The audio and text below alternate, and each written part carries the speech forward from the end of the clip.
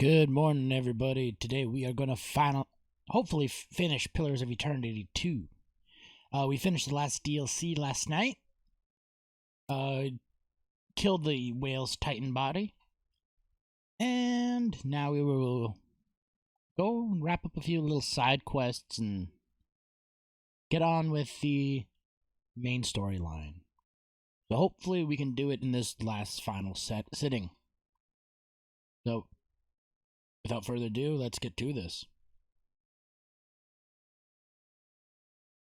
I already started loading the game, so hopefully the switchover is pretty much right when it finishes loading.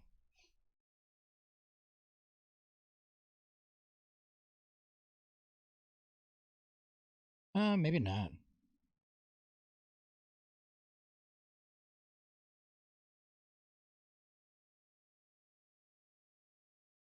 Apparently it crashed.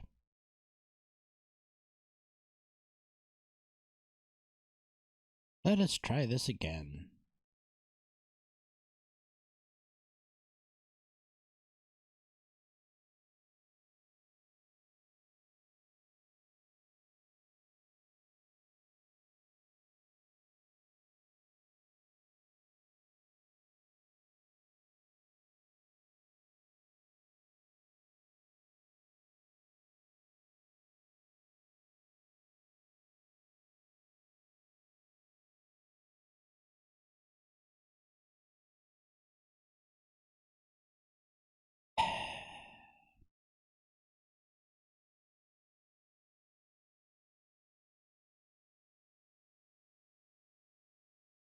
Probably should have waited for it to fully load before I switched over.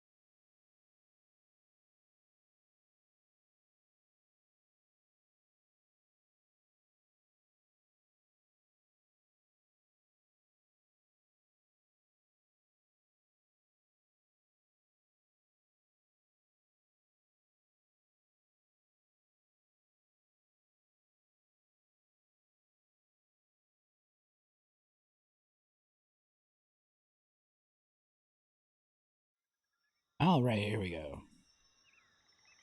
To the ship!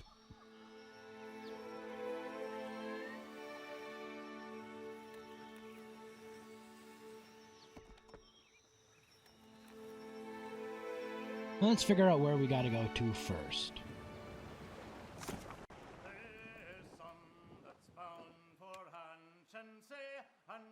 What? I gotta go back to Lingrath. Apparently I didn't do that. I thought I spoke to her after everything was said and done.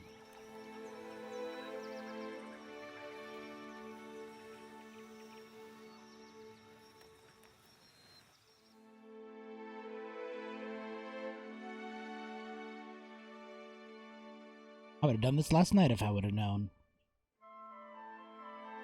Or realized. Be the operative word there.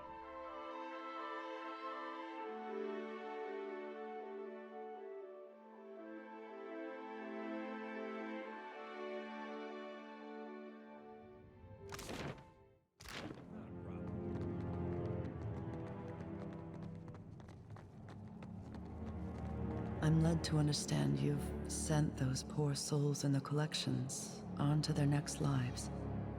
Tane's intention to send them into the world stuffed with memories not their own was cruel and dangerous. You've done a merciful thing. I hope you'll sleep well knowing that. So I basically just had to turn in the quest.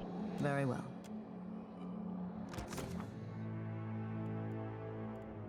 Now we're done here.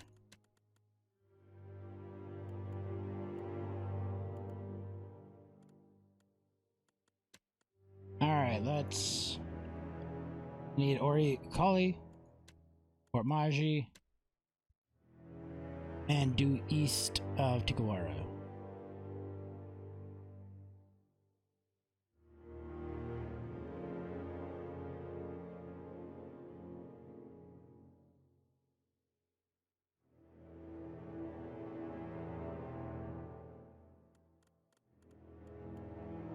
And I want to get the slang face thing here. I need to find the Kraken Eye in Port Maje. Go to Port Maje we go.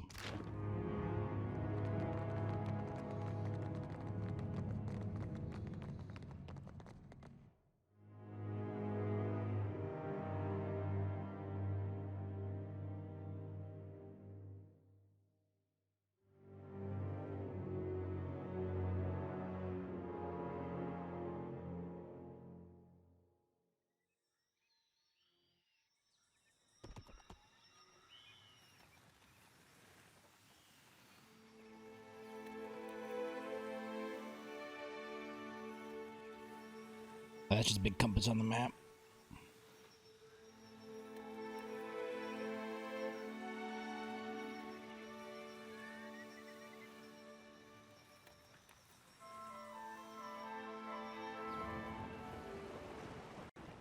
Alright.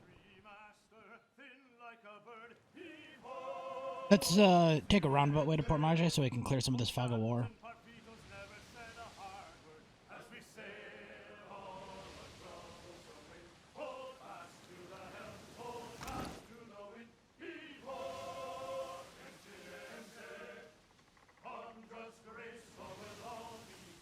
Okay.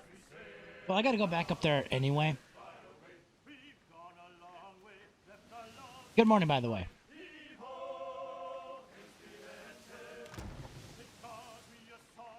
Or afternoon.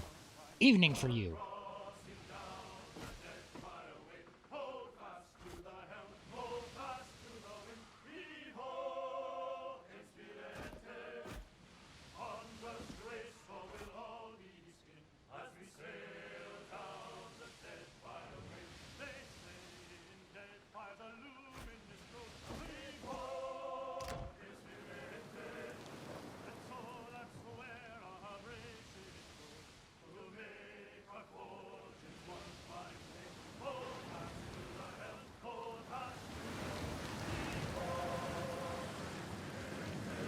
Sail around this big old storm.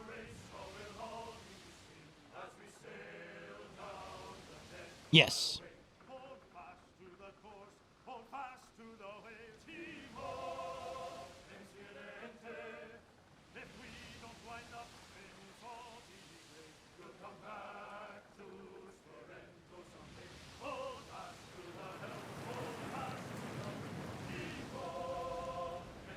Aloth has all the full set.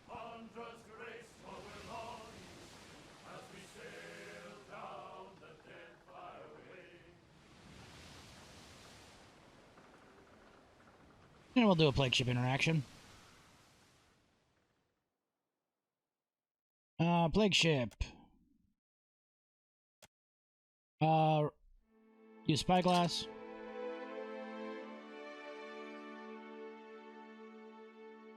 Yeah, one fewer Titan. I'm assuming it would give a different, finale outcome. You survey the deck. A few deckhands appear to be taking stock of some cargo. Pale the last. All alongside. What are your people afflicted by? The swampy hack. It's not killed anyone. Riggerman look away. It saps our strength and quickly spreads throughout the crew.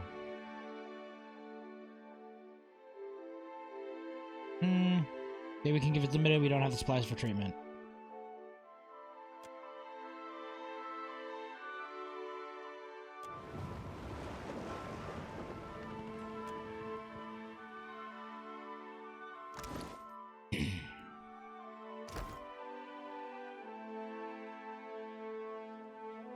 Got it. I gotta switch my party back. Wait, we're going to Port Maje, so... Take you with.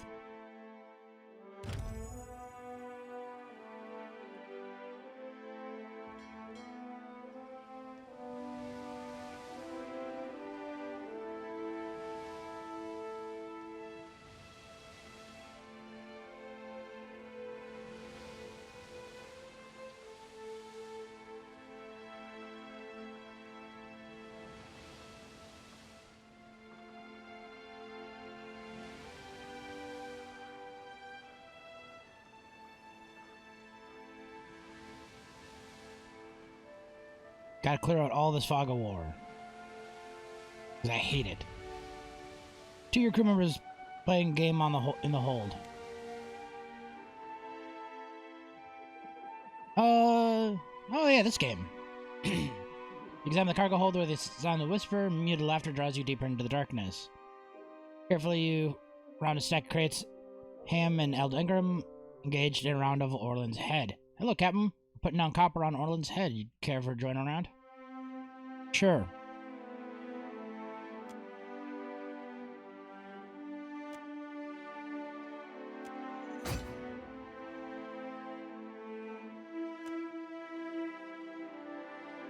They aim at the ears. Fail.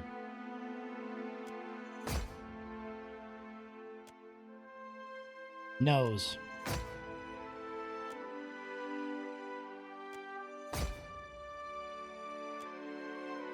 Nose.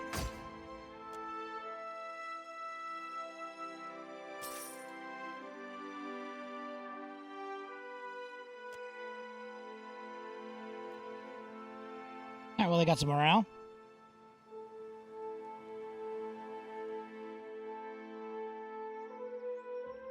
Alright, to Port Maje. Do the courier quest and get the Kraken Eye coin thing I need. Excuse me.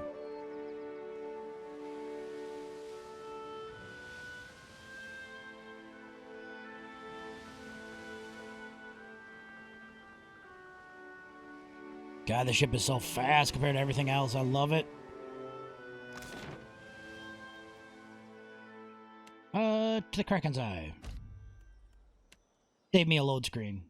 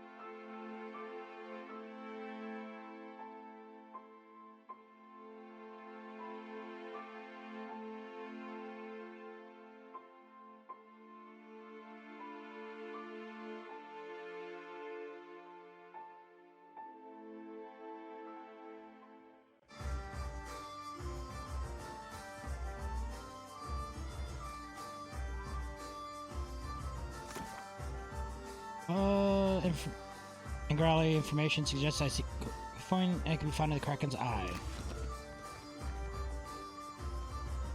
Talk to the barkeep first. Didn't think you'd come back here. Don't tell me you wrecked your ship again.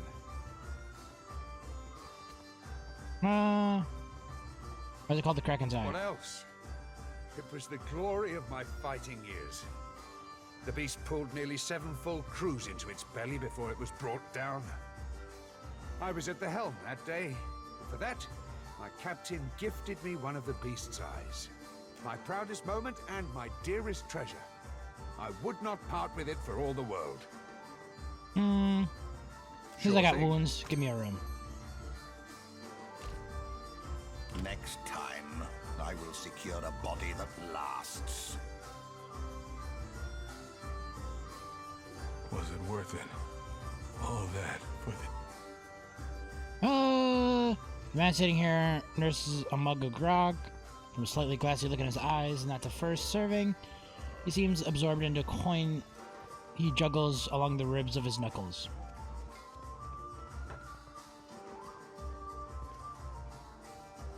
Give him a drink. Man blinks up to you, takes a few seconds to focus on his features.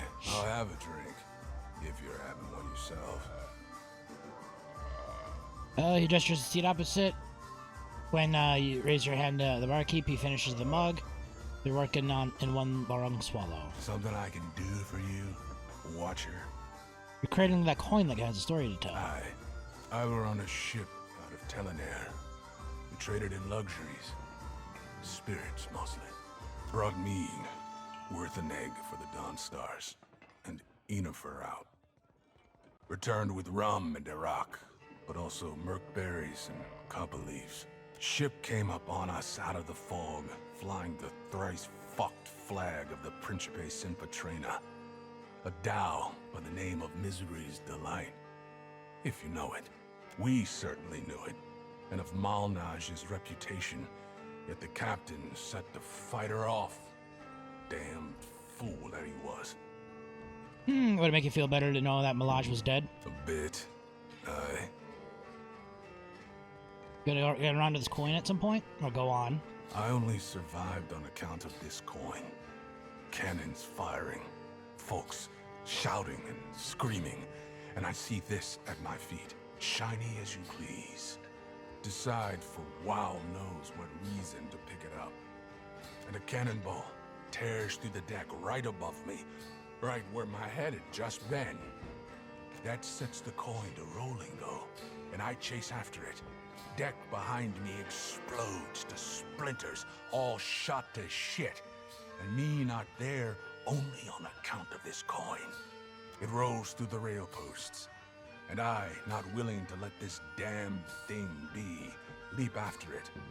Feel my fingers close around it right as the ship goes up behind me in a great fucking fireball worthy of Magrin herself. It must have hit the powder kegs. Wake up down the way at Valario's Rest. Nothing but the clothes on my back, and this coin clutched tight in my grip. Come up here looking for work, for a ship to get me off of this backwater island. Well, let's drink to their memory. Wouldn't be a mariner if I turned down a drink of rum, or pour out a dram for the lads. Drink him under the table. The man drinks eagerly, gives himself a half-wine sodden you found him. Doesn't take long before he rests his head on his hands and an incoherent mumble. Moments later, he begins to snore. Take the coin.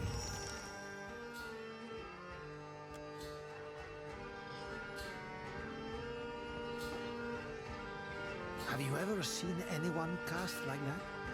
Sure. A weather mage is a useful person to have on a crew.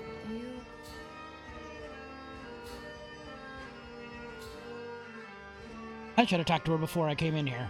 Oh well. Maybe it won't matter. Hopefully this thing spawns.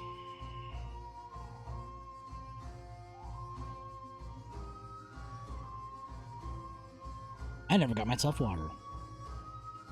I meant to get up and get myself water before I started the stream. I never did it.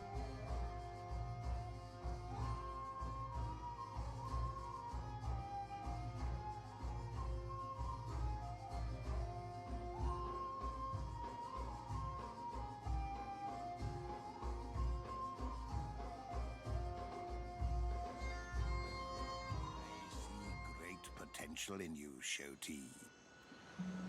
You got nothing to say out here. Let's go back in here.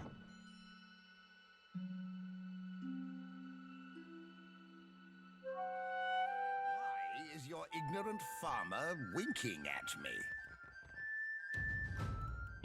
You got nothing to say at all now.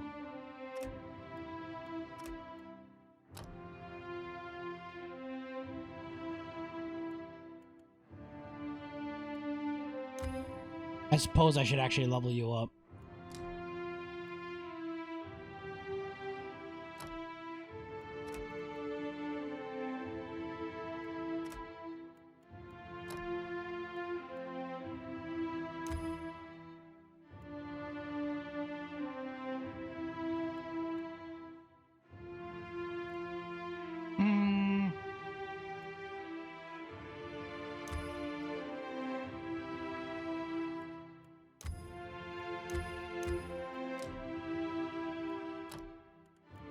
Just in case we have to do a fight or something.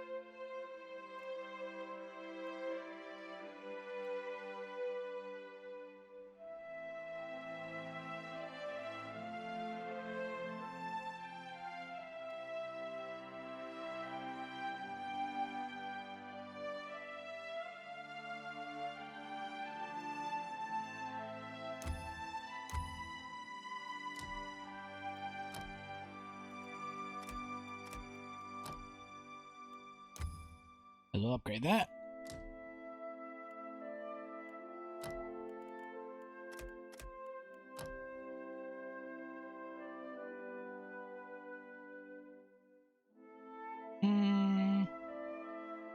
Oh.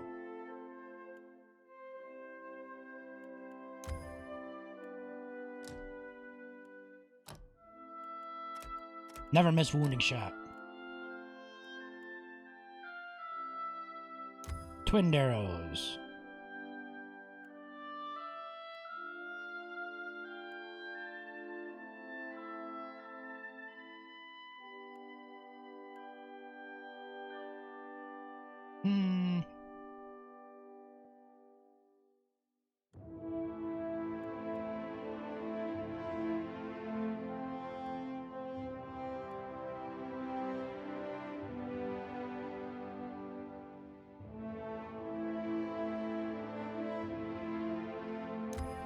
Sure.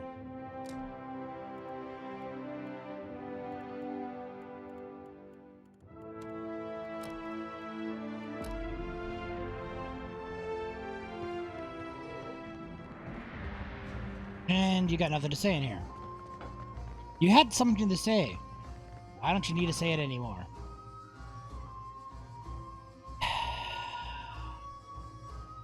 Whatever. Let's find your contact.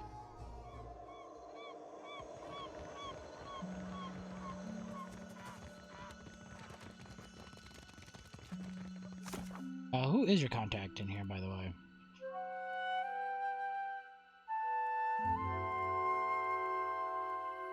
Where is it? Courier's calling. Tahua. Hey, Tahua. How about that? Everyone chuckles a hail to a long saber sheath in her belt, her attention moving along the passers without ever settling anywhere for long. She stands motionless and watchful as an owl. She turns to Maya and flinches, shaking her head subtly. Been a while, Twa, huh? You're looking healthy. Don't say my name. Is he still here? Scan the crowd. But everyone seems to be going about their business without tarrying for long. Just as you decide to give up, a passing Hawaiian raises his eyebrow from a scribbling passage of notes. Pockets the parchment and steps back into obscurity of the crowd. The gesture is innocuous enough, but the speed and ease leaves you in doubt. You saw that too, right? Well, You grab someone's attention, that's for sure. I knew it. Here's your shadow. I'll string him up by his thumbs before he lays a hand on you. Well, he's obviously not one of ours. Unless Atsura sent someone to monitor me. Must be working for the other side. Care to elaborate? Not everyone in the Deadfire lays out the welcome mat for Rawatai. Twaha, I'm getting you out of this. We've pulled each other out of worse snags. Easy to say when it's in the past. This stalker is relentless, and he is always watching. What happened last time? Complications. But that was a long time ago. No need to relive ancient history. Can you tell me about whoever's following you? He's Juana. Average height. And I've caught him scribbling on a sheaf of notes. Like any good tale, he's indistinguishable from anyone else wandering around Port Marge. Probably why they picked him for the job. What are you doing that he has him so curious? Company business. Company business. Find your stalker and get rid of him one way or the Sit other. tight and I'll get this sorted out. Whatever happens, he won't bother you again. Just try not casual. I will stand perfectly still and fill my heart with the words of our national anthem. Yeah, that's exactly what I meant.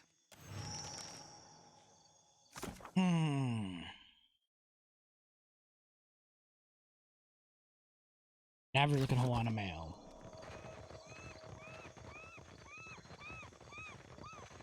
You have anything to say? Shouty, blessed child, you returned to the flock. What news do you bring us from the High Priestess? Don't get comfy, cause I ain't here to stay. I'm finally doing Gaun's will, thanks to the Watcher. So I now see. Do you seek a blessing from the light? Very well.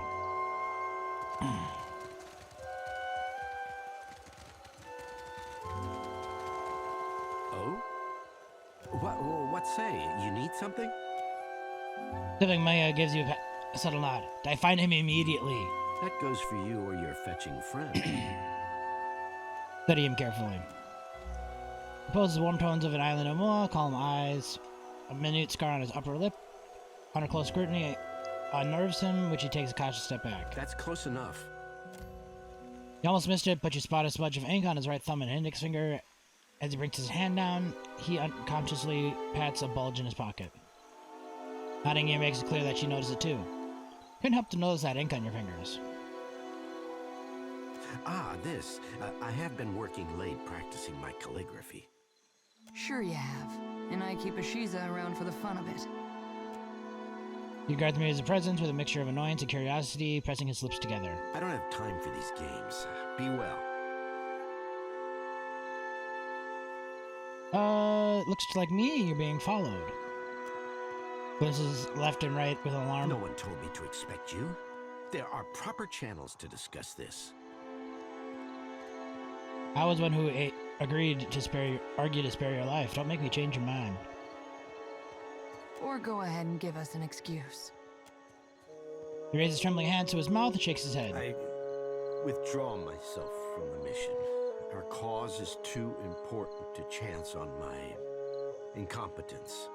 I will deliver my report and accept disgrace.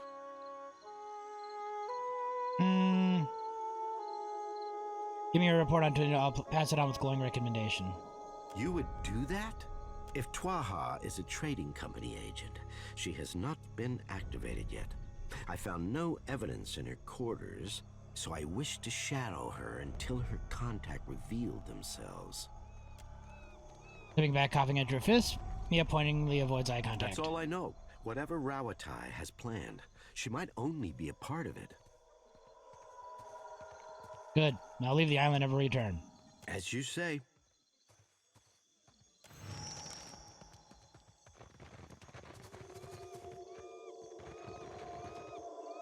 Is he dead? Or must I handle everything myself? You don't have to worry about your tail any longer. Is this so? We took care of it, just like I said we would. Tuala licks her thumb and turns each sheet. She nods, sputtering under her breath. Everything seems to be in order. I'll see to it that these are addressed in good time. Stalker acted like he was a spy. But what did Astura send you? Mia Tuala exchanging a certain glance, mirroring each other's frown. That's classified. We should be going. It's been an absolute delight. That's enough of that, soldier. Atsura will know your performance was adequate.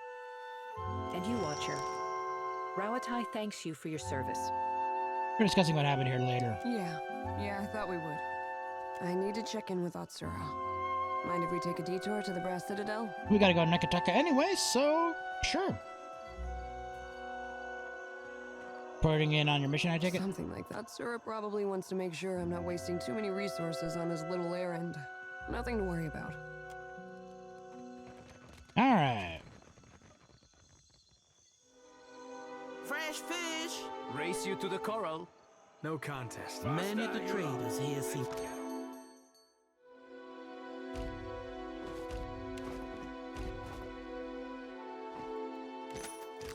What? Just because you have webbed fingers and I can't swim? You are a strange man. We have supplies. Have a look.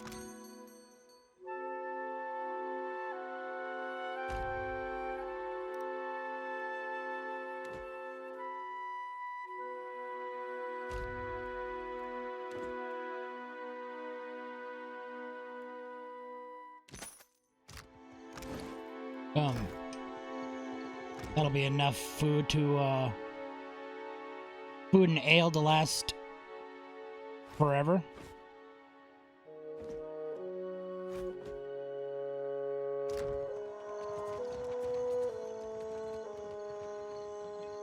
Do I hear a tavern? We picked the right island to get marooned on. We've no longer been marooned.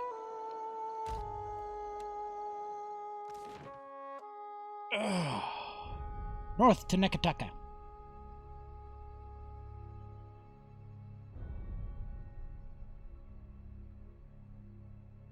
We'll hit the Brass Citadel, then we'll go to the Overlook.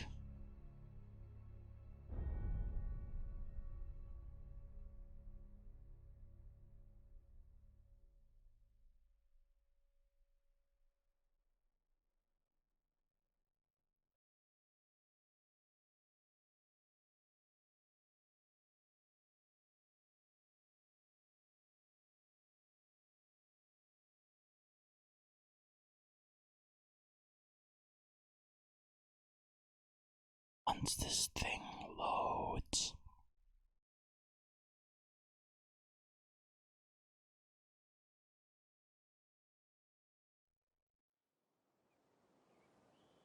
Alright, Nekateka.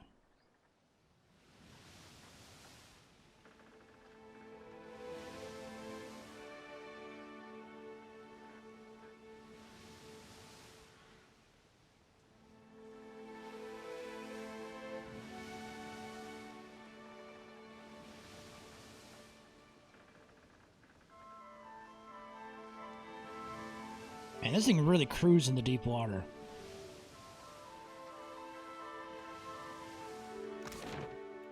The Brass Citadel. I don't know exactly where you... just the Brass Citadel, okay.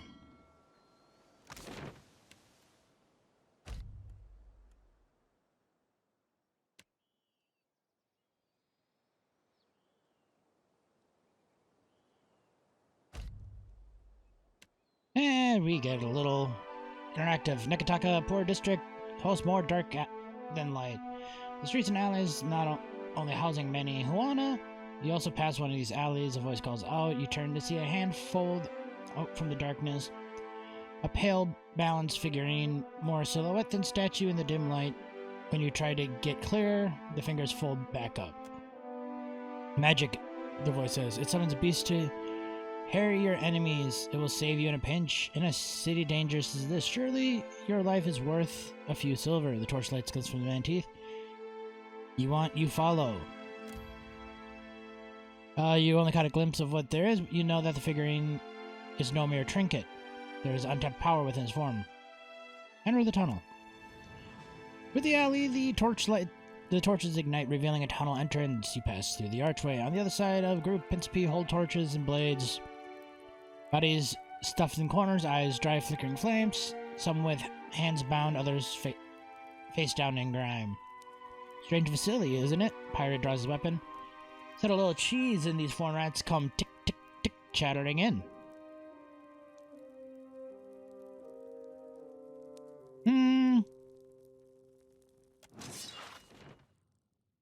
I'm not even gonna play around with you guys. You guys aren't worth my time. You just die.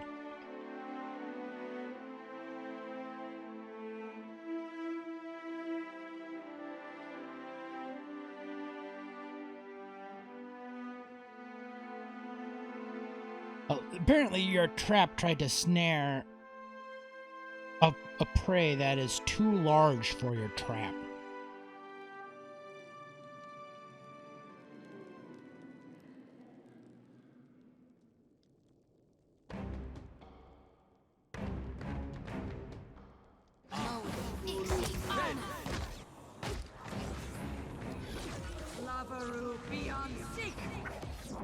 Thinks you got the decency to die? Here's something special.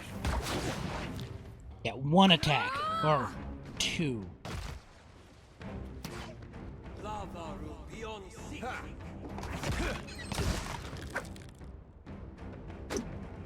And he blew up in ice chunks. I love it.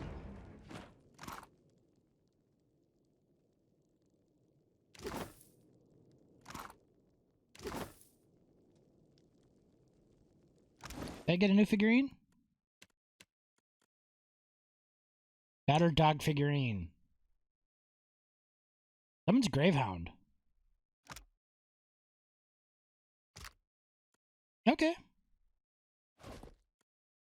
Hey, Air. Lemon doggies.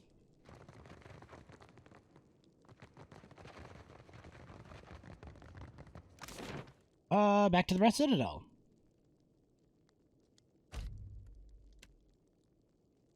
Or continue to the Brass Citadel.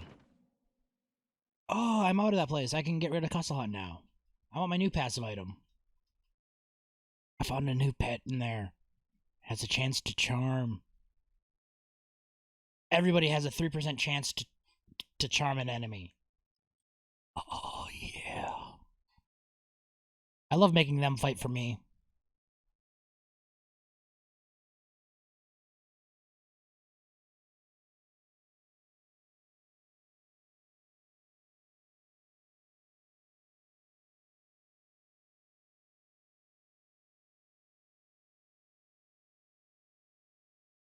Taking me this far, This is where we part ways. For the moment. What's going on? Atsura will want me to report in alone.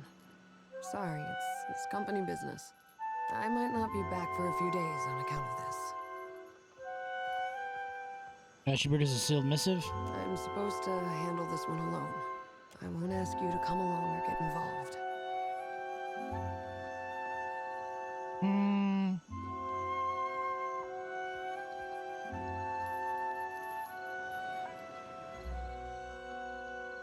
I'll go with you.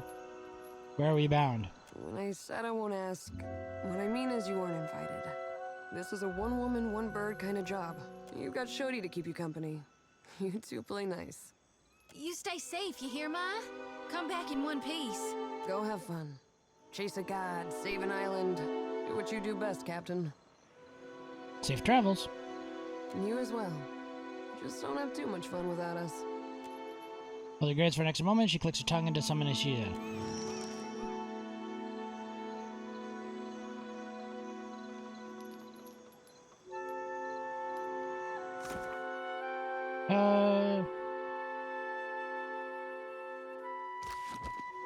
Alright. To the Overlook.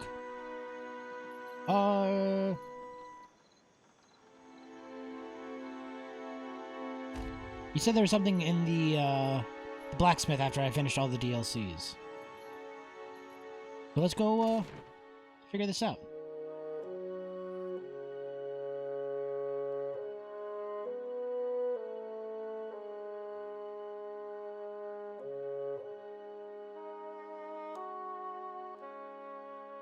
I was chewing through Cadnua's foundation long before Aothas finished.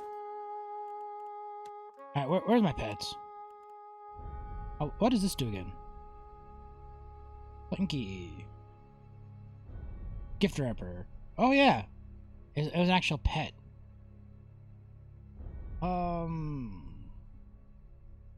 Fungus. Wait, what was his actual party-wide effect? Yeah, but nobody really deals corrosion damage.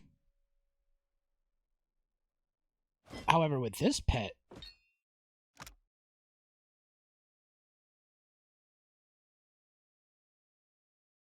we deal additional corrosion damage.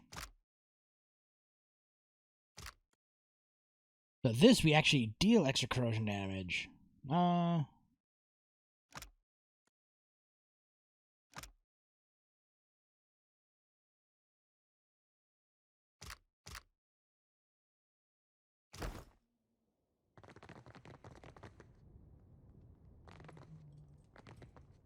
Talk to me.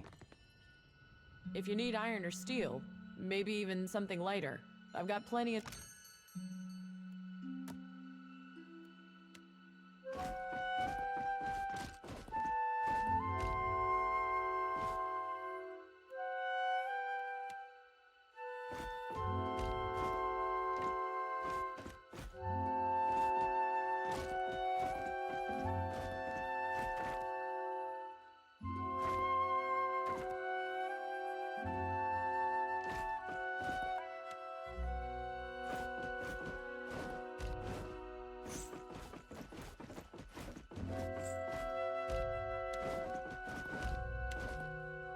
Another 72,000?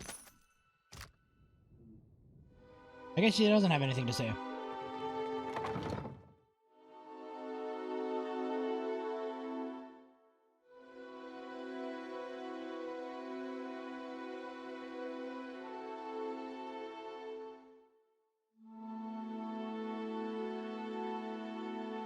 and there was 2 other, or maybe because I haven't finished all the Slayer artifacts. For, the Arena DLC.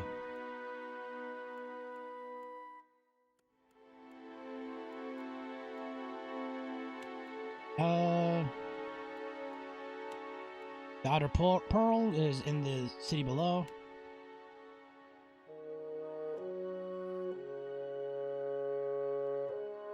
That's in the Sepulchres.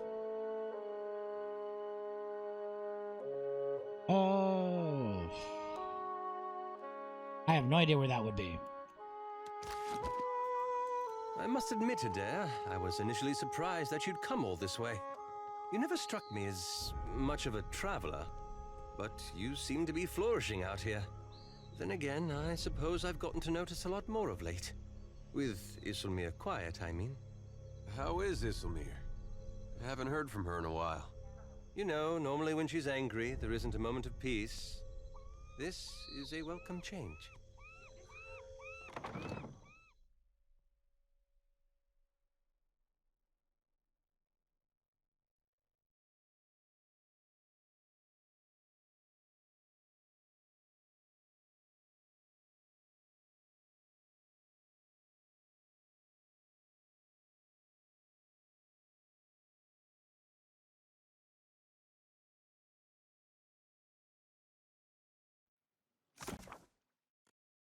Let's see.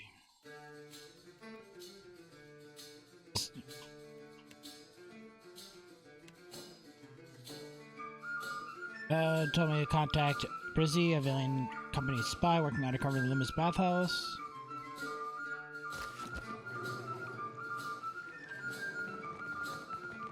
Let's check the boiler room.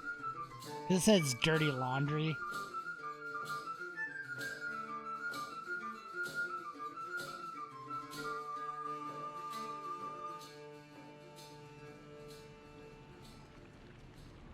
Nope.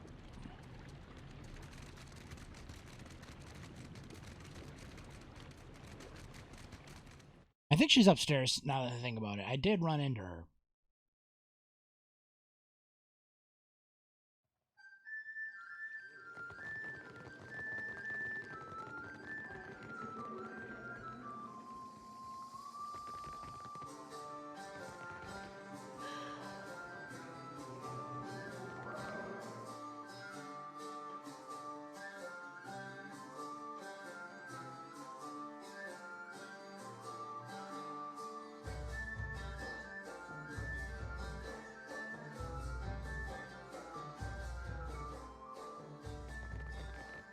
Yep, there it is. You and I, we have a mutual friend, do we not? Tell me what I need to do. A Royal Deadfire operative, Quarno, and his Principi associate, Tola, will meet tonight to discuss the details of a business arrangement. They have bought out the entire first floor for privacy's sake. Even Gunnar, their proprietor, will excuse himself. Only bathhouse attendants will be allowed to remain to ensure their comfort. You understand? What do you need me to do? I will disguise you as a bathhouse attendant, so you might observe their meeting. With luck and some cunning, you may be able to discover the details of their special arrangement. You will not be able to take your gear, but do not worry. Should the situation get out of hand, there will be a stash of weapons hidden in one of the changing booths. But I am sure it will not come to that.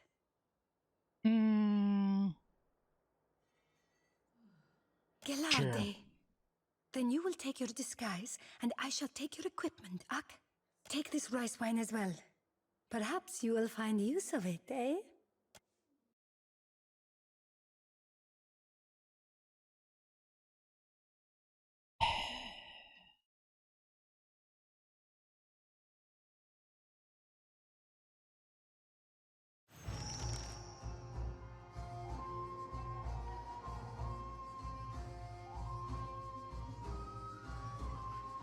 And everybody's in their skivvies.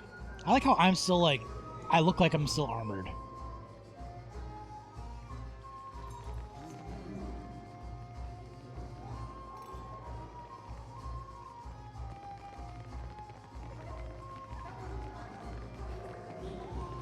Hey, I'm in the bathwaters. Pulls her long sunburn on her nose, motions as you approach, her eyes half droop closed. The stench of liquor wafts off her. Ah, what timing. Landing in all this water's making me thirsty. I've seen that person before. I'll give her some wine. Drinks deep from the bottle and releases a belch smack of her lips. She regards you with red-rimmed eyes, slowly look you up and down. Your face... weird.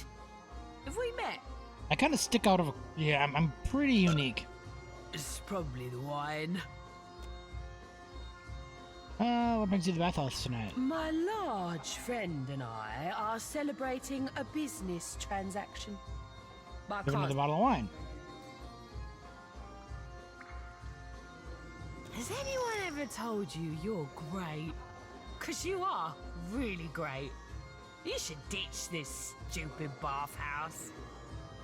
Join my crew. I just got a bunch of fancy new cannons from Quano. We'll be the terrors of the Deadfire. It'll be fun. What do you plan on doing with all that firepower? I'm gonna blow up some Valian trading company ships and take their luminous Ardra. But shh, shh, shh. Don't tell anyone. It's a secret. Drunk people tell you everything, and shh, it's a secret. Bow and leave. Alright, we'll do that on our way out.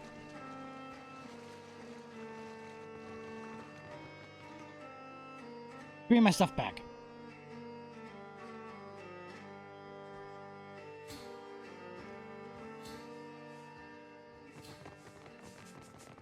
Report to Director Castle once you've learned what you can.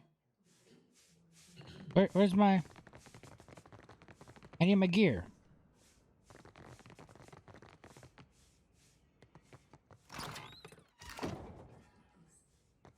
Do I just fully get equipped when I walk out the door? Or...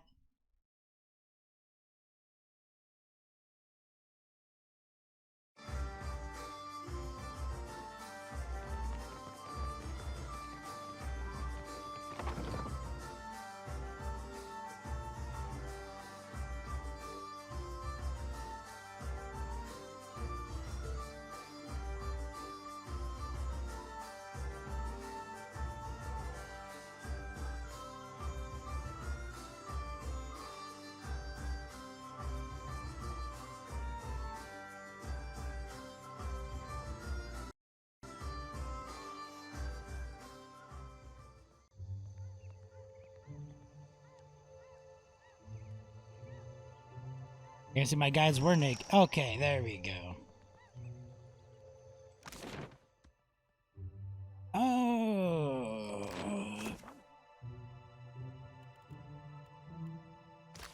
So I need to go to the old city.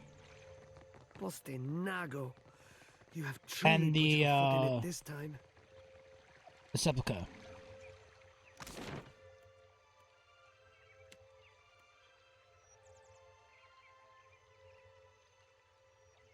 Let's go to Sacred Stair first.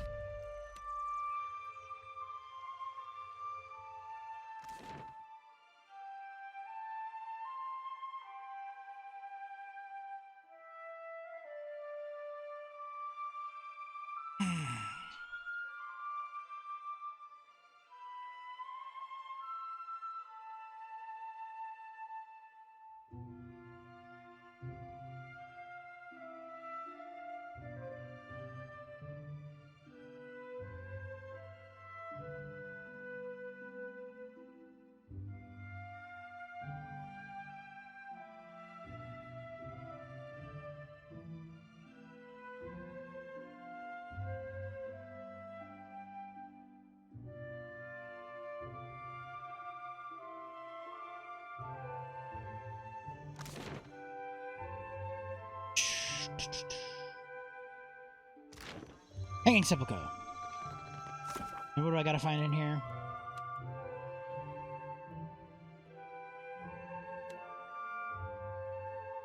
Altar of the Dead. Matron Skull.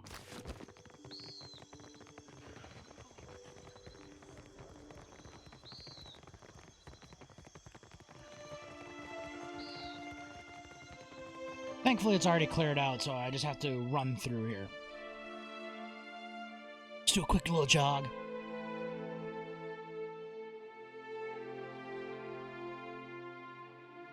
Hopefully, it doesn't take too long to find.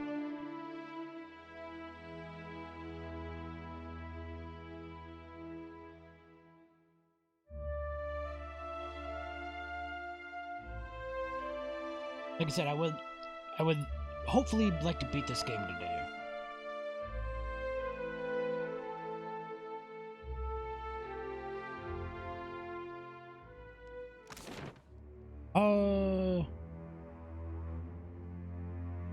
Maybe it's up here?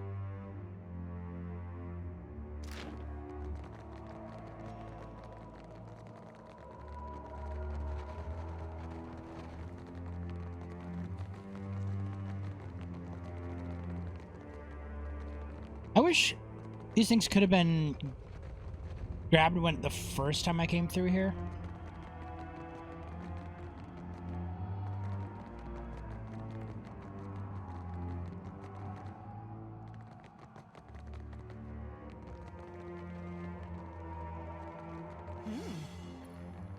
Oh, there we go.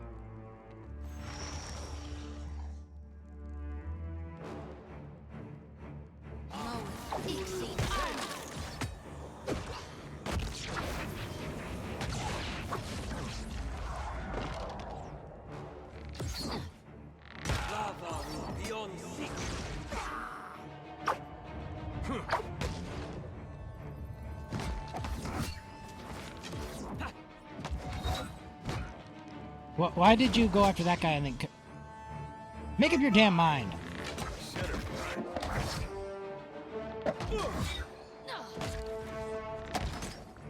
How do you like that? Just say the word. Yeah.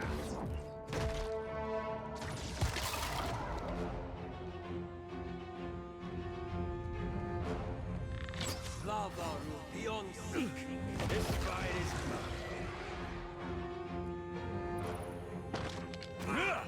Oh, we got more. Alright, I guess healing is in order. Alright, you're self-healing.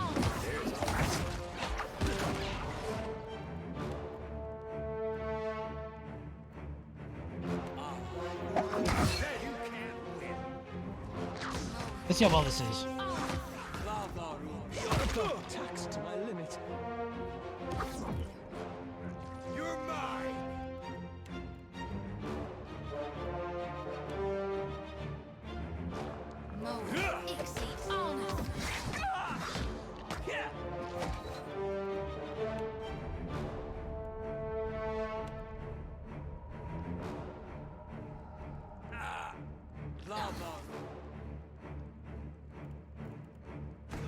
Got to keep Vlad on his feet.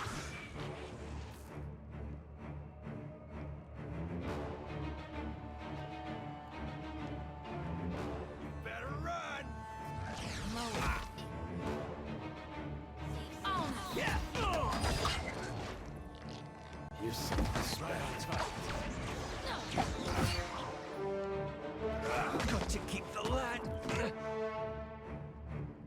His feet. You can. Hurry up.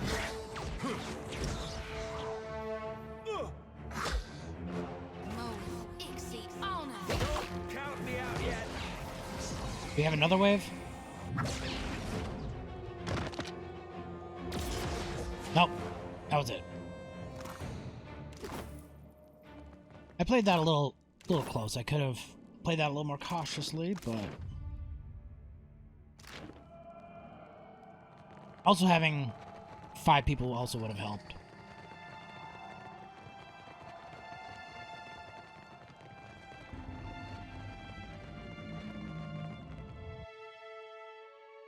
I wish they would have gave me the option of getting a new person right then and there. Which I think I could have rested in the bathhouse and...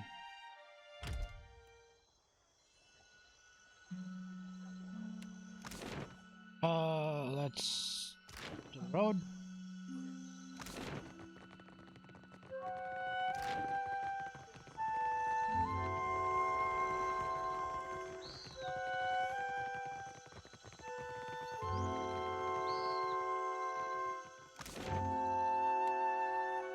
Oh.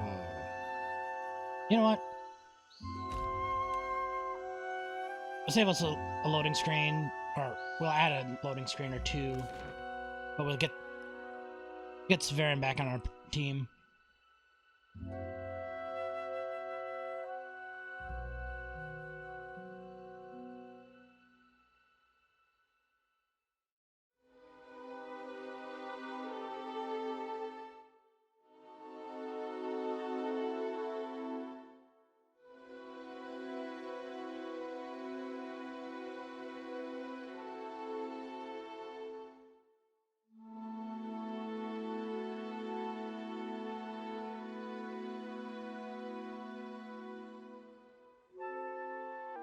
I'm on it.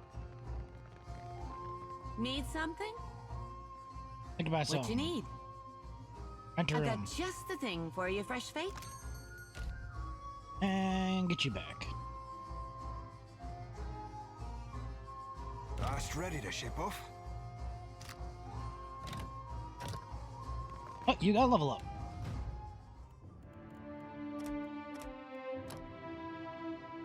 And what do I get you?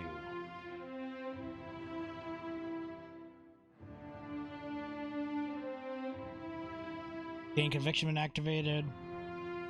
Rage cost reduced. I'll reduce the rage cost on that. And Cypher.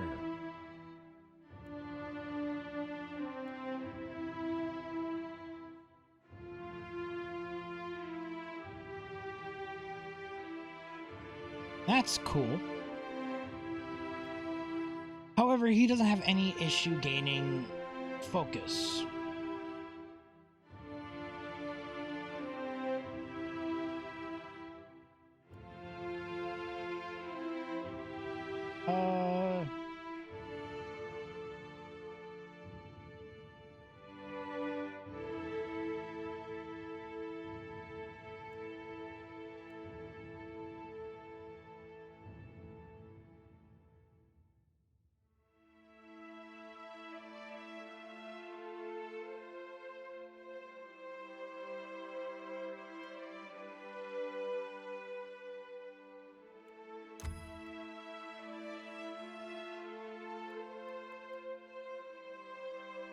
No. Yeah, we'll go with that one.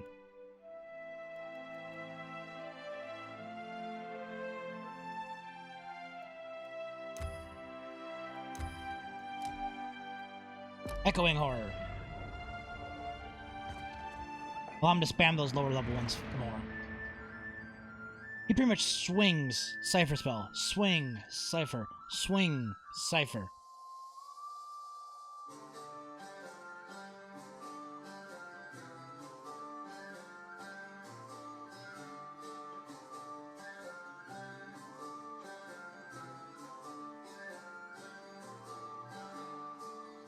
I think I know where to go.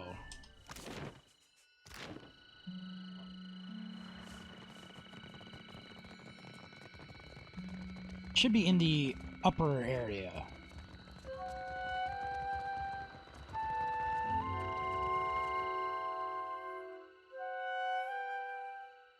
Go down.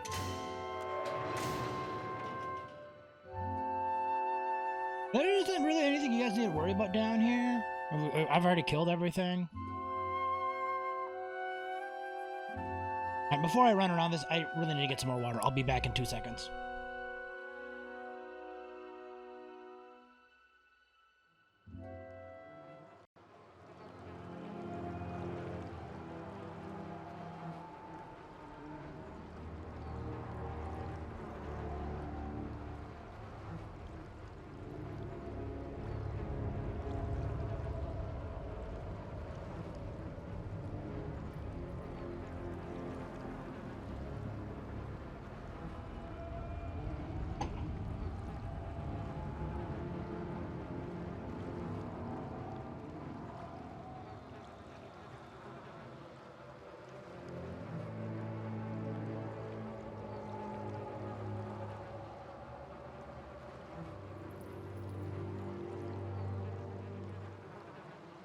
Damn, green screen.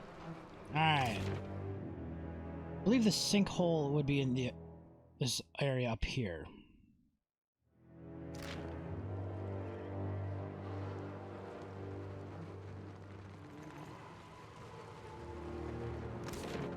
Because there was nothing up here. And this was, I already got something down there.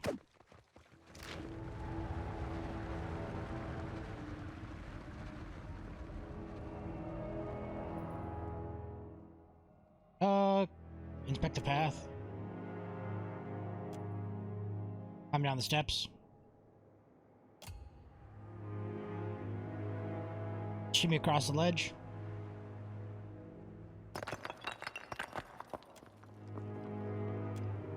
Alright. No injuries.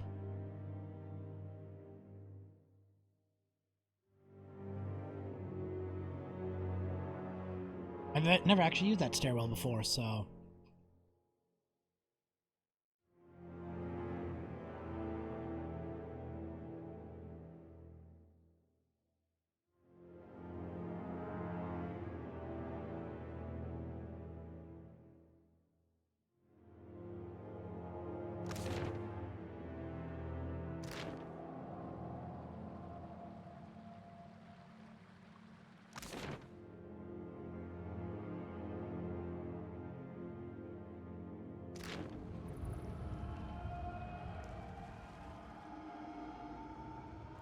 What do I gotta get from you down here? Otter Pearl.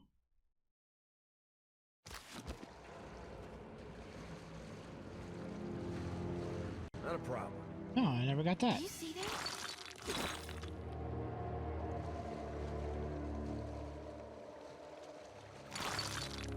The Otter Pearl. Here. Who'd have thought?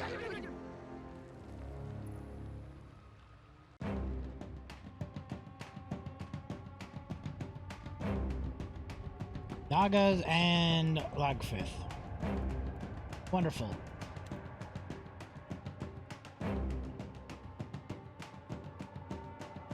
Oh, lay that gonzo fool. There's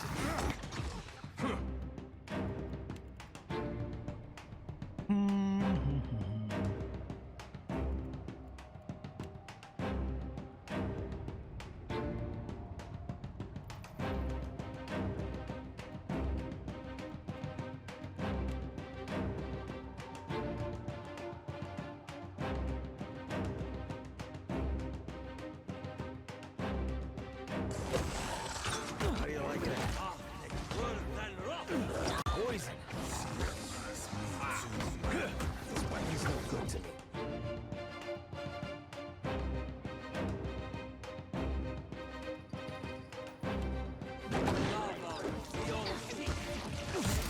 It's me too, man.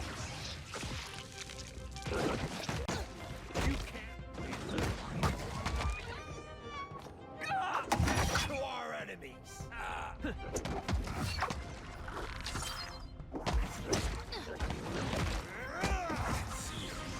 Another attack, Cap. You guys are fine. You're something special. Hardly more than half-handy, you are. You guys are fine. It's me too, man.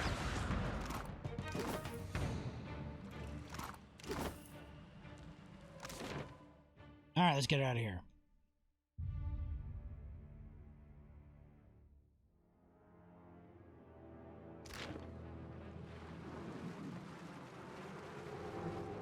Done and done.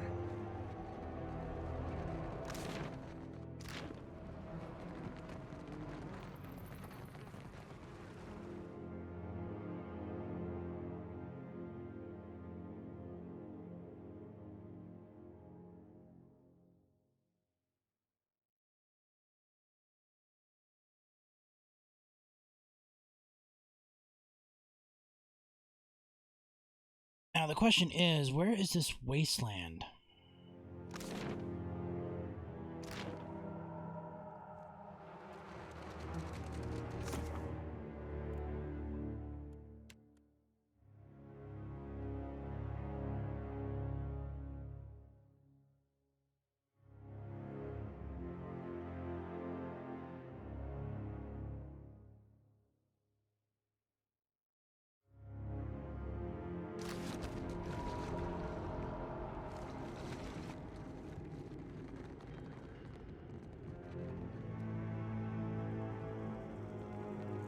or if it's an island I haven't even visited yet.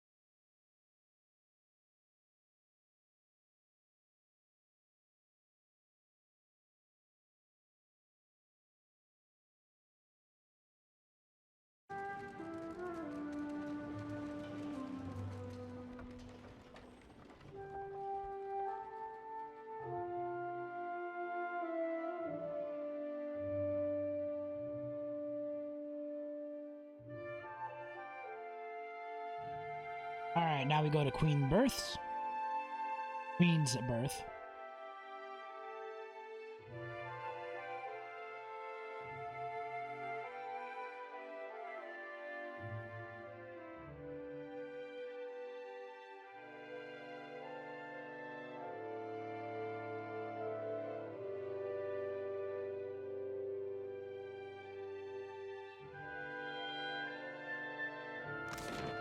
Into the Narrows.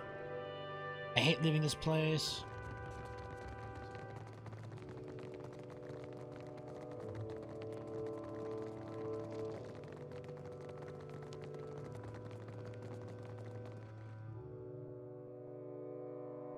To the Gullet.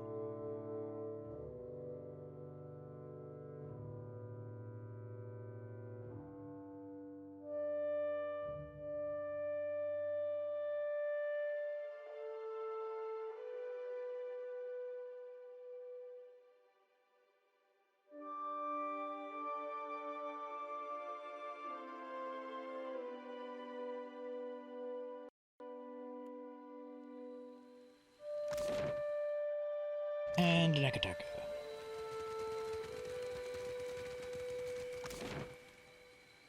Oh. Well, that's yes, I was supposed to turn something in.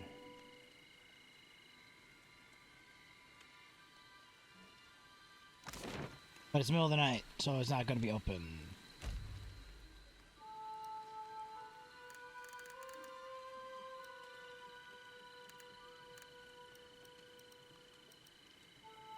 Wait till morning.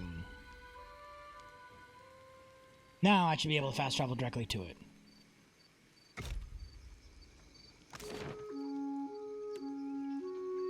Or not. I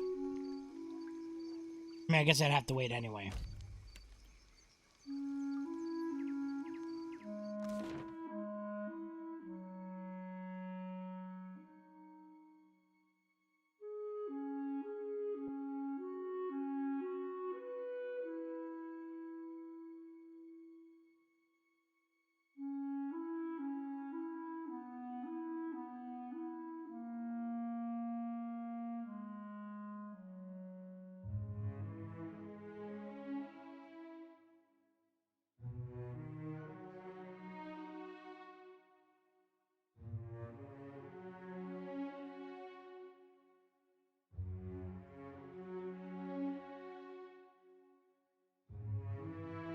So, I'm wondering, if you didn't get any of the companions in the first one, can you get them in the second one? Because the paladin, I never actually grabbed her in the first one, but I was able to get her in the second one.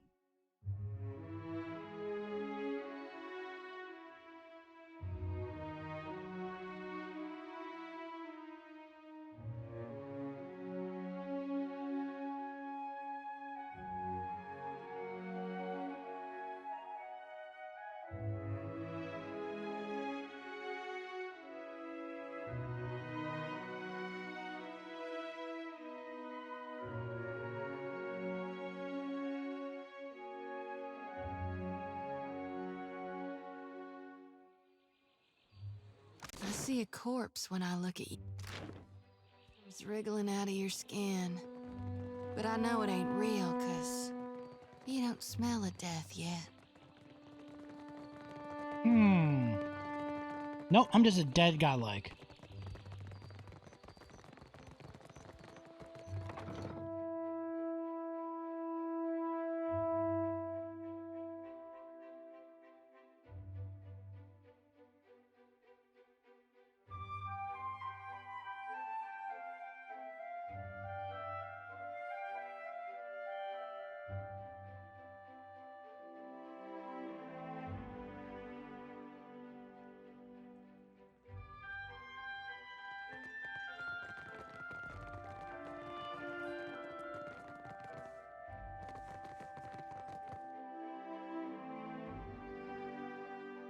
I think it was this guy who gave me that quest.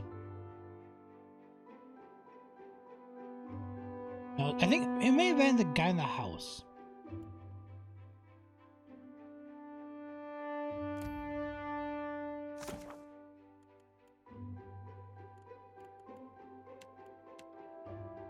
No, it is the head company.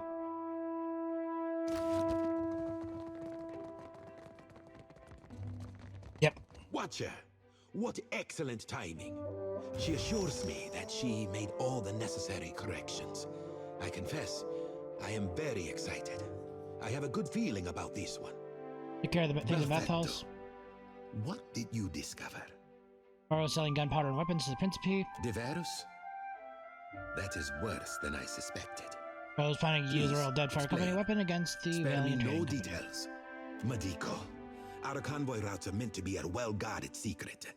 I might as well have sent the Principe a letter. That is enough to work with. Aggressiva. I do believe I'm going to ruin Quarno's day. I do have another matter I could use your assistance with, Watcher. More trouble in the bathhouse? Not quite. Though you may feel the need for a personal visit yourself after. It concerns a business proposal. Our previous partner is indisposed, which opens up an opportunity for you in the meantime. I have a contact out on the island of Crookspur, a trader. Not a friend by any means, but sufficiently trustworthy. Master Kua is having trouble with one of the tribes, natives entirely hostile to outsiders. In exchange for assistance, he has promised us resources in the times to come. We aren't really in a position to turn down any allies. What exactly does Master Kua trade in? Let's just say that Queen Onakaza's suppression of the slave trade has its limits, and that those limits exist at the edges of the Kahanga territory. The Adirans, in particular, are regular clients. This is wrong, and you know it. Come now. Even in the Deerwood, you must have had dealings with slavers at some point. Yeah, and I killed them. I hardly expect you to participate in the trade yourself. An alliance with Master Kua presents an opportunity, but it is entirely your decision. I don't deal with slavers. I kill them.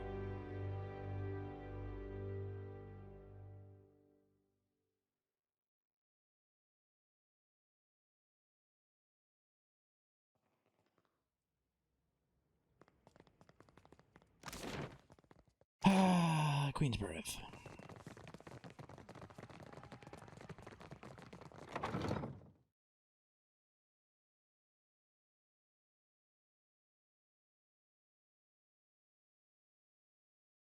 I suppose I can go check out their experiment again.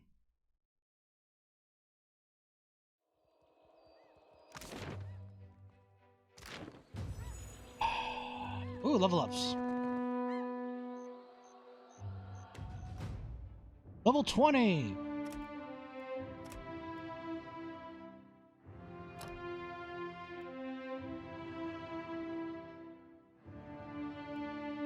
I get one from each class.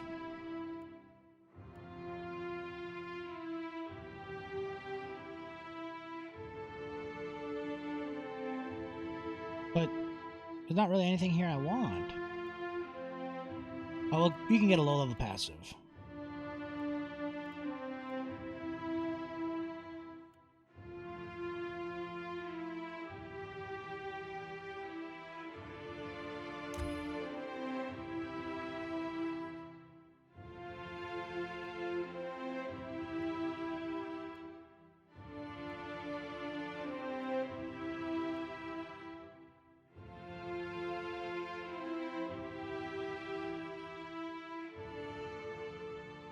This would have been really handy.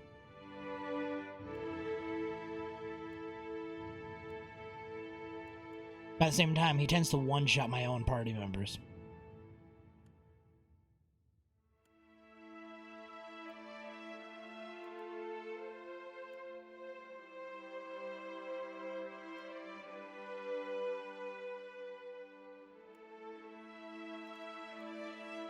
You know, we'll just give him more health. Oh, no, we'll keep with that.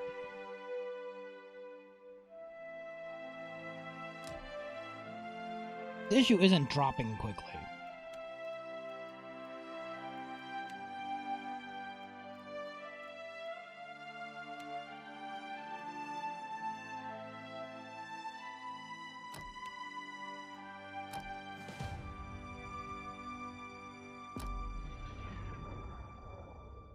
Max level achievement!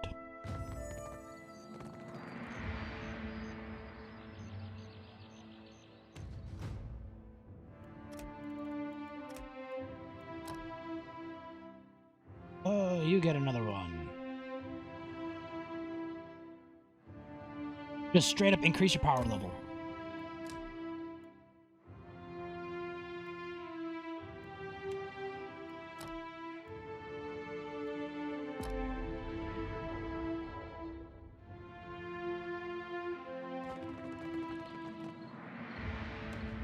And you?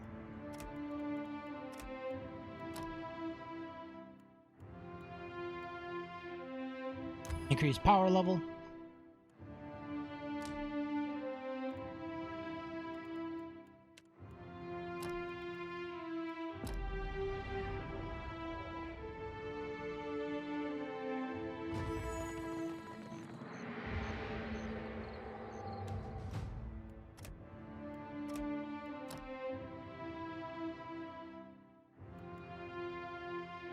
Increase power level.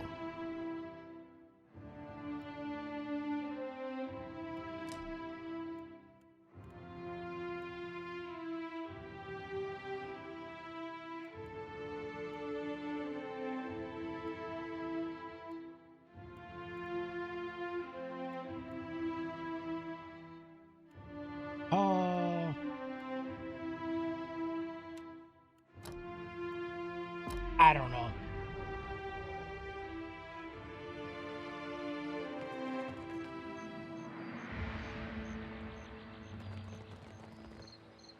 How close is he to leveling up? Oh, he's halfway.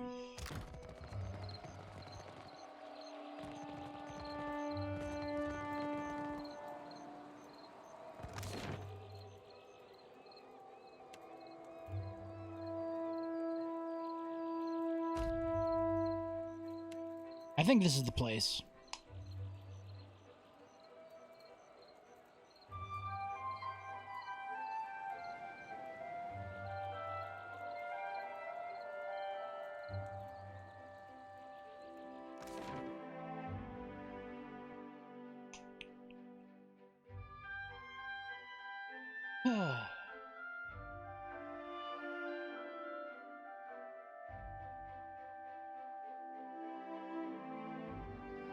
So after we do this, we'll go get the last memory fragment. I cheated and I looked it up. I was on an island I haven't been to yet. So we'll go rock that out. And then we'll go finish off the arena. And then I think that's pretty much all I cared to do.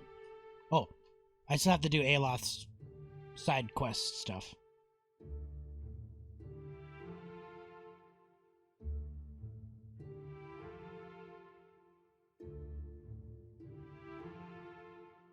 But that's over in the same general area as the trials. Excellent timing. We're getting consistent readings, and I believe we're ready to try again. That is, if you're up for it. Sure. Great to work, everyone. And you, just relax, but also be sure to concentrate.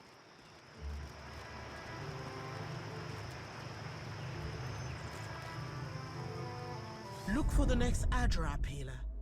Once you have the connection, just step through. Once again, you feel the essence of like physical things beside you. This time, however, the cord of energy tugs at you. Insistent, but manageable, although you can feel that Floon was describing a connection running through the tower and beyond, which splits all directions.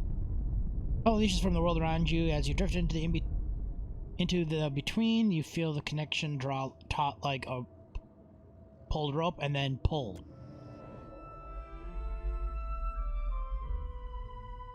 So I got pulled through. Ah! Oh God, why?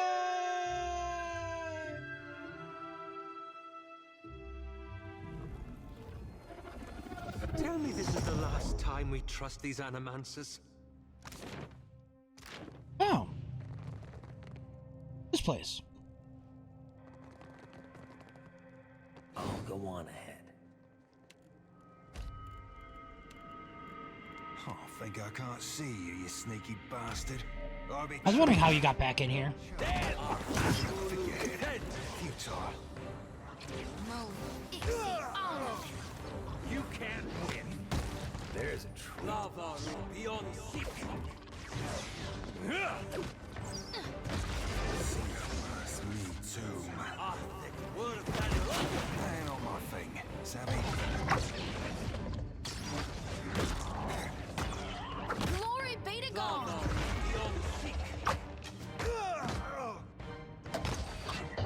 I better try something else.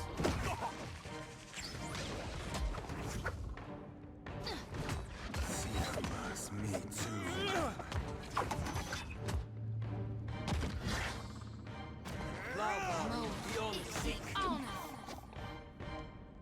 Alright, loot him up.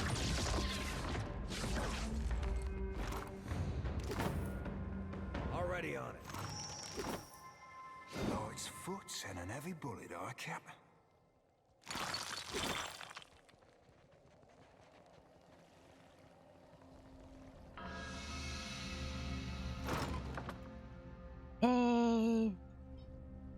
Grant subloans.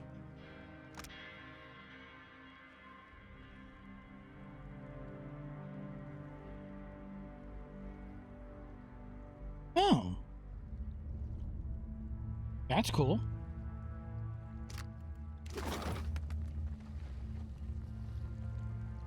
Let's explore the rest of this place before I go in there.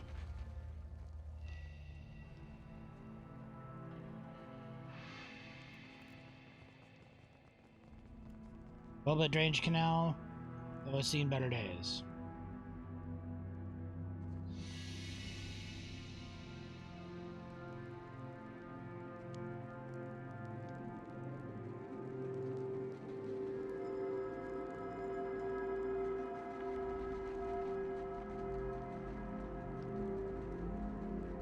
Consider it done.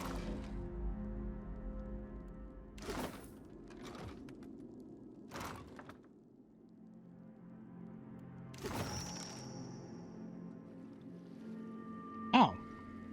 Really? That's it?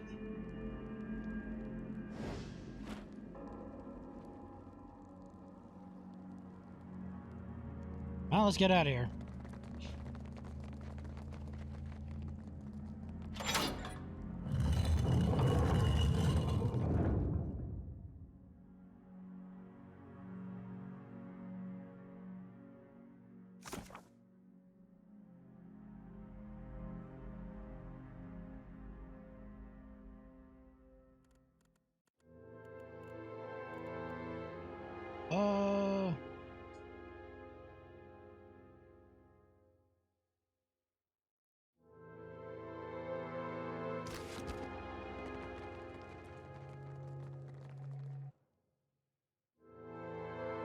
I already cleared out the upper portion of this.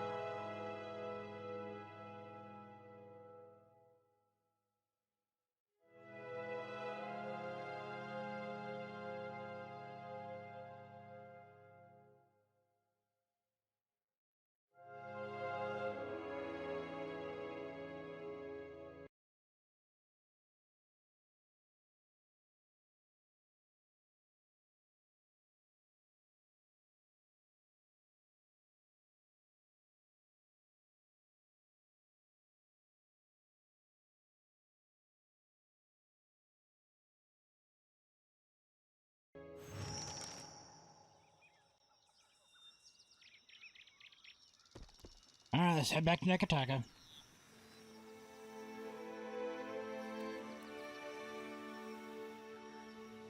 Trudging along.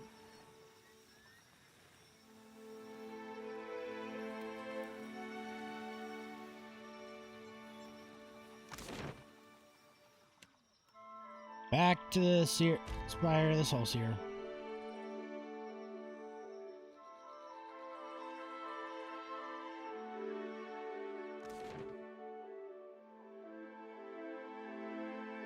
At least now I know what's behind that damn door.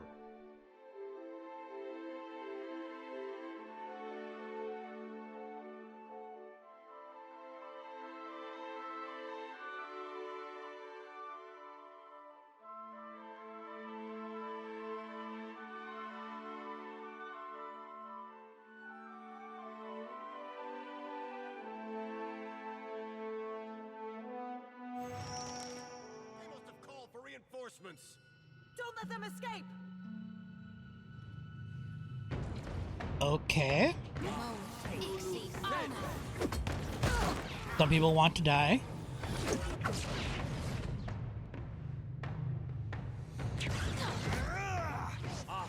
You'd be right screwed. Yeah, he'd definitely be right screwed. Let's attack him! Oh god! We fucked up! Animancer's Energy Blade. Deals raw damage and attacks more quickly than a standard blade. That's sweet.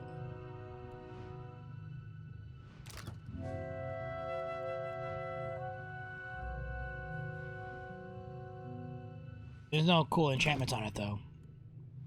But raw damage.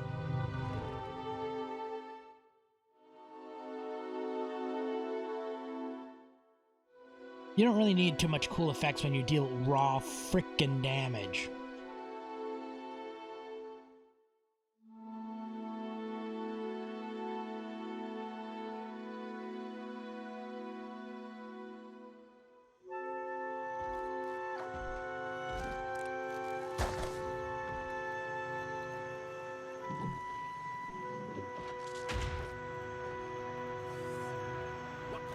Shit! Behind us! Look sharp! Death to our enemy! Yeah!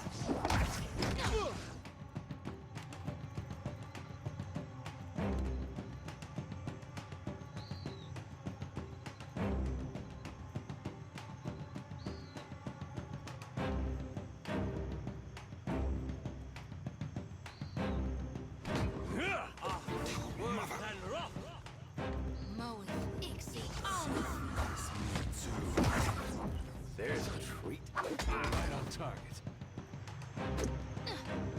Out my wheelhouse, friend.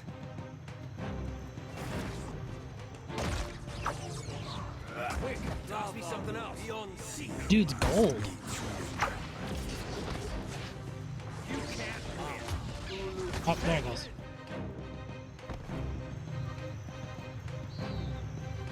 We'll take you, Watcher. Better luck next time. The man's far too gone to react. Even if he had her to, his lips free. He slips free of his life with little fanfare. Bottle clatter draws your attention to a nearby chest.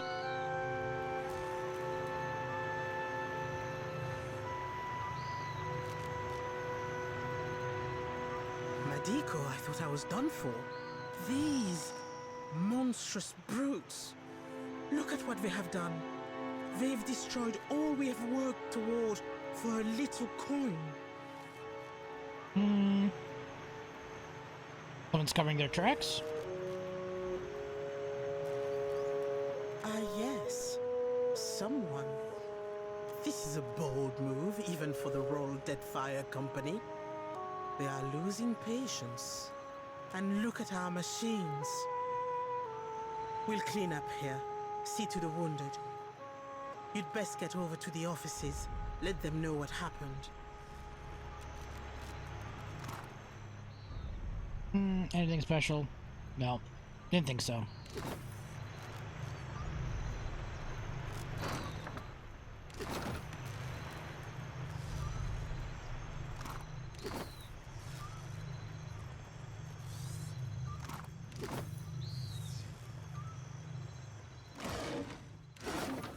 Alright, let's get out of here.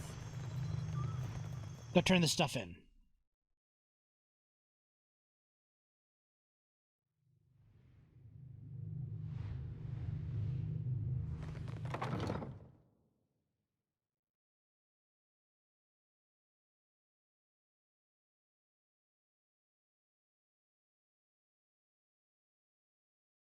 I should have went to the downstairs one. There was an exit right there. This one I have to run around a big loop. Oh well.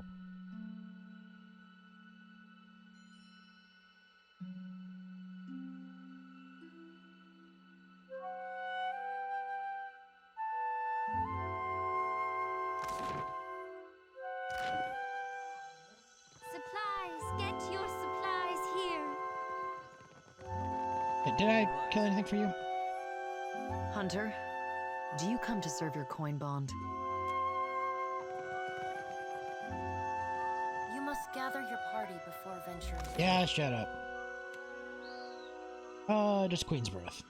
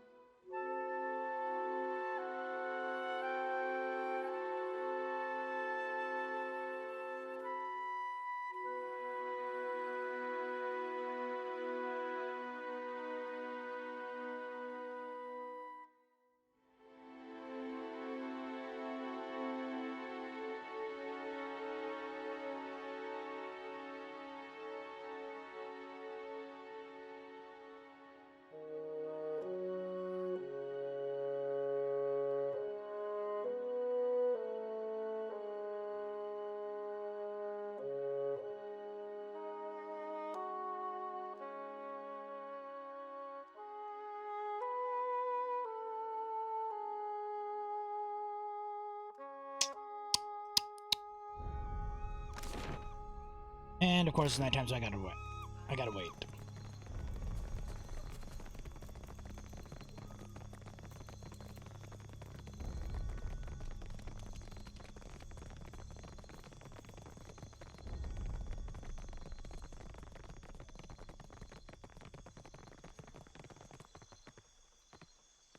luck, my little privateer. Alright.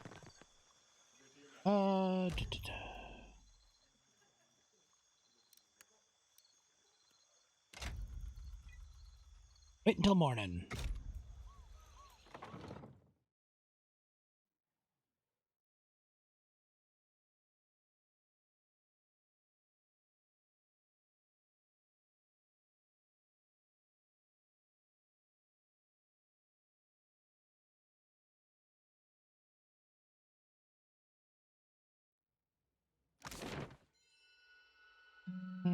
Stairs.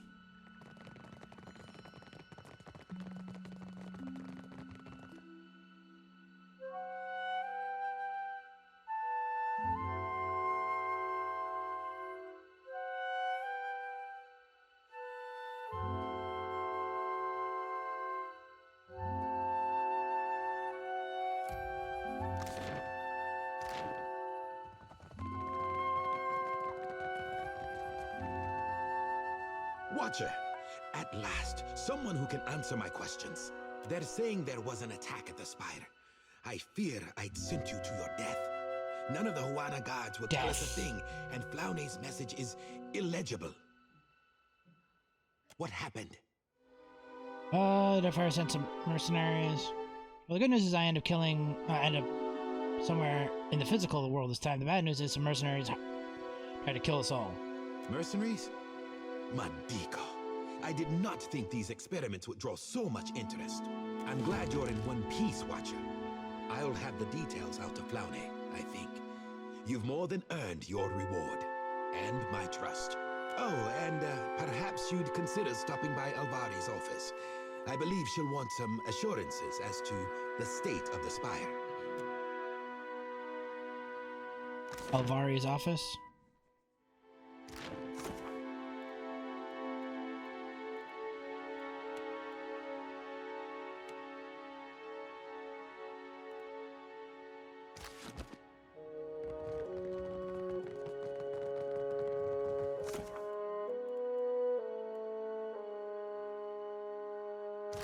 Whatever.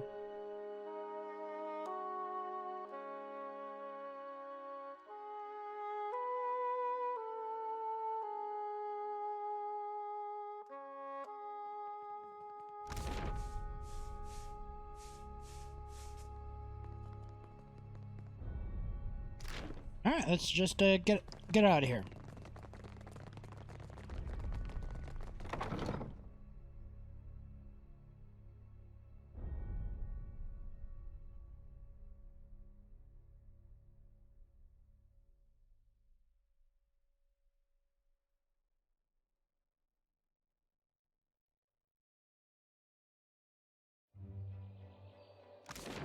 Does it go far removed from the rest of your order? You gonna call me heretical too? Of course not. I'm terribly sorry. I didn't mean to pry. I didn't mean to jump on you. I'm just used to being called names. It's all right. I understand the feeling. All right, let's get out of here by sea. I'm sure these people are done seeing this ship just causing ghosts and such.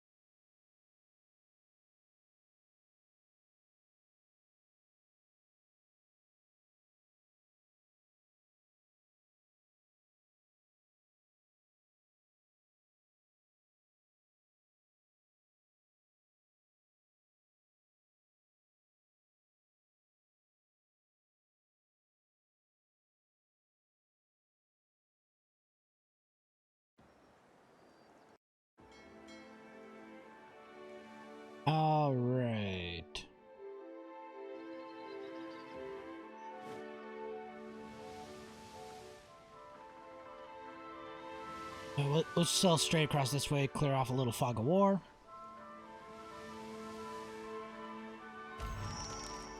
Hey! She came and found me in the middle of the ocean.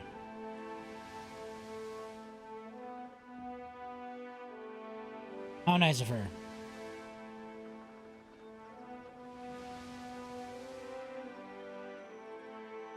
Might as well loot this place up real quick. And then we'll get on the dock, on board, and we'll talk to her.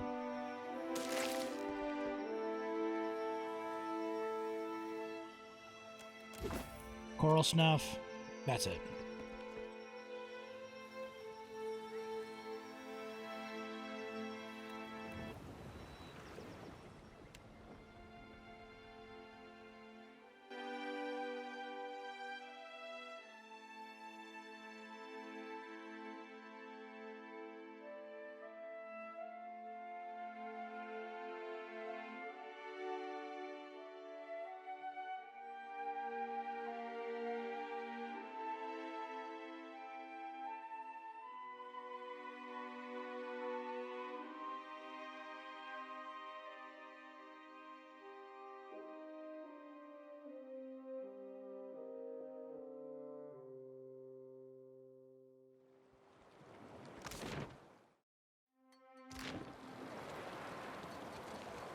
So, we're back.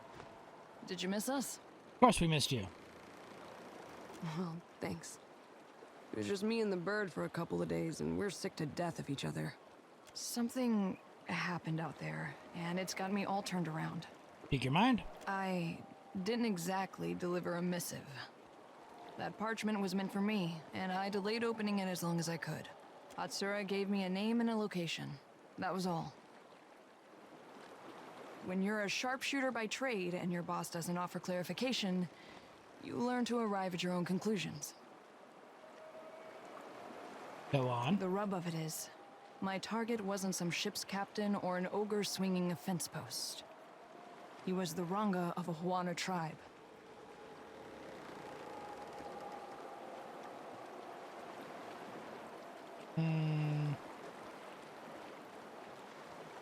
Sounds sneaky, tell me more. Nodding Yumiri shrugs. With some tension that you hadn't noticed before. The village was beachside. No sign of foreign occupation. I might have been the first outsider to make land in quite a while. They were just simple folk going about their lives. Couldn't have been more than 50 of them. Their Ranga, though? He had a voice that carried, that echoed in the hearts of his people. Go on. He was my target. You can guess what happened next. Anyway. I picked a spot and a time of day.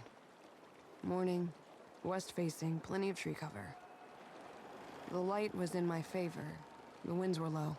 He left his hut, mussed his kid's hair, and set off for the beach on the other side of the island, checking lobster traps. Ishi followed him overhead, and I followed him with my sights, holding my breath, waiting for the right moment. And then I stopped.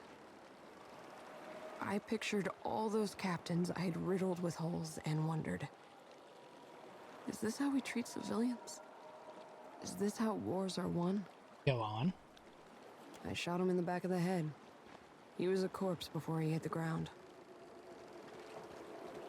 It took a while for his kin to find him, but only seconds to figure out that he didn't die of a weak heart. I'm sure the hole in his head was compelling evidence. Atsura hired me for my accuracy and because I blend in around here. Not my tidiness. This tribe surprised me. They acted like I kicked over their anthill. They got mad. They got to work. The old Ranga went onto a pyre, and the new one snapped into place. She took up the call for unity while the embers were still warm. Acted like I hadn't just killed her boss for doing the same thing. Did it make a difference that that the Ranga was a civilian?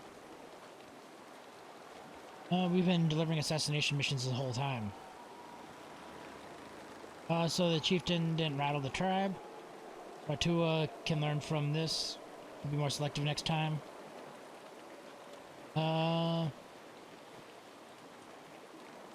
They mourned, they seethed, they tore at their hair. but they rebuilt. By the time I left, they were talking about peace with the other tribes like it was inevitable.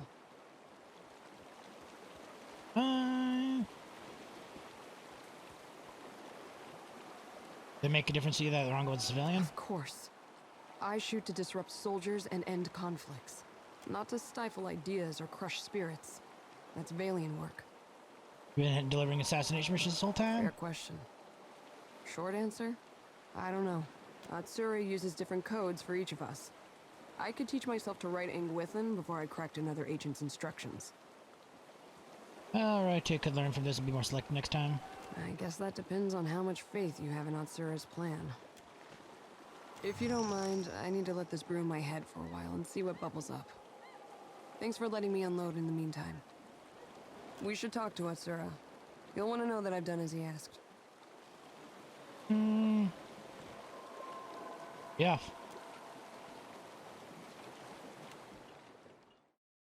So next time we're in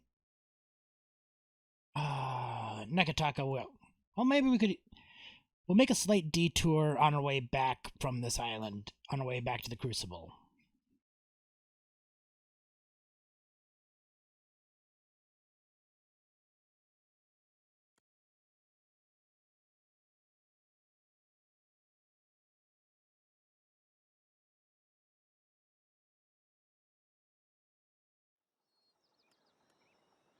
And now we go down here.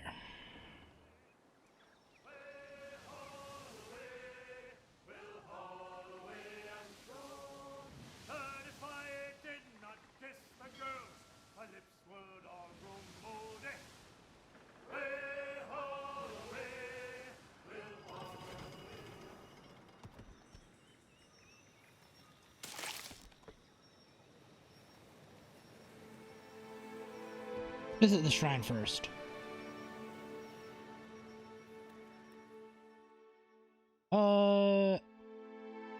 Approach and identify it. Search the surrounding area. Clear and base will provide a good place to rest. Approach the shrine and identify it. Portrays Runa, rendition of Bareth. Some flee, others fight. Riku consumes all. I don't think I got a really good... Well, we'll take this, the God Bez.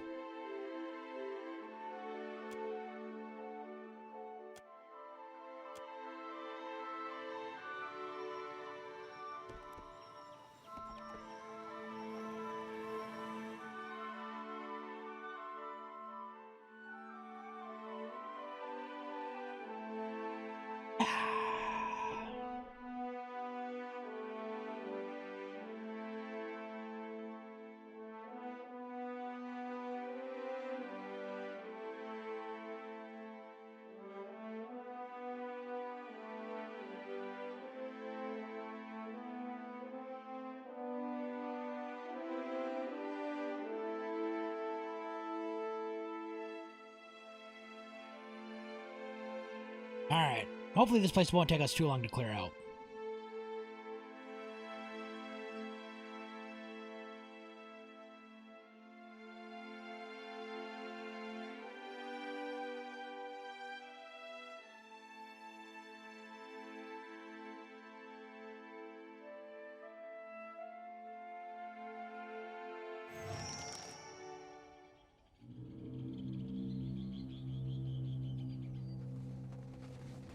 We'll be fine. Just try not to breathe going through. Keeping an eye out.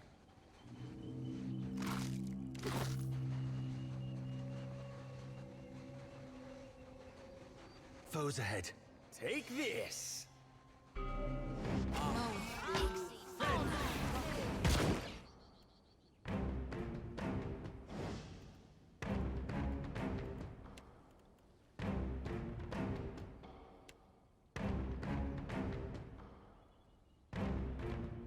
They're actually strong against fire.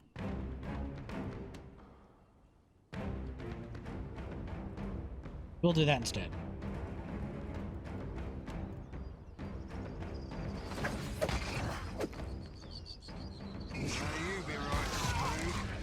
Jeez! Just blew up all of them. Lava beyond seek. That was glorious. How do you like that?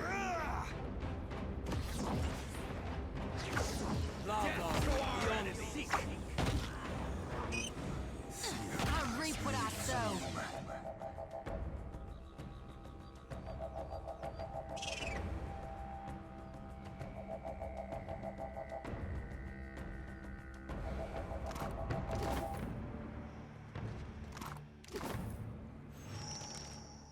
Hey, there's the uncut gem. Can do. Keep it down. I see a soul in the darkness. One ready for You focus on that priest. I seem to have lost my... beyond seek. Me too. You're something special.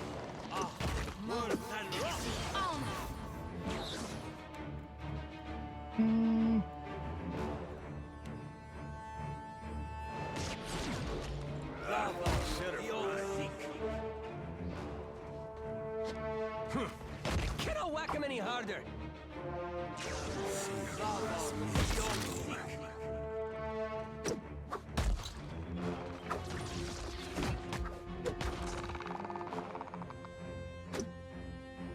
Murked a whole Zerp tribe in like 4 rounds.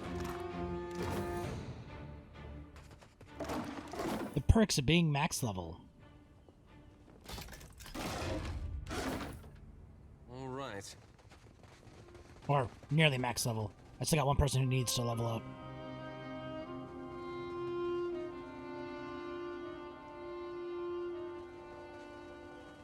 Could be a fight. Better run! Yeah!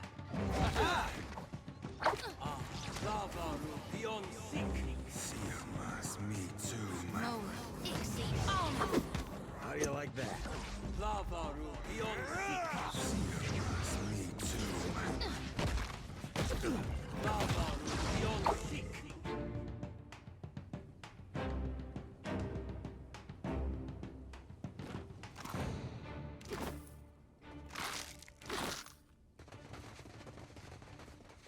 I wonder what this is.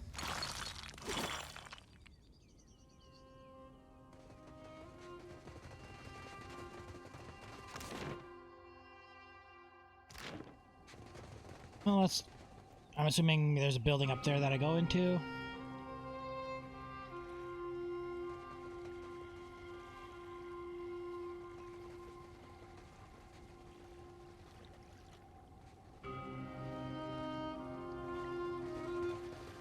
Not a problem.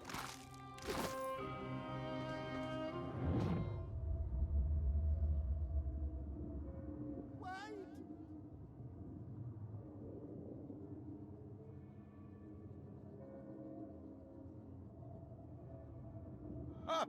Up! It's coming! I'm sorry. Apretta, inside!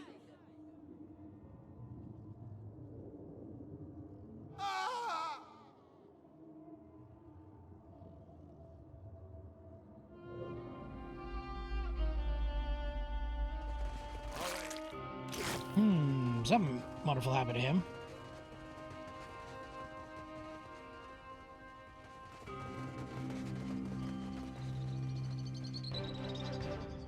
Death to our enemies!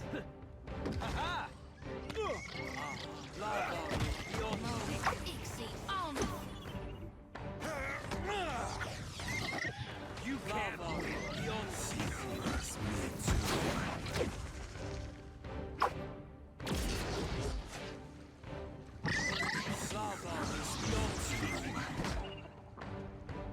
Now you be right screwed. There's a sweet. You're mine! beyond seek. Yep. darkness take you.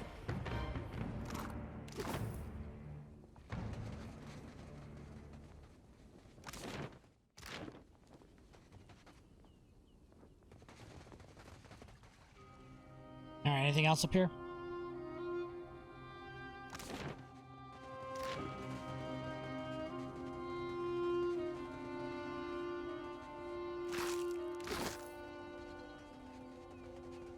I don't suppose I'd stay here long either. Should not have left Vector with those Juana.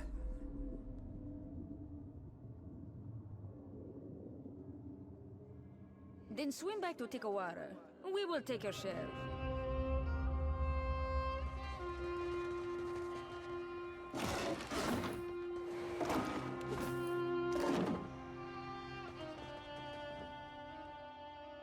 Oh, the weather stone seems fairly old, though you see fresh signs of excavation in the sand around it. Rope dangles over the side, trailing down into the darkness. Toss down a pebble. After a few seconds, there's a splash. Leave. Let's wait till everybody gets here.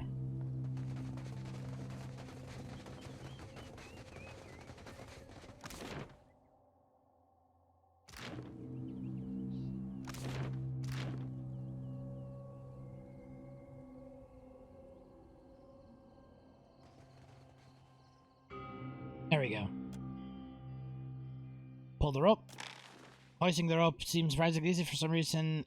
That's soon to be clear. Nothing is attached to the frayed end of the rope.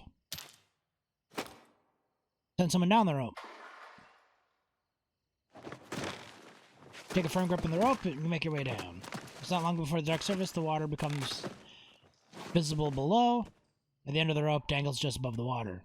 Eder spots a patch of burlap against the muck and stone. An old sack appears to have been lost or hidden in a crack in the wall. Fortunately, the sack's out of arm's reach. The material looks worn thin. It might be possible to swing over, grab the sack, but any blunder is likely to snag it on the stone. Swing to the sack. Eder kicks back and forth. Smooth death motions bring Eder closer to the wall until he finally sacks in the reach. Grab the sack. The sack comes free, snags on a stone, and rips.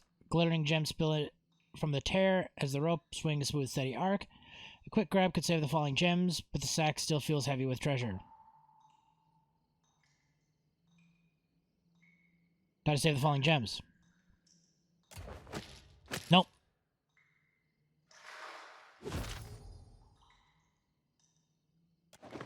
Eder climbs up the rope with into the cool desert night. Ah well.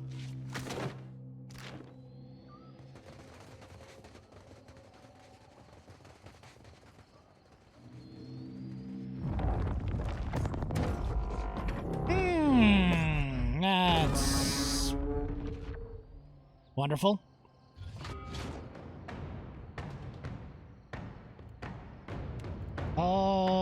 Blinding strike?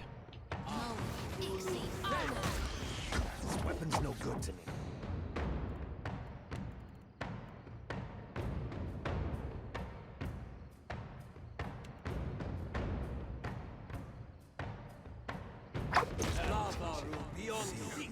Me too.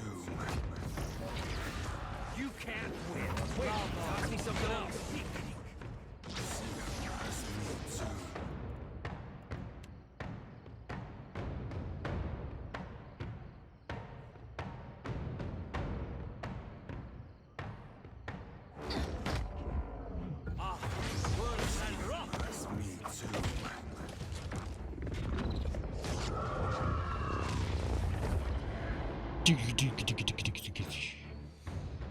You better have something good.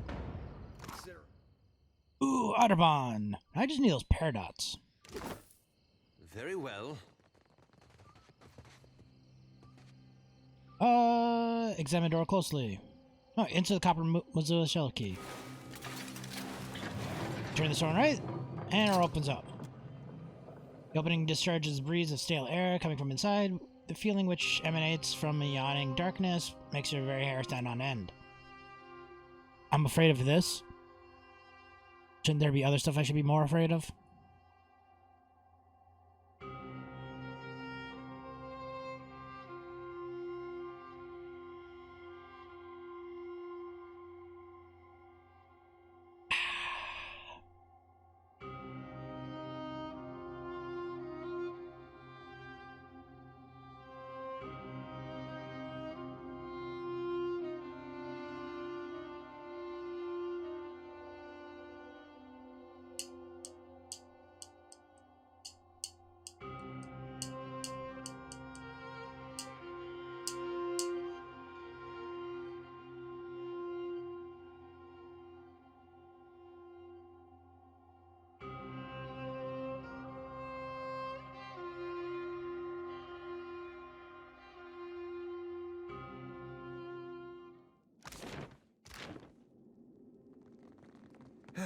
be smelling the booty. Cap. I'll be over here practicing my phrasing.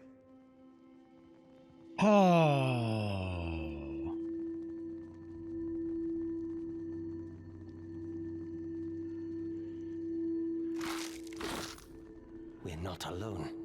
Let's hit!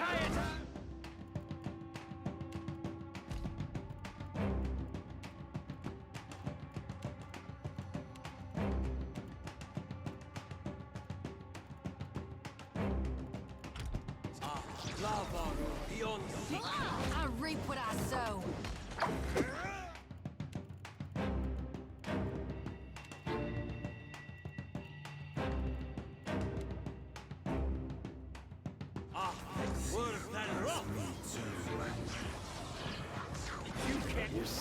I think not. Kadoosh. He's Kadoosh.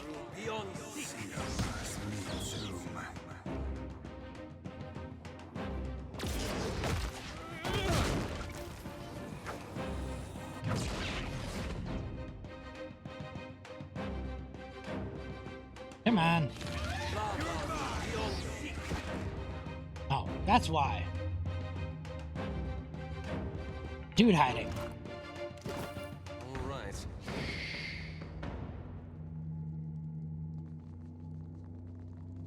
Not a problem.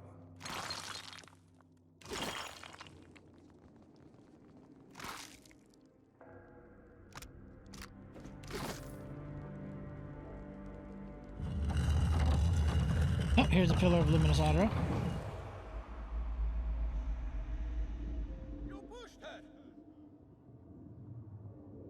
Merle, she came after me.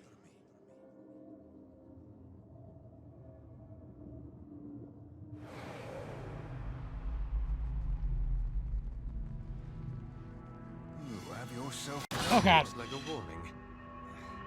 He'd be like it's not to break the prat Zero down.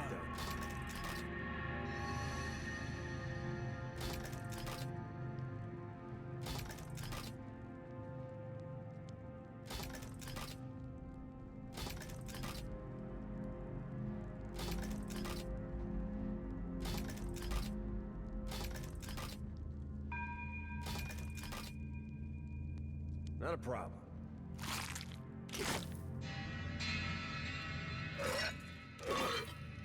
And what does that do?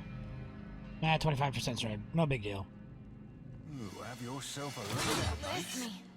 God damn it. I missed one. Mirror the Pix Huana and Gwethin figures gather before a blue flame. I'm sorry, Shorty.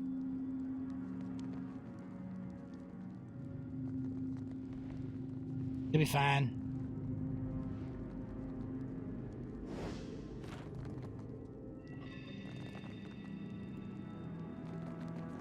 Looks like trouble.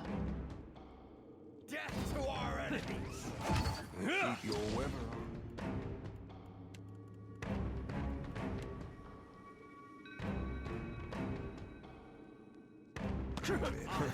Worse than rough! Mo Ixie on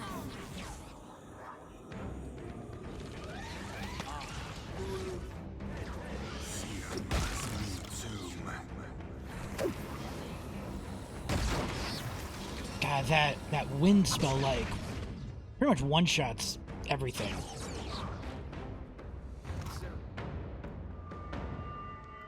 Just some fine robes. All right, keeping an eye out.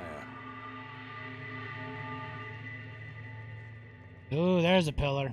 You seeing what I'm seeing? It's gotta be the peak.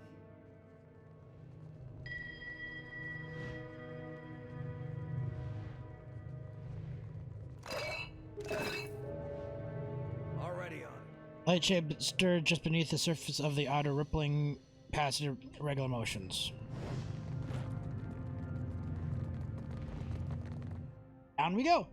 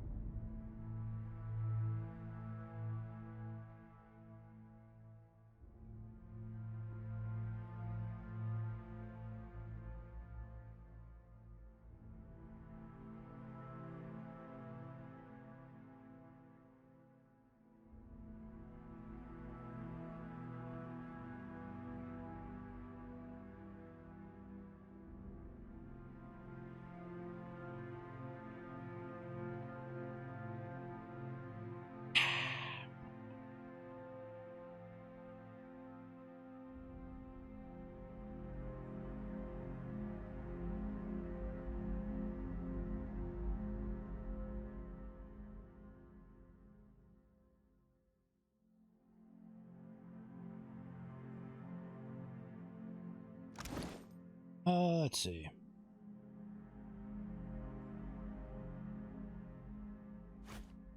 No. 10 of 25. That's complete. And that's only halfway. You only have a... Do I got a better cape for you?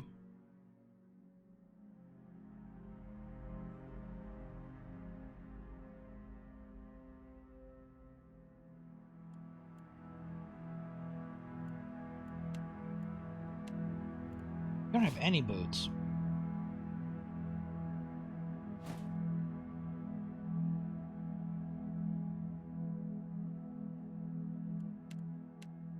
Neither do you. Hey, look, plus you south.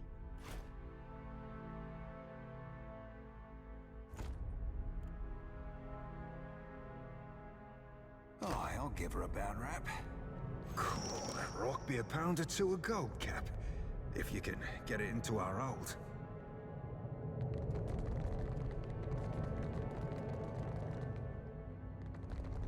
Why my eyes be open? And that's a nice sword in the middle of his back. Is that blood? What have you done? I found him like this. Why is your blade drawn?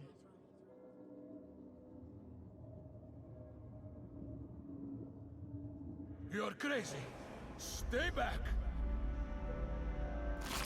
They killed each other.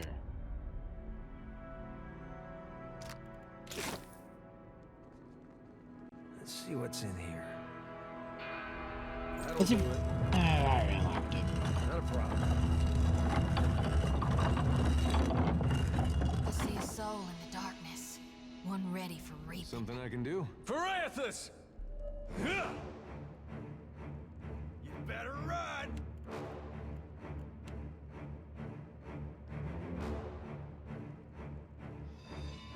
Ah, worse than rock! Better try something else. That's it! Lava beyond death to our enemies! Lava beyond seek! You can't win! Lava beyond seek! How do you like that? Beautiful. I'll have this open in no time. As promised. Another pearl.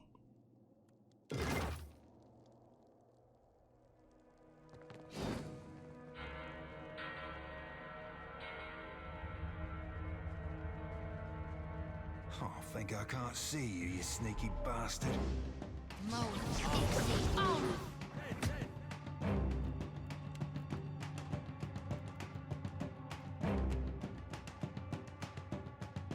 Can't really get a good cast of that off.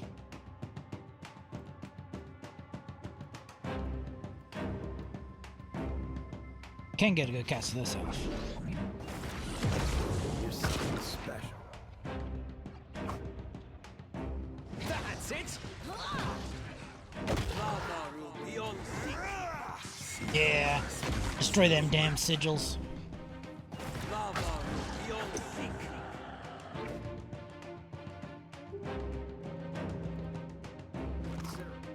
At least that one isn't too bad. That'll do it.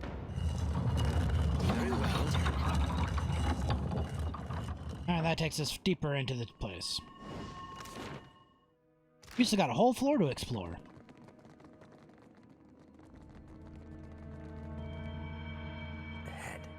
Avast! Next time we be bringing a boarding netting. Lava beyond seek! There's a tree.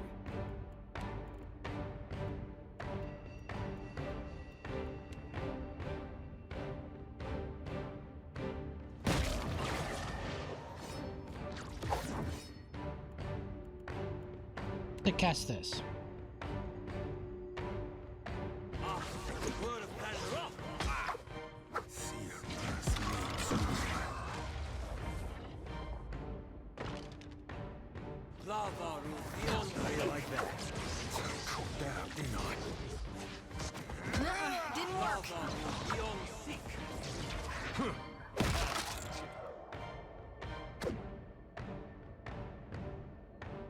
Anybody else?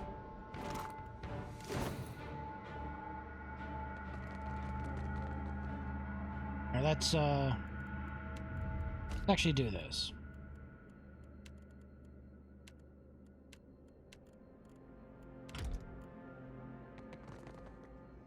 Spread them out just a little further.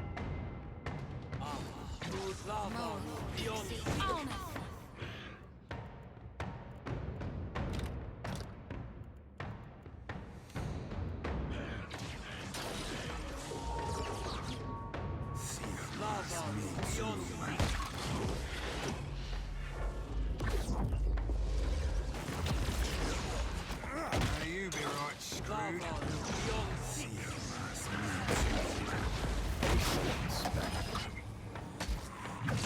Oh, we got more spawning. This is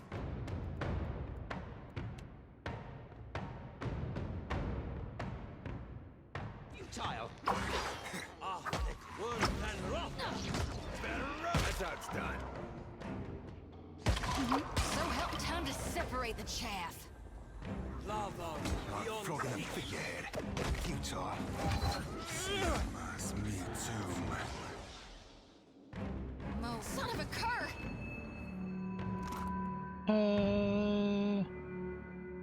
Y'all to the Grimoire? Eh. Already on. This fight is mine. Sure thing.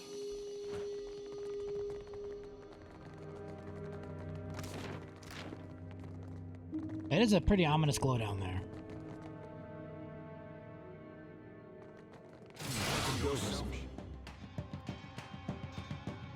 Ow. Consider it done.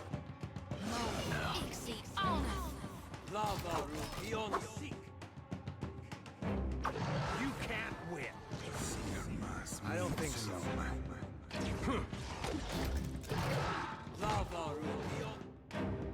There's a treat. I really gotta watch for more traps. That must have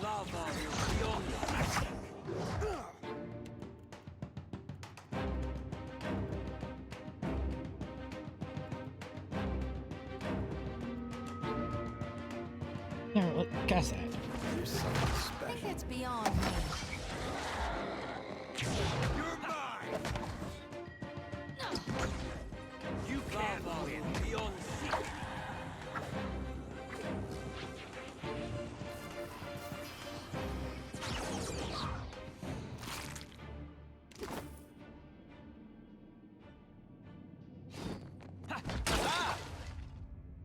Uh-huh.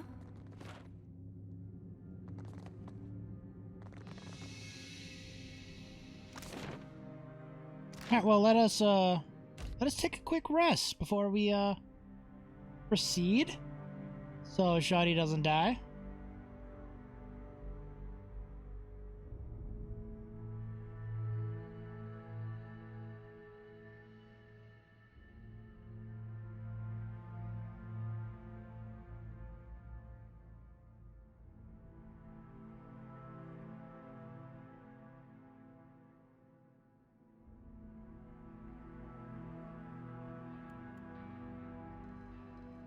Alright, rest.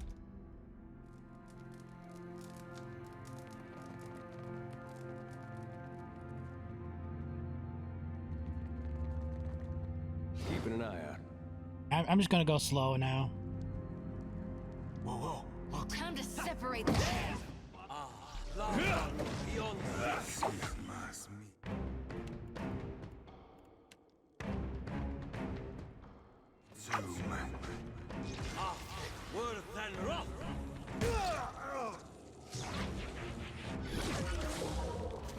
How do you like that?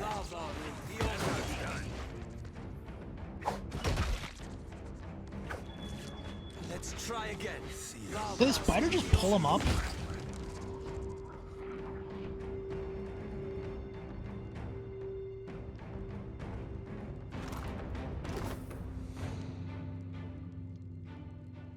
Unstable gunpowder barrels. I'll see what I can find. Old copper key.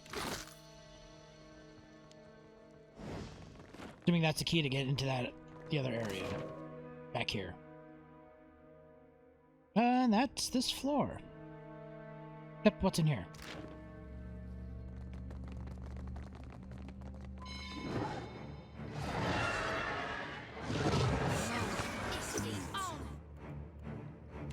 Everyone spread it out way too much. Yep. Well, I could drop it over here.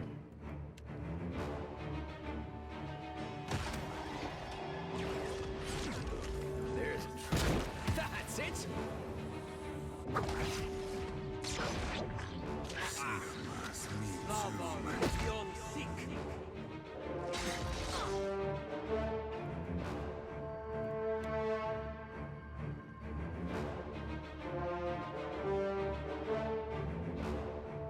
Just because I like overkill.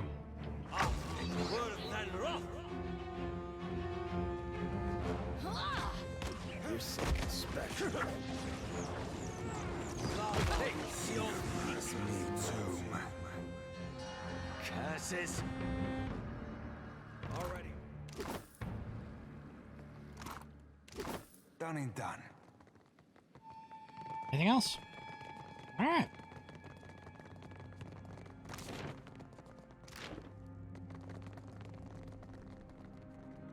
Go down another floor.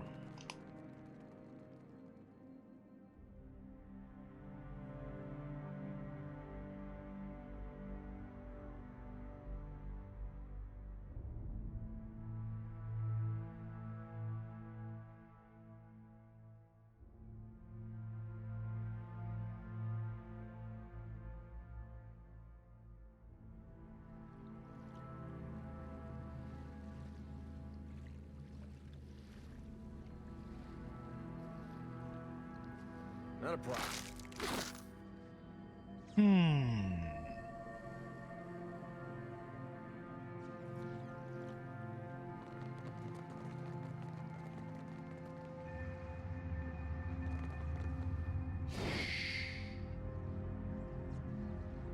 Good thinking. Just out of curiosity. I could go for some shut-eye about now. Oh, that wounds you. That's not cool.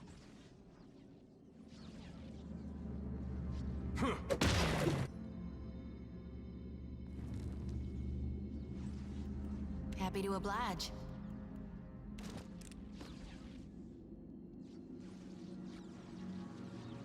Say your prayers.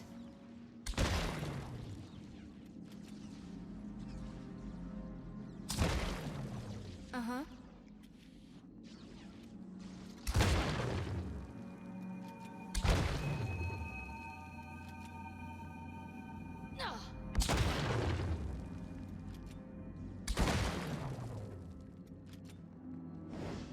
What does System Shock actually do? Hey, most susceptible to shock damage. Not a huge thing. Bathed by shadows. Or the fact that one wound down. A woman lies dead on her child's skin discolored with decay. Her rent flesh sought a way to reveal bone. No maggots or bugs have reached her here, which only means there's more left her to assault your nostrils. Wonderful. Examine her body. Here's a smear of crushed blood, suggests a fight, though it looks like her attackers allowed her to crawl away to die. Holding your breath, you kneel to search the body.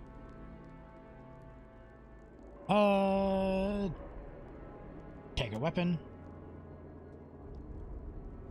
Take the figurine. Careful, Watcher. That thing's got a nasty hex on it. Confusion feels like. Feel a sharp, sudden headache. Take the pages.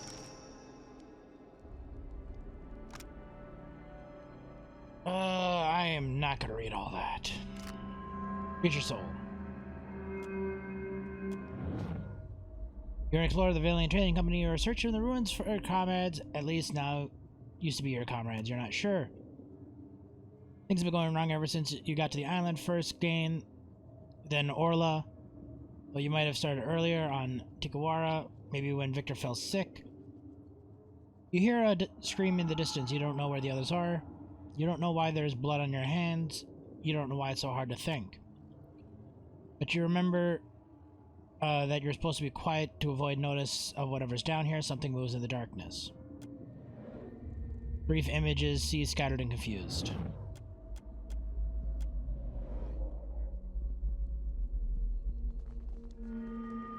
Isn't her soul supposed to dissipate now? Izadi, reap.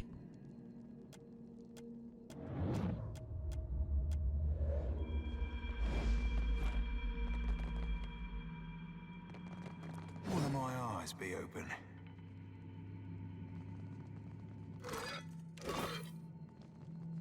Hawana figure sacrifice seemed to have supplied the pillar with energy, depicting a blue flame.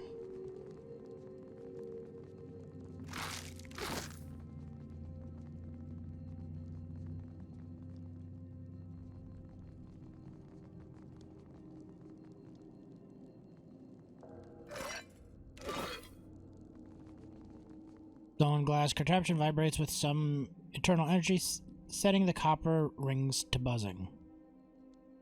Already on it.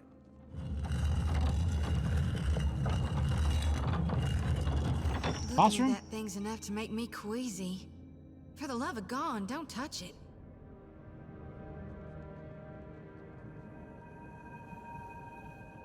The machine at the base of the pillar is in bad shape. The outer panels are warped and copper is corroded, but it looks whole. A keen sound comes from the outer. Examine the machine. Check the copper connections to the knob. Everything's to be intact, but none of the essence in the pillar runs through it. The needling goes longer. Activate the machine. You turn the outer wheel and just some sliders. At first nothing happens. Then you feel a fluctuating in the ether. The wailing grows louder.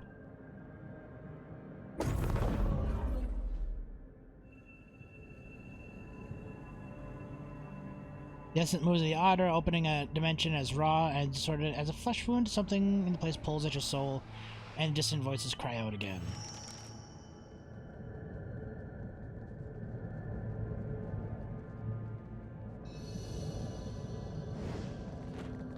I guess we go in?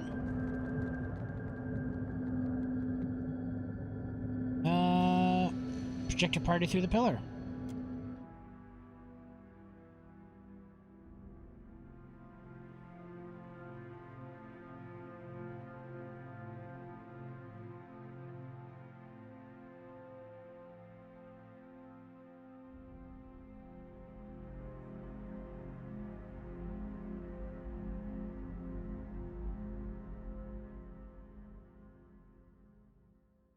Thanks, man.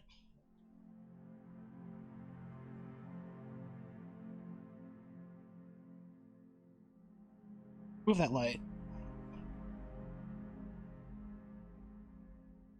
Pick yourself up a new game.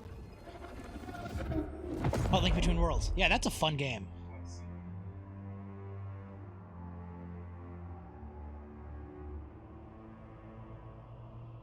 Oh, you actually have a DS. I got an itch. Can someone scratch my elbow? I'll lift it with my body. Ah, bravo. Your extra body still in court.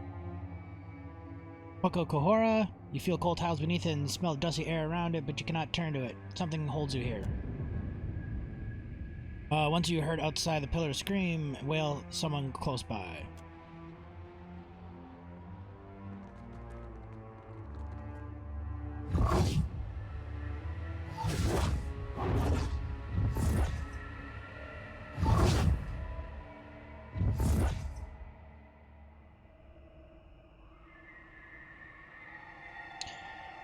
You reach the source of Tilma, the festering mass corruption. Hundreds of souls cry out within, trapped and twisting in the accumulating decay. That is not a good way to go.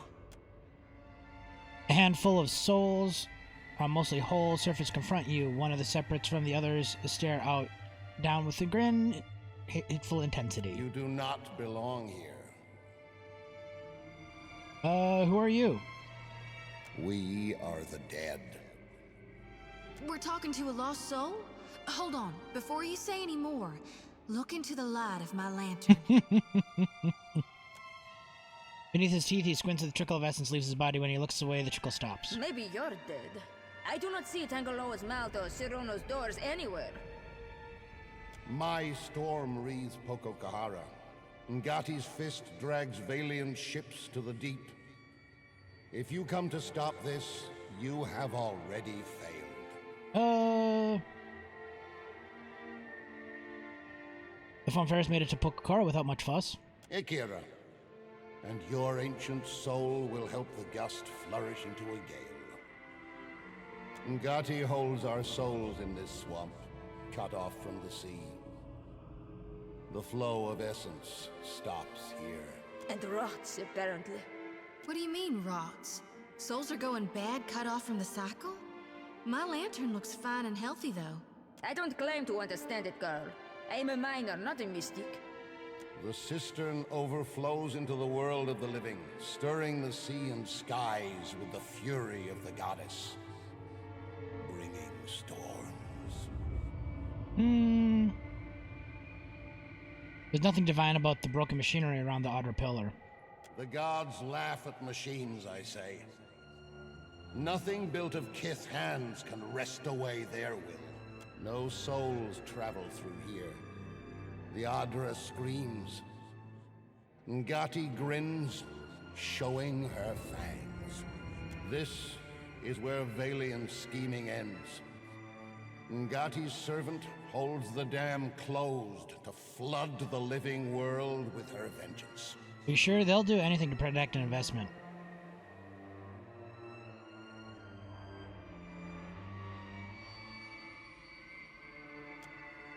Though you're only holding a metal projection of pages, peers down at them, absorbs their meaning. He turns to gaze towards Breeza. Don't look at me. You report to your fish goddess, and I report to Sangreta Mea Compressa. I am the storm of my people. Adra is the staff I wave to churn Ngati's kingdom. Compensating, are we? You will not laugh when I scatter your soul to the breeze. Magdiko, to arrive at the far side of death and find this babbling brook. The Valians will not overrun us while I have the strength to repel them. Aru, you lost in the trial of waves. Ngati judged you unworthy. These storms chase away fish, blight crops. You're the one killing Tikawara.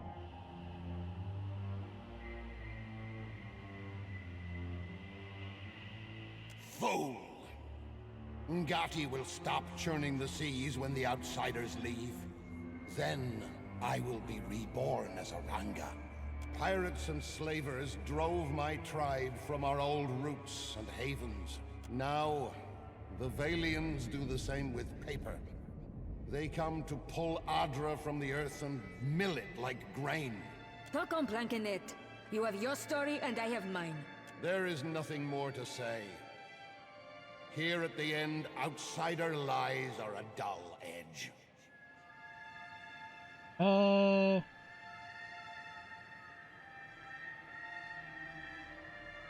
You've all died. I can help you move on. This is where all things stop. No one leaves, I say. Akosi, let's not be hasty. Some of us still have bodies out there. You don't plan on staying here, Ak? Why not let us tag along and see if we can reunite with our... what we left behind? It never ends well if you mismatch essence into one body. You're not lying, are you? You've all served your captain with distinction. But I think this is where we part ways. Dismissed. He salutes her crew, many of whom vanish on the spot, their souls joining the ambient ether. Breeza nods to you and departs soon after. Grimacing, Aurora advances.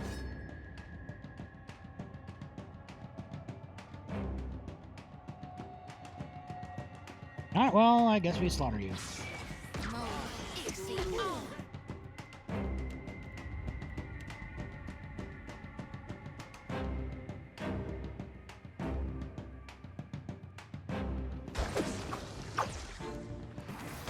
do you like that?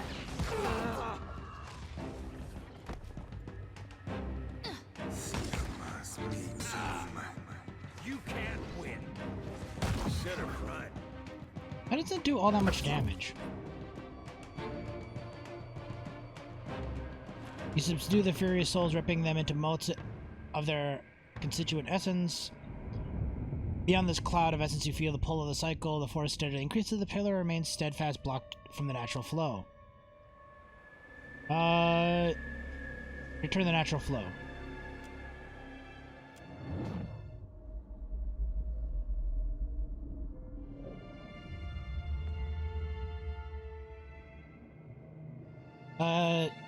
You cling the tether of your soul, racing to the safety of the material one, even as the immaterial one warps around you. Essence floods the newly restored outer, filling it with light and heat, both agonizing and rapturous. You return to your body, feeling though you have just fallen into a mountaintop. Your companion grasps and groans beside you. You cover your face in the light of radiating from the restored Ordra.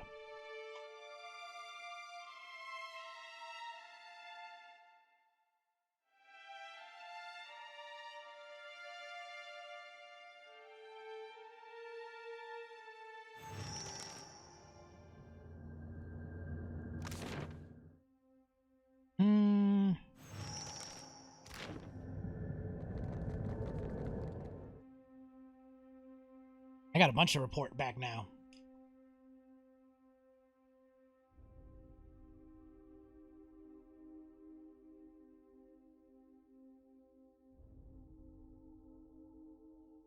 Oh, we found a sneaky way back up.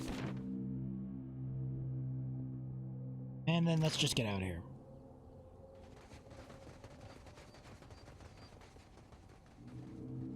We shall go back to Nekataka, do some reporting, and then on to the Crucible. Want to level up that sword I have. Or axe. The soulbound weapon I got from the Crucible.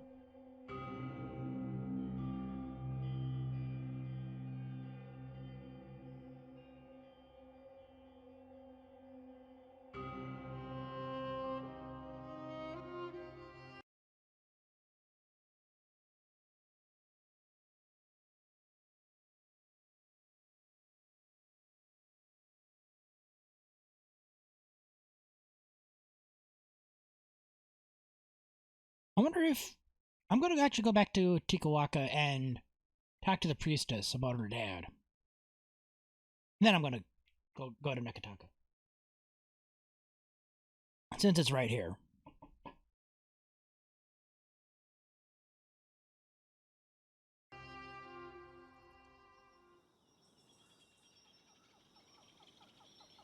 I said go to the ship.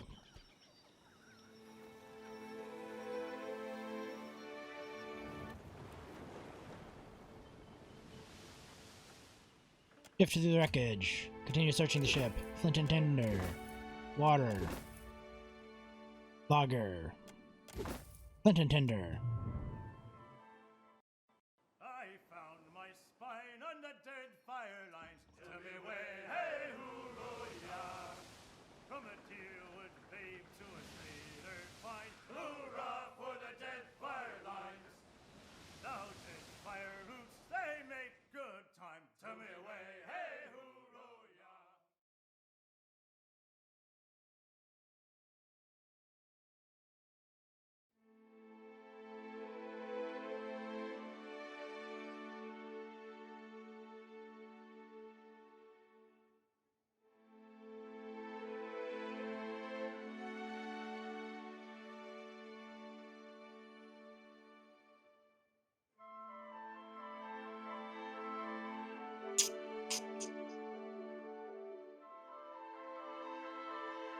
Hey, Jamajuga, thanks for that follow if you're still in the channel.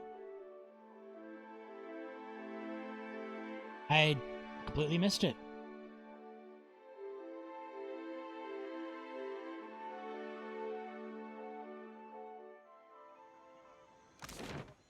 Oh, let's see. High Priestess Hut, right here. Your shrine, yeah.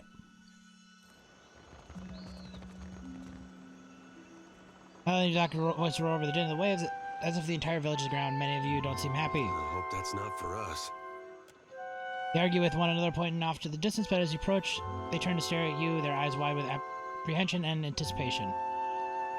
card parts for the Ranga, whose grin is broad at his My shoulders. fishermen saw your boat sailing from Pococahara. The storms. They parted like a school of fish before Nagati herself. Taru won't try a second time. A hush falls upon the crowd as you speak their name. Ro clears his throat and clearly eager to move on. Now, the Valiant Trading Company will send ships, people, and supplies. Tikawawa will be the greatest port east of Nekataka. First, they must clear room for docks and storehouses. That will be many months from now, no? Priest's daughter glares with open malice, angles across her arms, and clenched jaw sharp as daggers. Already they make plans. That's all I should be good I going. say this is a turn in our fortunes. The first of many. You are always welcome among us. Accept this and know our thanks. Others nod and disperse, murmuring to one another as they scatter across the village. I'm just trying to restore all the luminous order. Oh, that was quick and easy. I will never return to this village. Although I'm always welcome, I have no need to.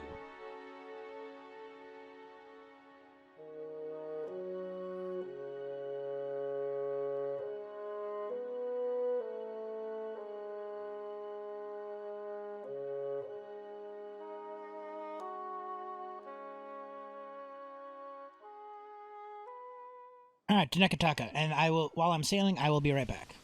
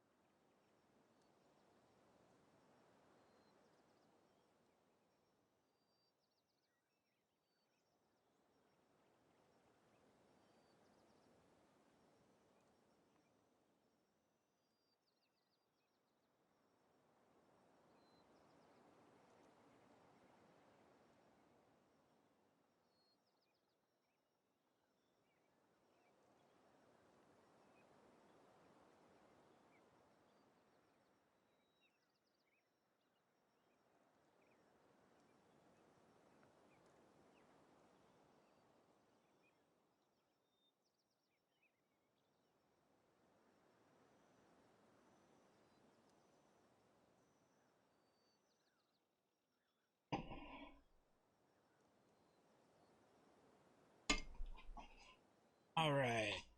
To the Brass Citadel?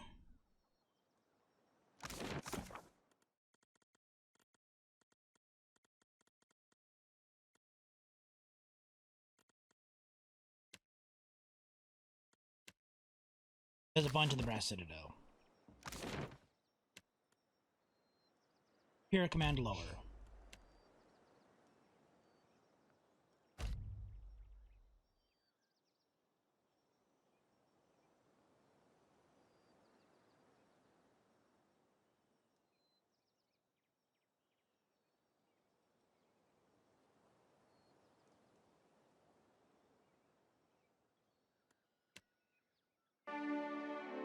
Everybody picked up some pizza. Gotta get it while it's sick.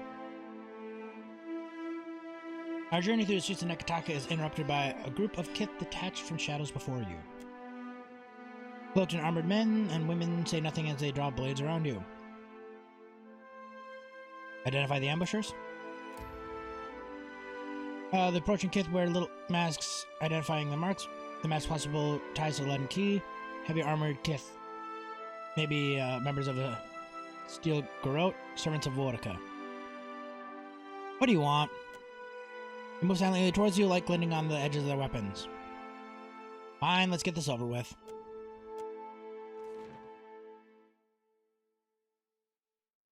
I like how fine, let's get it over with was an option.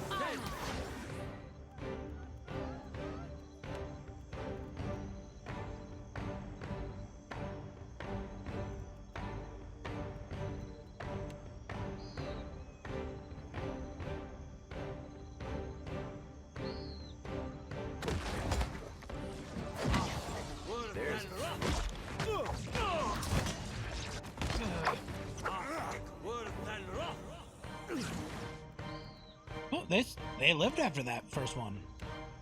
They're a little stronger than I thought. What about the second one?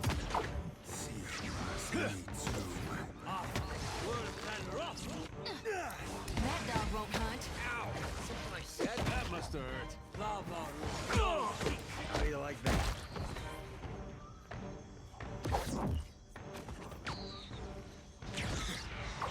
You insist. No mercy!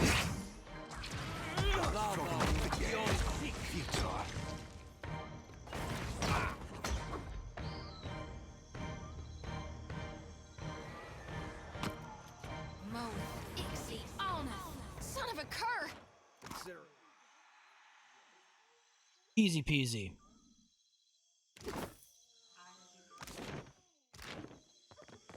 Alright, back to the Brass Citadel.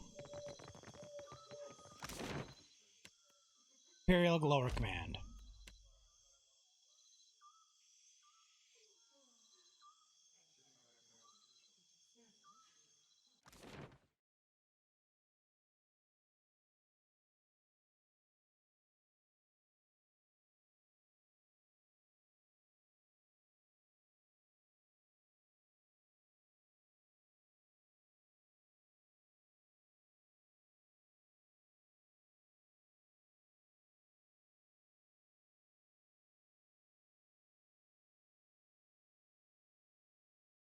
He's all charm, then he cuts me down with a word.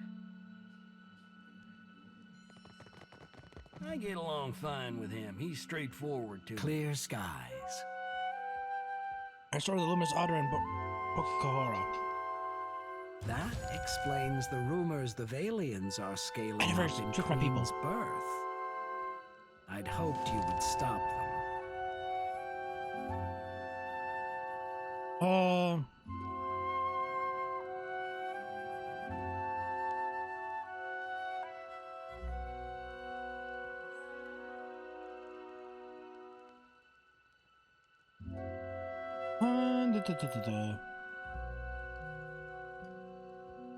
My powers don't work that way, there's nothing I could do. A shrug. Nevertheless, I'm more interested in reports the storms around the islands have cleared. What do you know of this? Strong concentration of essence of the physical world? That's how blights manifest, for instance. Even if this isn't the outcome we'd wanted for Poco Kahara, your observation is infinitely more valuable. Take this, and remember it the next time we call on you. We'd long suspected something unnatural was behind the storms, but we had little evidence. Red Tide is plagued with terrible storms. You think there's a connection? Yes. If the storms that assail Rawatai have a similarly unnatural origin, then perhaps they too can be stopped. And if that's the case, then there's more work to be done. Work that you might be able to help with. After all, if you're going to make friends in the Deadfire, you might as well choose the ones with the biggest cannons. In any case, Hazanui Karu has a matter that could use your help. Her office is on the main floor behind the large double doors. It's most conspicuous. Very well. Are we talking about the same Atsura? Might as well go talk to her first. And then I gotta go, change my people, come back.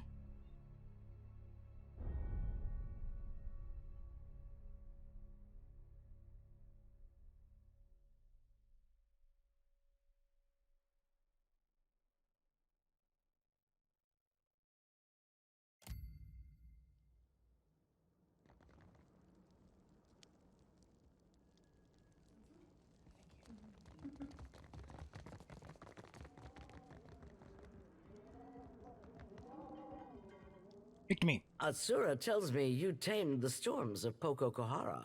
Makes a person wonder what kind of secrets lie in Andra's mortar. I'd love to find out. That's the spirit. Rautai's storms have made us who we are as a nation. Hardy, driven, inventive. But they've also held us back.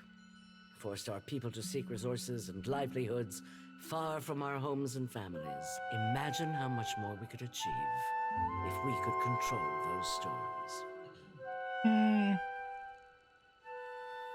You think something in Automortar will help you with that? Why not? The storms there cannot be natural.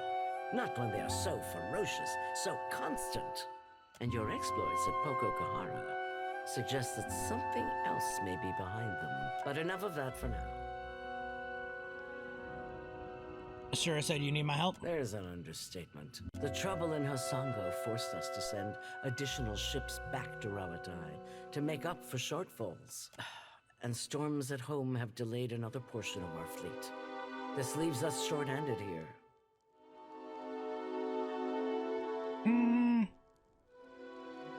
This is what you call short-handed. I'd love to see what you consider full capacity. I'm sure you'll get the chance. We're due to collect a special shipment for delivery to our port at Sayuka. We've contracted with a captain named Widla. Meet her, complete the trade, and take the cargo to Sayuka. Fleet Master Okaya is overseeing the development of some special projects there. She's one of the brightest minds in Rawatai, and it shows. You two will get along. I've already met her. Most of her work is, or should be, under wraps for now. But perhaps she can give you a taste of what we have to What's the shipment? It'll be easier for Okaya to explain. I can't promise anything. I know you're busy, but this is vital to our getting you through the storms at Andra's Mortar. Widla's agreed to meet our courier out at sea, away from the heaviest traffic. This is her payment. We've already negotiated with her. Fleet Master Okaya will see to your compensation once you arrive with the cargo. This is the kind of job that's best completed quickly and quietly. Clear skies. Home seas. Hey, he got his final level up.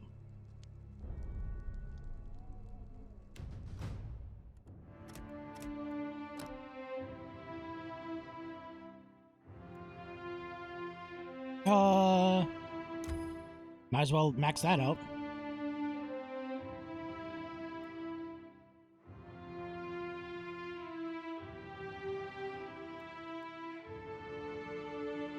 No, actually, getting a kill refreshes recovery.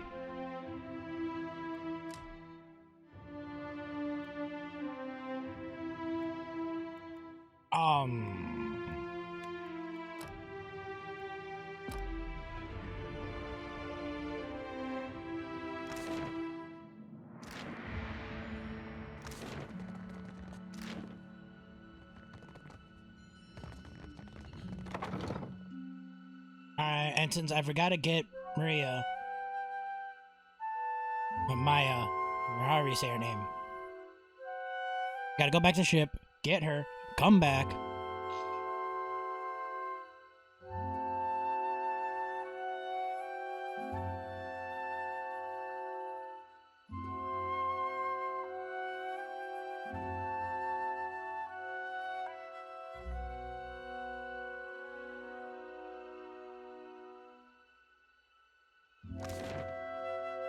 I've been wondering, what do you think you'll say to the blue lad when we reach him? Oh, hey, Isilmir. You really want to know? I didn't think you'd be interested. I didn't con much of the gods in their lots, but I do worry for a friend. Well, you don't have to worry about me, but that's nice of you to say.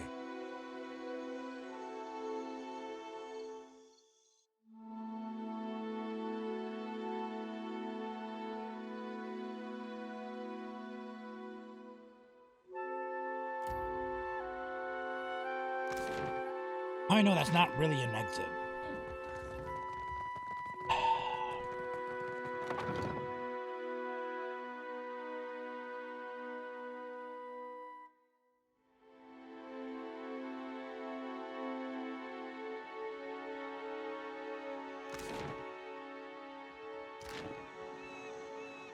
Will your mighty fortress protect you from the Adra Colossus? Much better than wooden huts, my friend. You cannot stand against such a force.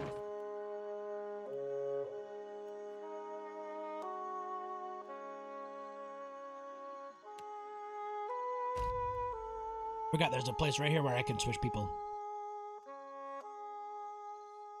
Don't have to run all the way back to my ship.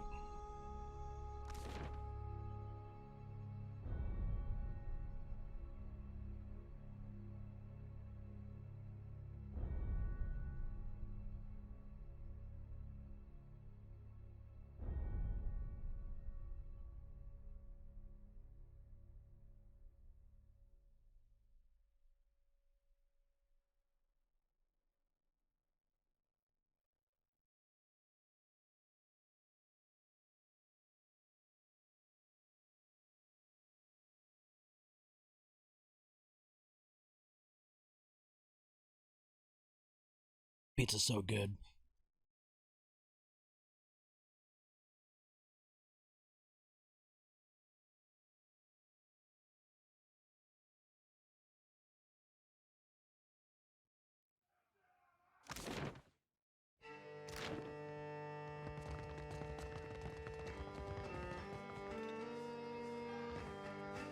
Need something? Think about What something. you need? I've got just... Farewell and fair winds to you. Permission to come aboard, Captain? Oh. Captain, a word? What's on your mind, soldier? Yes, Mia?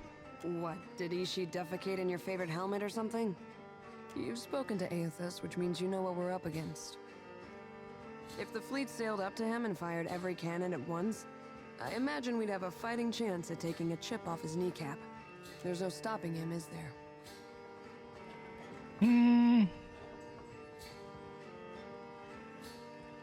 Not ruling out the chance of an unlikely solution.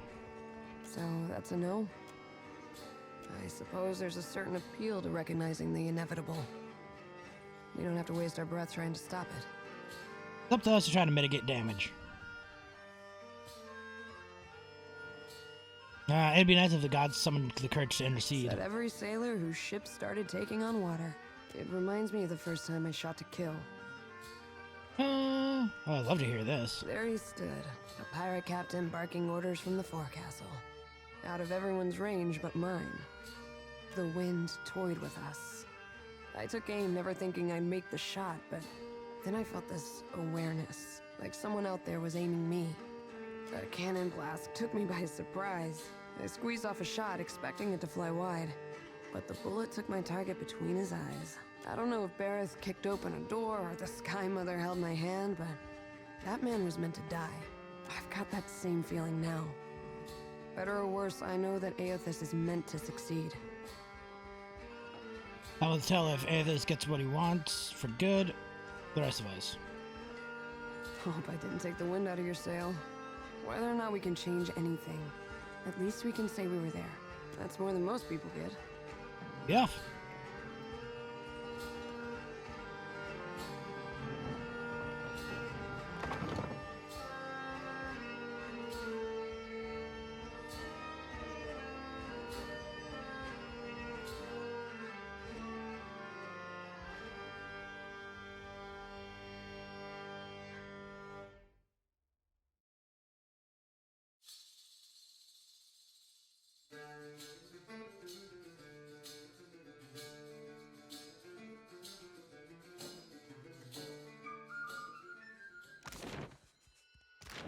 Back to Nekataka.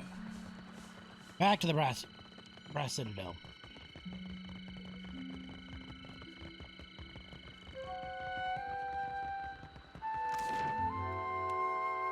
Here, command lower.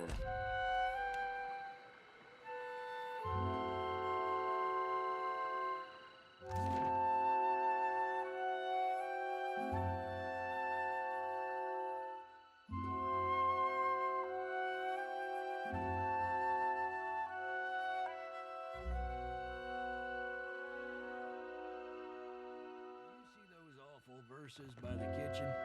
They weren't that Clear bad. skies. It has some business for you? Indeed. I hope we return victorious. It's done in any case.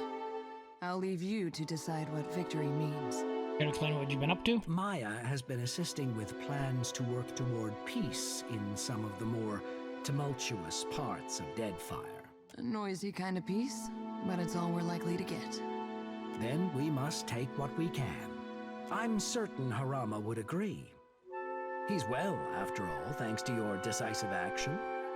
Twaha reports success and sends her thanks for your swift intervention. You have aided your countrymen with distinction. There is no higher honor to which a trencher may ascribe. But what of your own assignment? Say nothing. Nothing that a mountain of bronze Oas won't cure. Rawatai values your service, as do I. And I can think of no better reward for the rough country's finest sharpshooter than a piece such as this. I won't keep you. I know you both have plenty of business to attend.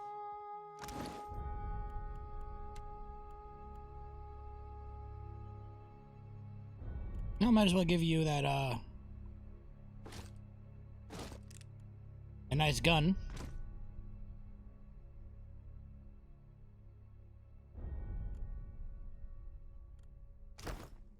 It is your gun clearing your throat again, or is her eyes glance you over? Oh, you wanted something, Captain?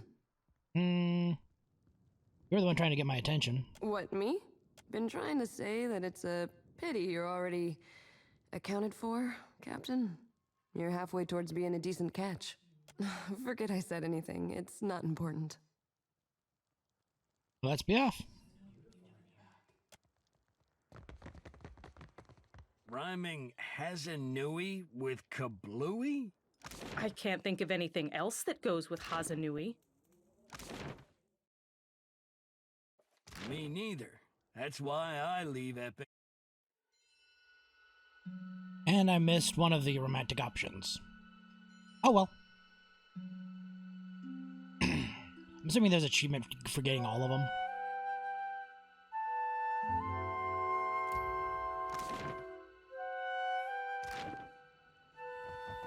I wonder if it'd be possible to get all of them in this single playthrough.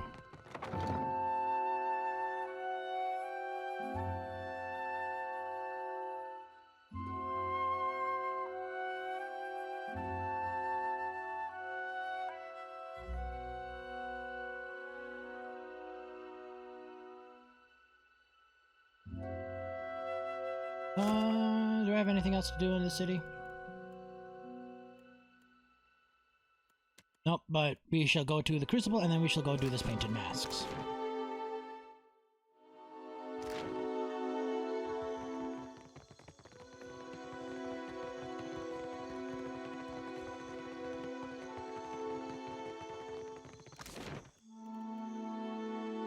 To the ship!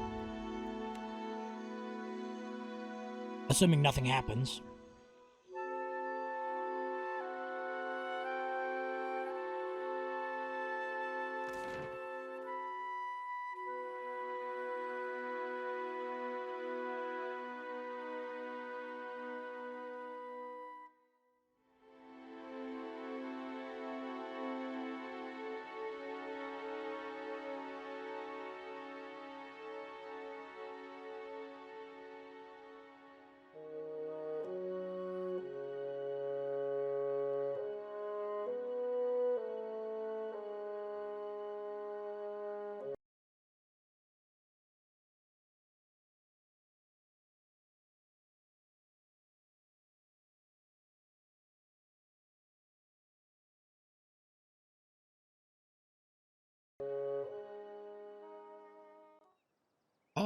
To the Crucible.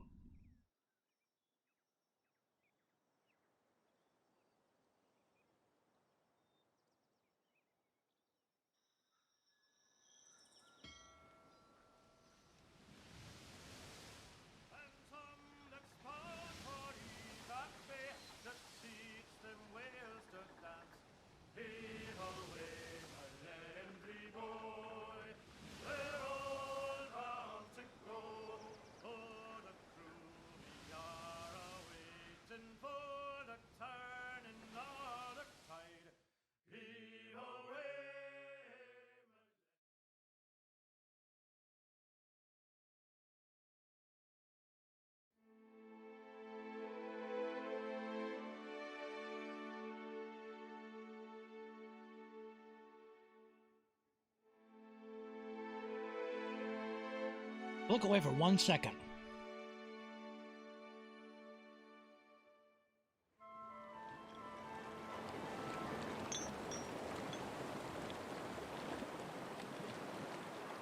A long, sleek ship rides low in the water. A crew stands protectively around a cluster of crates positioned on the main deck. A woman saunters across the deck, her roughly chopped hair swinging with her stride. We said or not, Perrin. I'd happily tell you if you stopped interrupting my count. Cracks and thumps him on the back. He staggers forward and shoots her a venomous glare. You've had days to count. Now it's time we talked about the price. We've had some complications. The price has doubled. Do you know who I'm representing? I know they've got the cash. And you know I've got the guns. You know they got the guns. You want them to be happy with the deal. Fine. 1,000 it is. Glad we could do business.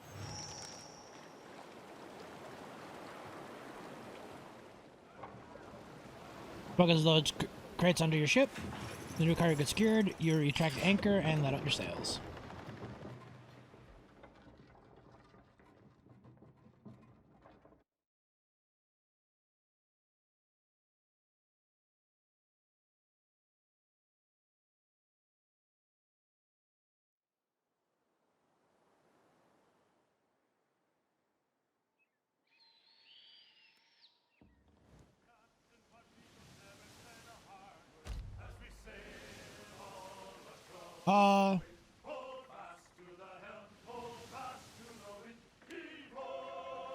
I should have taken their heads.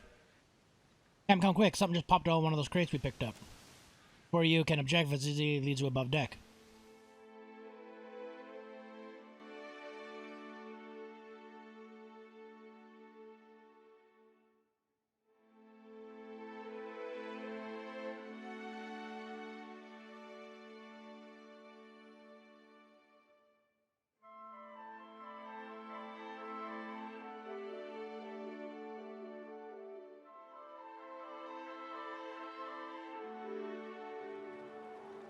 A mom, middle-aged woman stands beside the crates.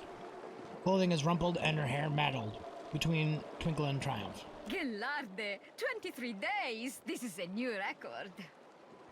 She smells of stale urine, old sweat, and worse. She beams at you with all the time. Lady, you're setting all kinds of records right now. You bear witness to the victory of magic over matter, and you are bothered by a little mess. I have nearly perfected Renova Miseris, and this spell shall change exploration forever. Renewal of air, you would say? Kith have explored every mountain in the eastern reach, yet the realm of fish and leviathans remains close to us. It has been my dream to open these steps to discovery, to let Kith breathe as the fishes do. Or at least to let us use the air of a single breath again and again. I still don't understand why you had to hide in that crate. Neither do I. Baruku, I think maybe the Dukes will not be happy to let me go.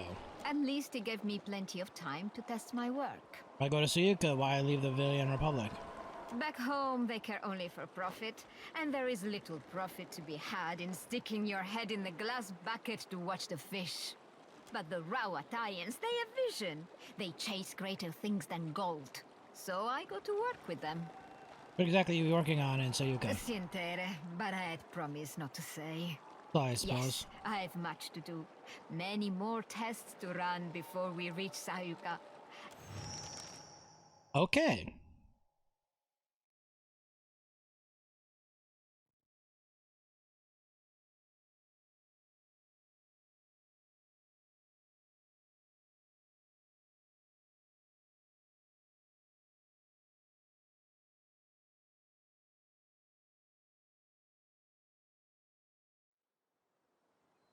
Back to the Crucible. Again.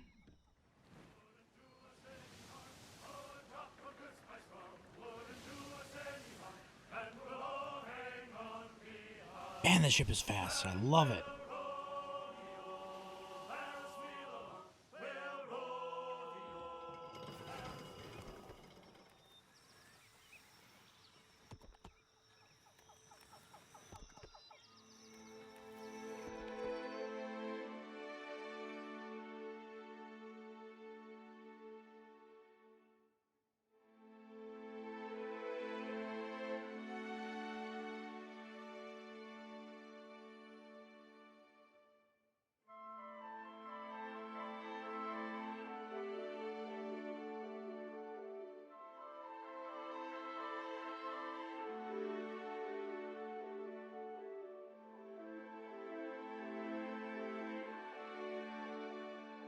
Well, I know that that's an Ingwithan Titan.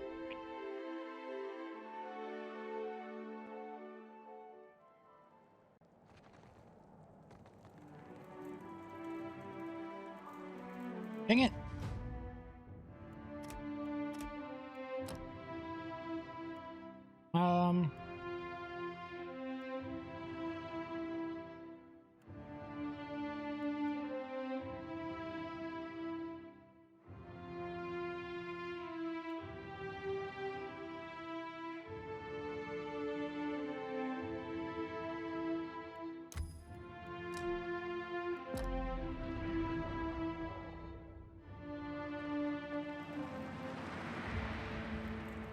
I gotta switch my party back.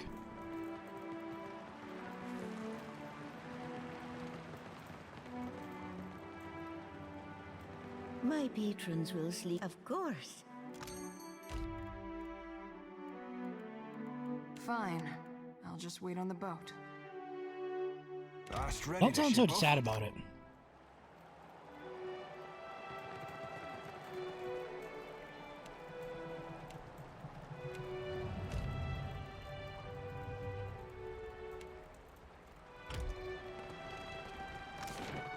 Maybe in another playthrough, you'll be one of my main people.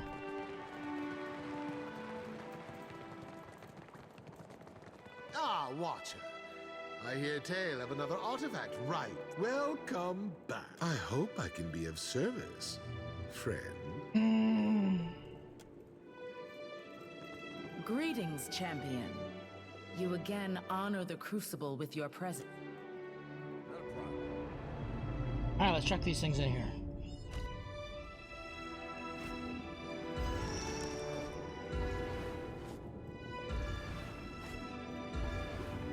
Tactical ogres.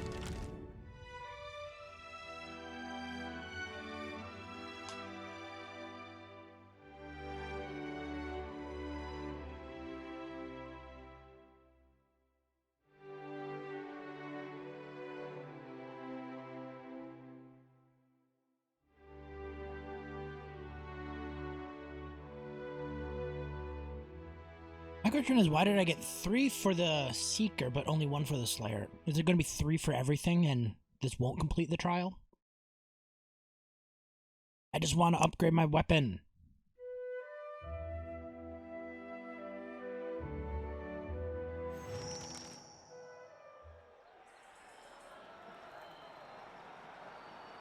This is the truth of the jungle.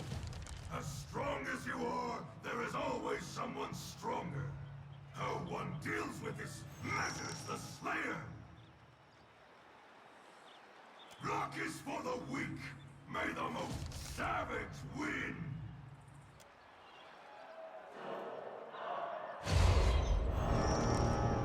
They're wheeling anchors. I'd say knock 'em overboard and let 'em drown. Alas, we ain't. Save it to me.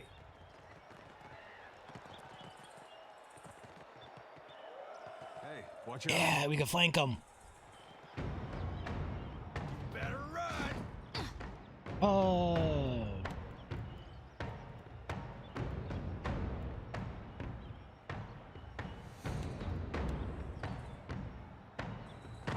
we'll give it a second to get into position.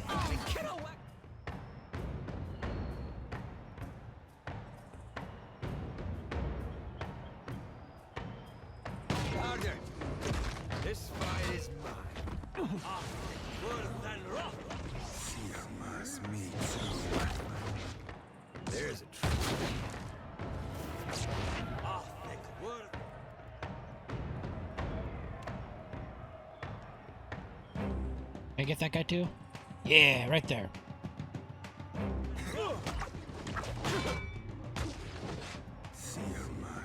You can't win.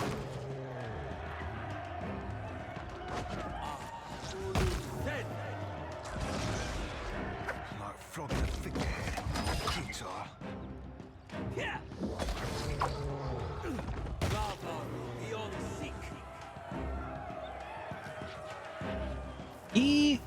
EZ. Challenge Mantle.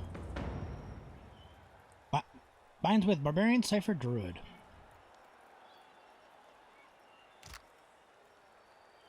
Hey, Rather difficult to concentrate. guess, Sven, you're a cipher and a barbarian. Fury from so small a hunter. Your ferocity will serve you well, Watcher.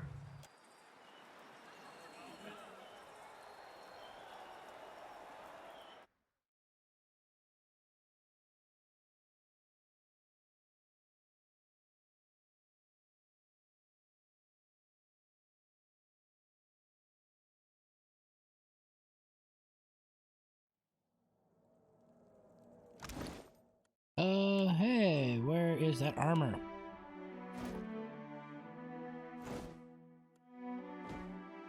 Yeah, that's some pretty cool looking armor.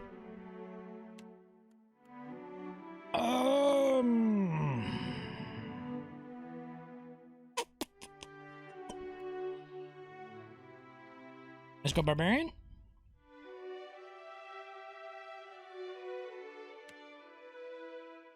Kill beast or kill enemies.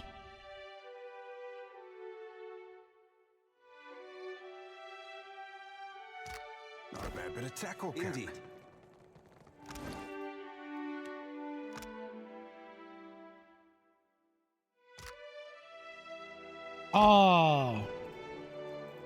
Orlin? I want to say he's an Orlin. Wild Orlin, yes. Welcome. I hope I can be of service. Fred, the faces represent the foreign, the stealth. It is right and proper to respect all three. Have you made your... I can point you in the right direction. But first I must ask, which of the faces of the hunt do you seek to appease? A group of unfortunate thieves? I've already done that. Yes? Oh wait, no, maybe not.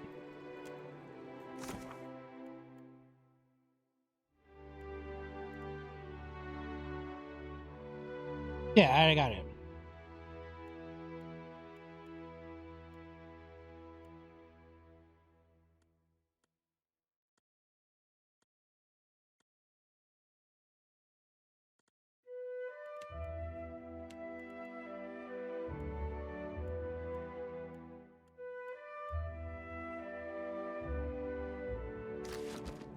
Already on. But I completed all the slaying faces challenges.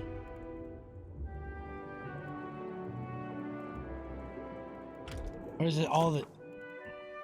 Oops, wrong button. There we go.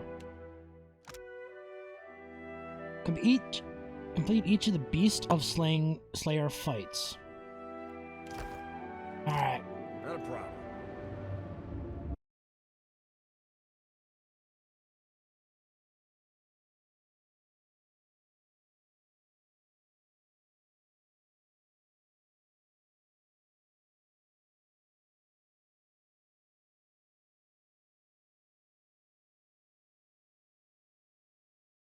I'm just gonna look this up real quick.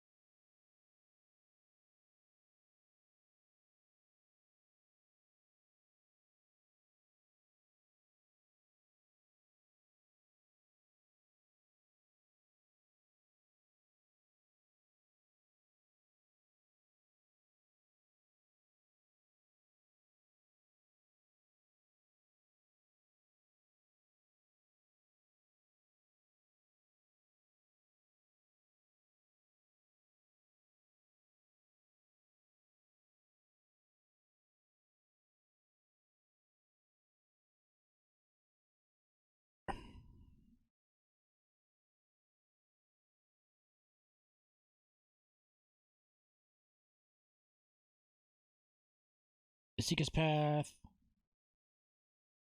Beast of the Slayer. I already slaughtered all that.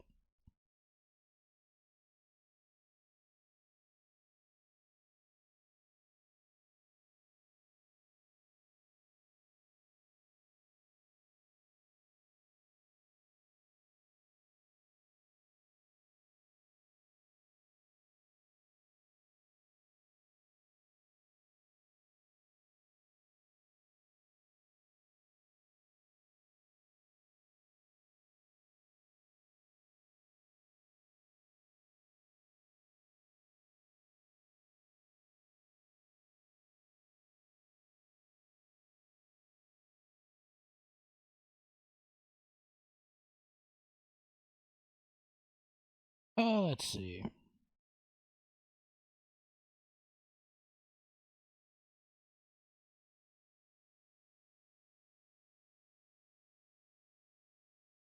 Yeah, there's 2 others I haven't gotten.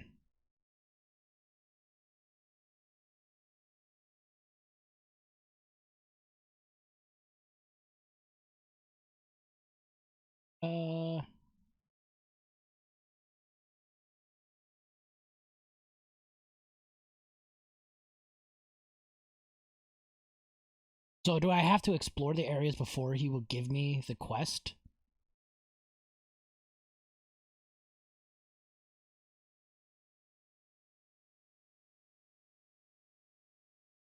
Alright, screw it.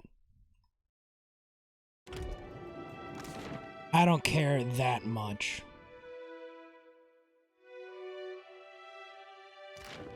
I mean, if you give me the quest right now to go do this stuff, I would.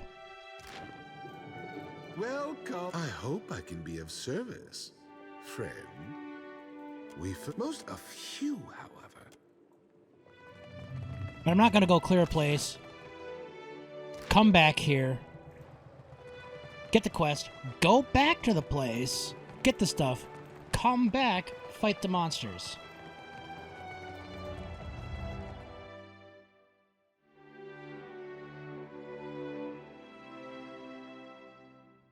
Maybe I'll do that off air and on my own time.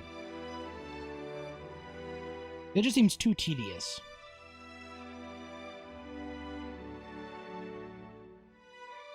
Because, I mean, other than Pocoquo, which I already had a quest to go there, every other of those artifacts were in places I already cleared.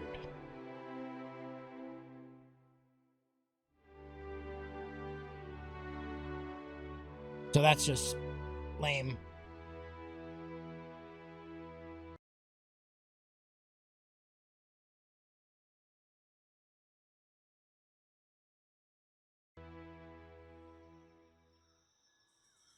Alright. To Alof's Island. We'll go rock out this guy's quest chain, and then we'll move on with the game.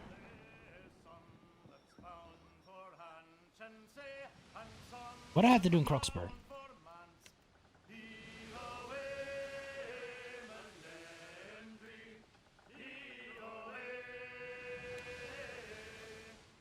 I gotta kill Wagas on Crooksburg.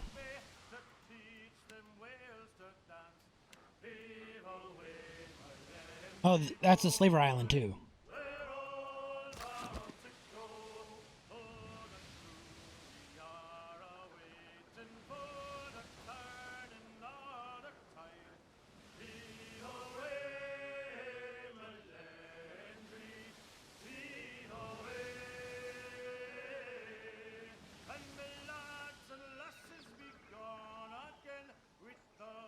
Oh, hey, Silent Duo is right here.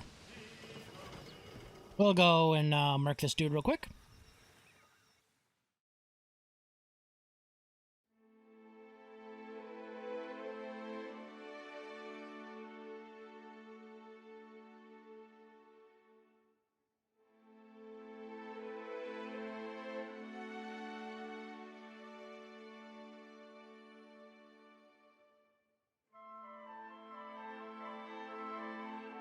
I mean, not that I really need the gold or the XP. Ready to brawl? Just gonna run in and murk.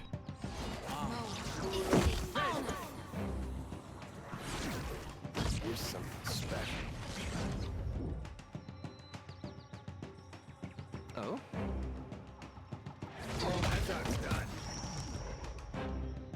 Yeah, I'm not even gonna bother casting an actual spell.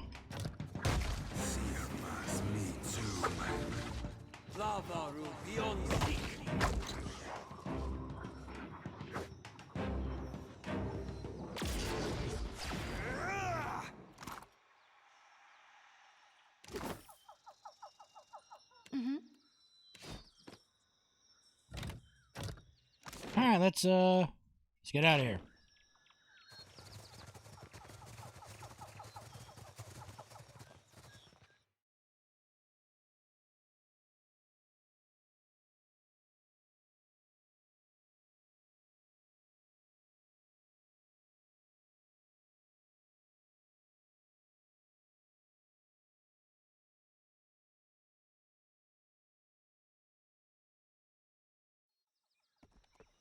Back this old battleground.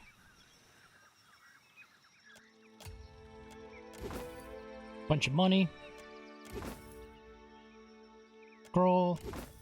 Ring of minor deflection. Another scroll. More money.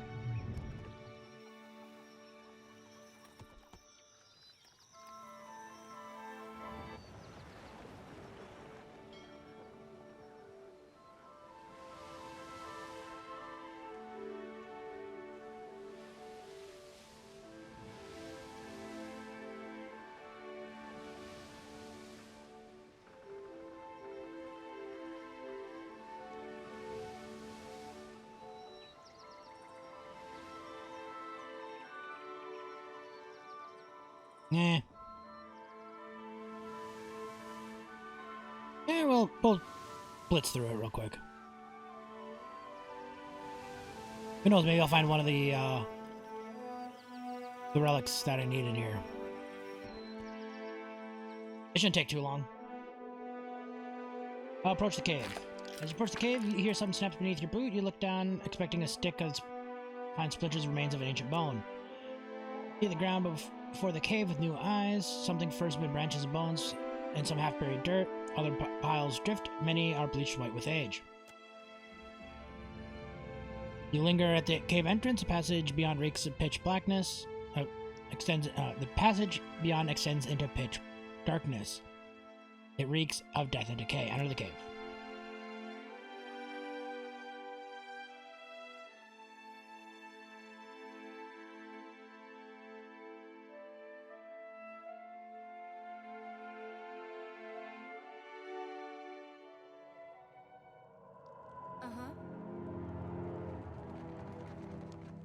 I'll see what I can find.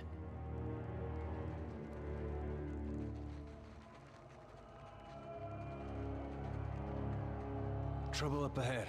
Time to separate the chaff.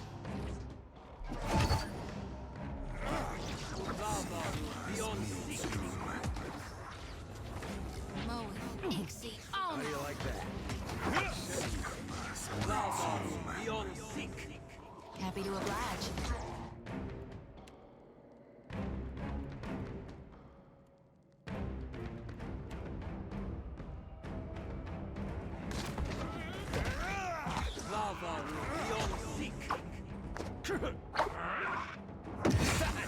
Because we won't even need it. Because it'll take a little longer to kill.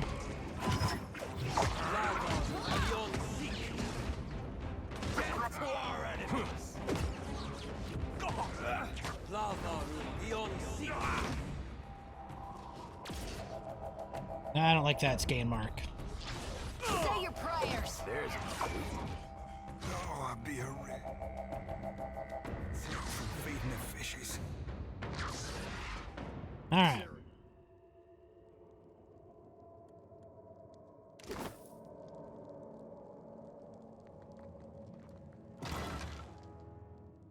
Give bird's cloth.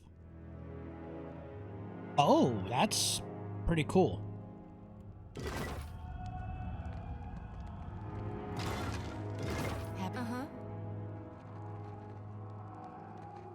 That everybody. There you go. Yeah.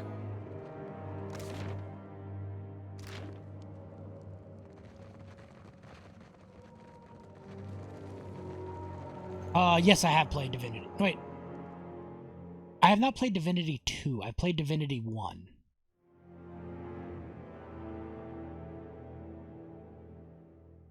And that was long ago.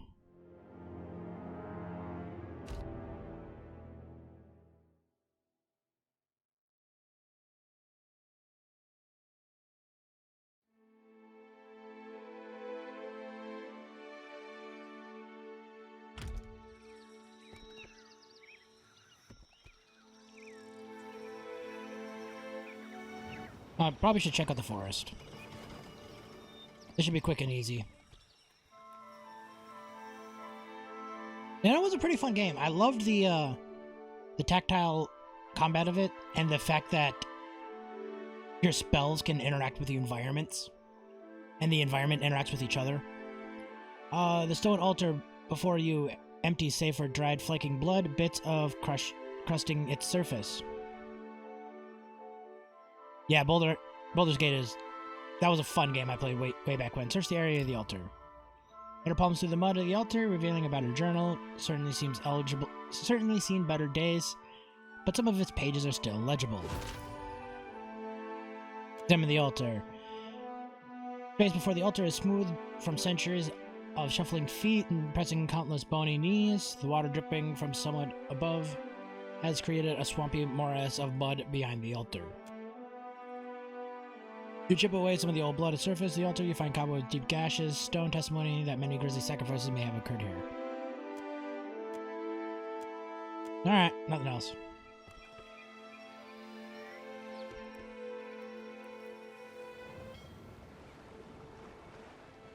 Yeah, I am definitely gonna have to give the new Baldur's Gate game a play.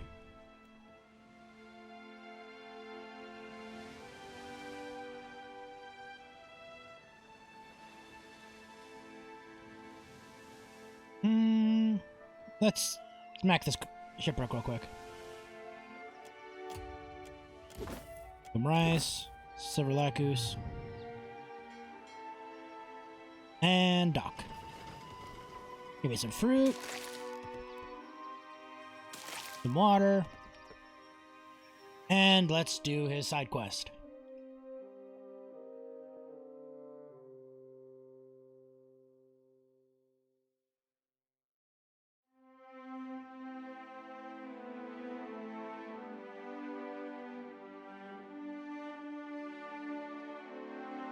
Hopefully I can rock through this pretty quickly.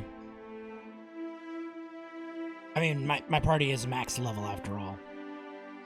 There is a lot of good people in this game, though. But once you get your group together, it's kind of hard to kick people out for others. It looks like a variant of the Leaden Key's insignia.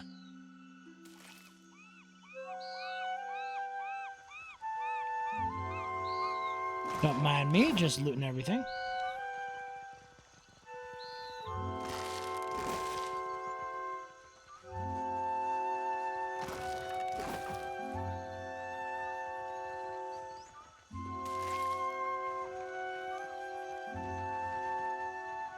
Up the twisty, windy road.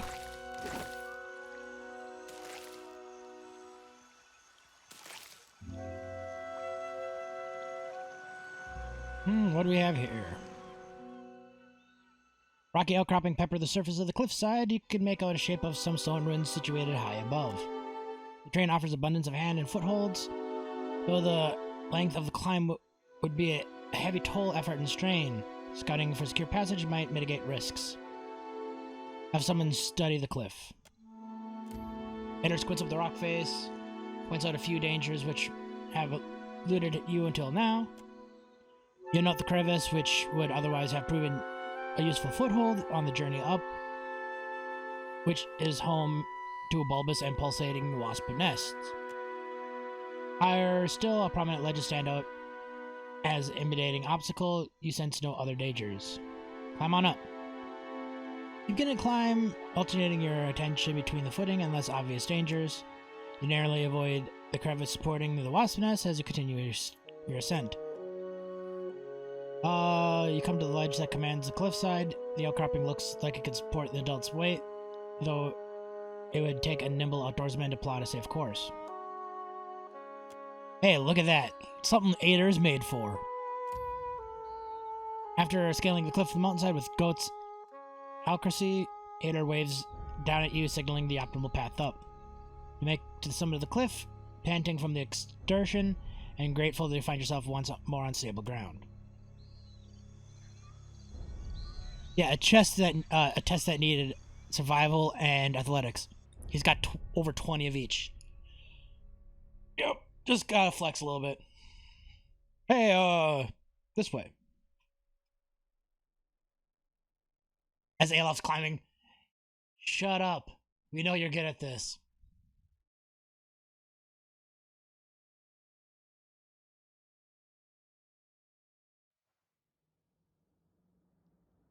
Not a problem.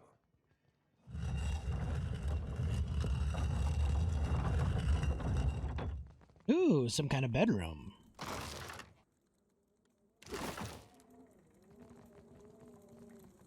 Don't mind me. The bowl is bursting with ripe koiki, as if representative attendants stocked it regularly to keep peace with Oranga's appetite. Place the blighted koiki fruit at the top of the pile. You set the blighted fruit down on the bowl, indistinguishable from the other. Leave.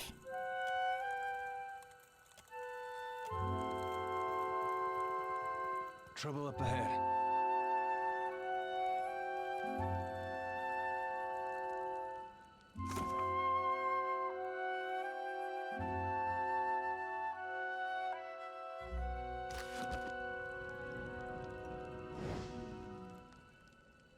Let's try talking. Nope.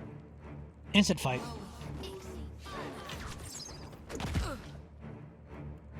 So, let's just nuke these guys.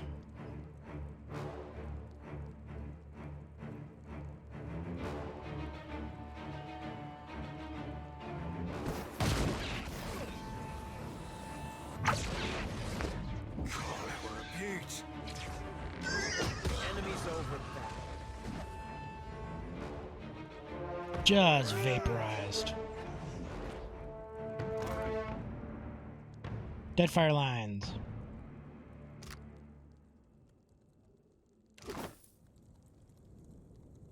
The essence lingering near Roaster's body, you feel an ancient presence within it. Reader's soul. You reach into a soul, chasing the presence. You feel hundreds of births and deaths within her, foaming and disappearing like bubbles in boiling water. You shift past them, focus your overwhelmed essence on the memory of a strange foreign man. When you last seized it, you find yourself in the very same throne room, with the conditions of this place and your memory of your host. Suggests that as many, many hundreds of years ago, if not more. You were seated on the dais. A man brought before you, dressed in stifling black robes. He reminds you of a corpse dressed for a funeral. He reminds you of something else too, but one of your attendants leans in and interrupts the thought before you can follow it. He tells you this man asks... she tells you that this man asked you to see, and if his people has been harassing yours, he calls himself Theos Ix Arcanon. Explain yourself, stranger. He gives you a smile, setting his teeth on edge. This is like the first time I've seen him without his cowl on. Your Excellency, I come to warn your people. Your presence among these ruins is an affront to the gods. You must remove yourself, lest you face the gods' wrath. Indeed, the man's an ever greater fool than you've been told. The gods must surely take their time. We've lived here 200 years, and they've yet to rise an objection. The timeline of the gods is not for mortals to understand. But even their patience shall wear thin, especially after this warning. You feel a certain presence wearing thin. Who is he, this foreigner who sends your people from the halls of homes, and who has tell your people, the survivors, about the wrath of God? What graceful guest evicts his hosts? Our ancestors built this place centuries ago, we will not leave. For a moment, his uncouth facade melts away. He blinks at you and your attendants. You get the impression that your response surprised him. Your people cling tightly to their history. His jaw tight as he speaks. He swallows hard, gulp for something unpleasant. But where are these designs among your arts? Where is the carved Adra in your wooden huts? These places were not built by the Huana, but by an ancient people from a distant land. You knew he was a fool, but now you suspect he's a dangerous one. His words are a lie. But like the very best lies, they have a shadow of truth. Everyone knows foreigners once lived among your people as guests, but they have not been seen in 200 years. What prickles the back of your neck is the question of how he might know this and why he brings it to you. The morals of this place and the stories of our ancestors tell it differently. How would you, foreigner, know our history better than our own grandfathers? I have seen your murals. and I know that you will recognize this. He produces a helm with 2 horn-like protrusions and a mask attached to it. He is correct, you do recognize it. The guards and gasp attendants, the man, Theos, smiles more broadly. It was my people who built these places, and now I come before you bearing their warning. At least that much is true. You turn to your guards. Just as look of surprise appears in Theos' face, the ancient Ranga's memory skips ahead.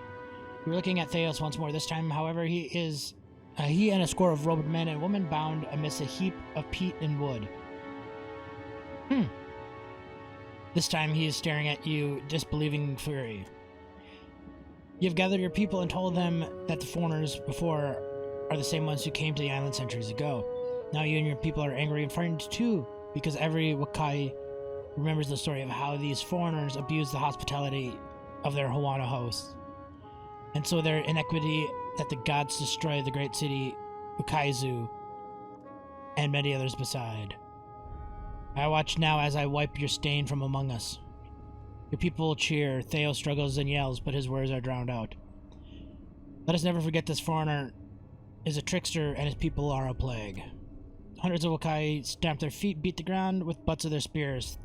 Still Theos scowls and thrashes protest. From this day forward, we must be vigilant. Let us root out such foreigners and keep our lands pure from their wickedness. The tribe cheers out louder than ever. Young, old, Mataru, Raparu. All people united in purpose.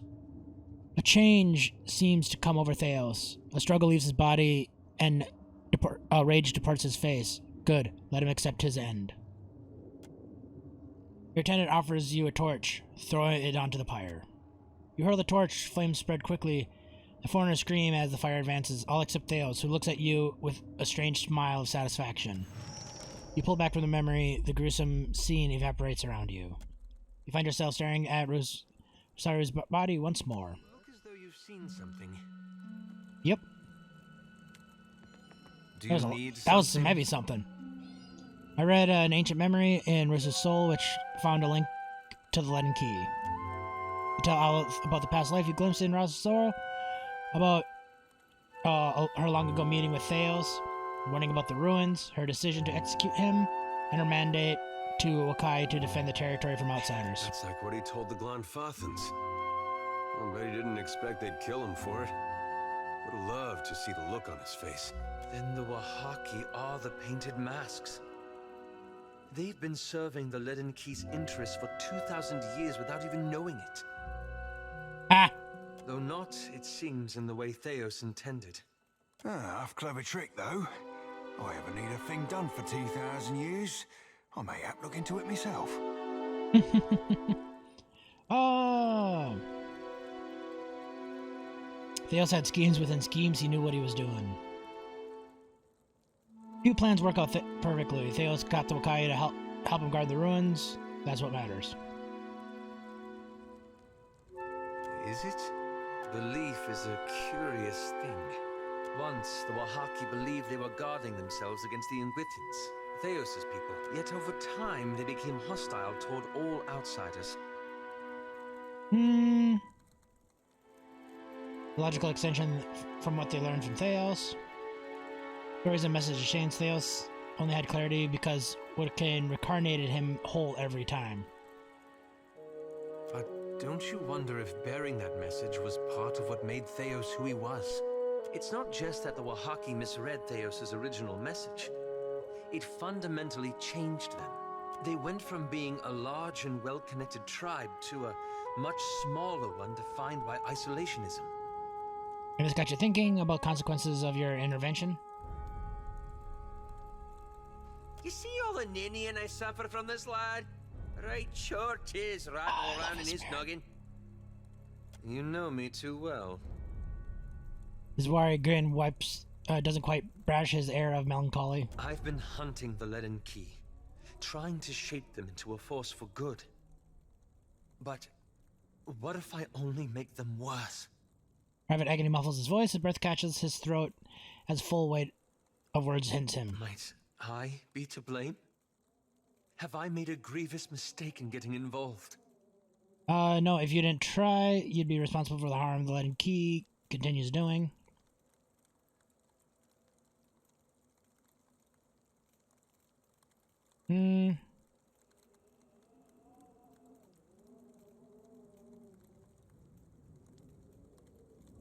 Yes, accomplishes his goals, just not the way he originally planned. Your problem is looking for specific, immediate results. You don't have to reform the Leaden Key. Without Theos, it'll change in time. You're right. Perhaps I've been unrealistic in my expectations, but I suppose that doesn't make the effort any less meaningful, does it? Probably can't do any worse than Wayne's Legacy. Thank you for your rousing show of confidence. The strange thing is, this whole ordeal has given me some sympathy for Theos. Not that I condone his actions, of course, but I can't imagine he thought he'd destroy an entire generation either. Well, not in the beginning, anyway. What I mean to say is, he thought he was doing the right thing. Even at the end. Well, the best villains are the ones who think they're the hero. One reason why I like Borderlands so much. Handsome Jack honestly believed he was the hero. Theos is wicked. His actions are proven enough for that. When the example is cautionary for Tail, we should learn from it. A prudent suggestion. At any rate, it will be a relief to move forward. It was always too comfortable to leave the hard decisions to others. Like Thanos. Simply follow along. I only wonder now what sort of decision you'll have to make when we finally confront Aethys. Find out when we reach him. No point in guessing. A reasonable point. Anyway, thank you. This has lifted a great burden from my shoulders. Let's get going. Was that his whole quest? Okay. That was his quest line. Can't hide from me. Oh, we got more.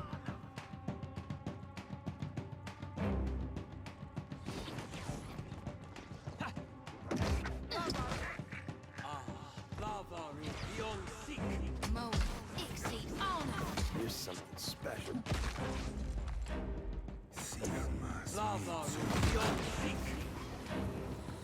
I believe I came in the back door.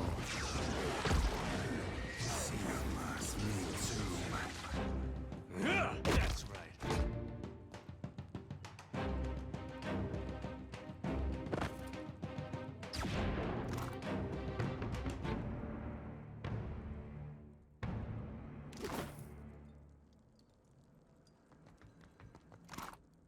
I'm on it.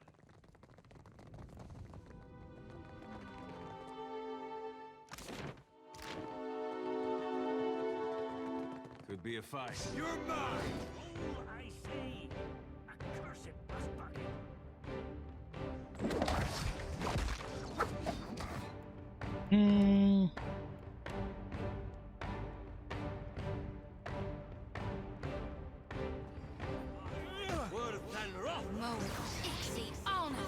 Yeah, there's a bunch of things coming in through that. Oh god, just everything explodes at once.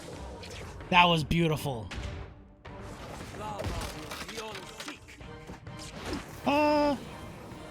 I thought I grabbed it, but I will go quickly double check.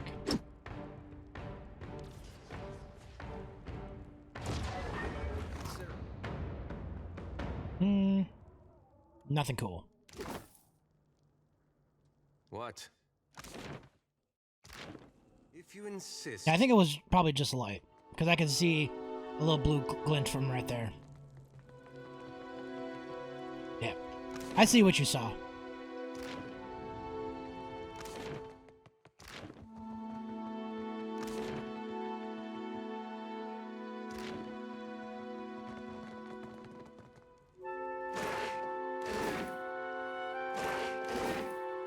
Not a problem. Just freaking came in the back door and marked the boss before I fought everybody else. That's one way to clear out a fortress. Nobody expects the assault coming from the throne room.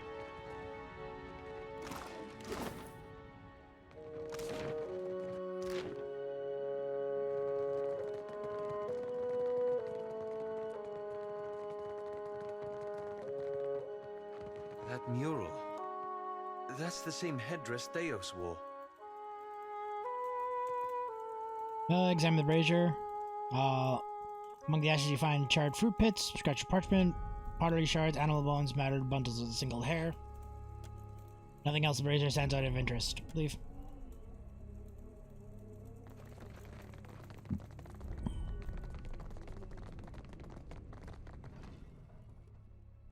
Yep, came in the back door.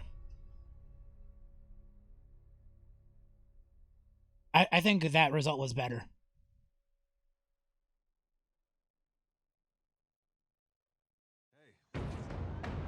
Oh, hey, everybody.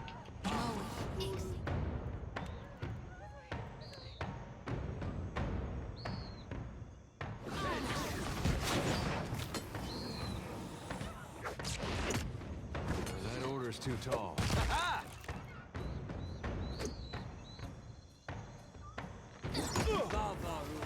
Oh, they just lived.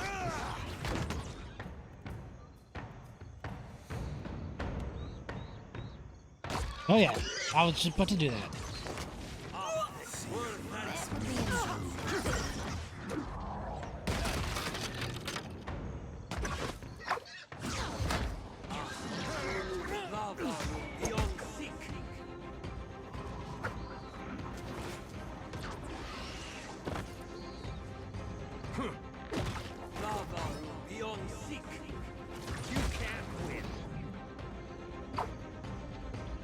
Alright, well, we just annihilated an entire tribe.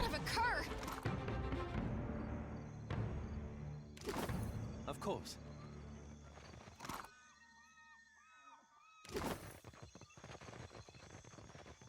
Already on it.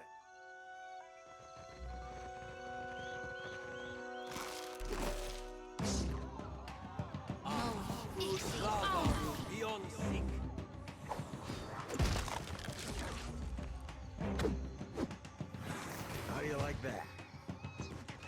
See, me too.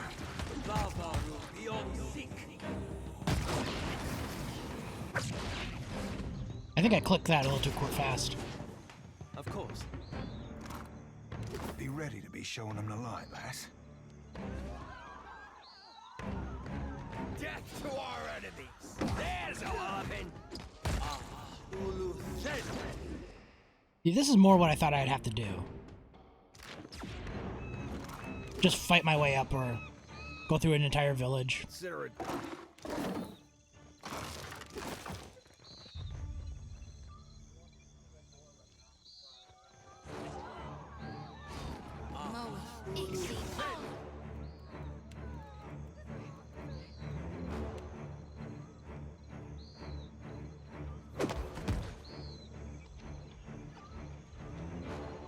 Group everybody up.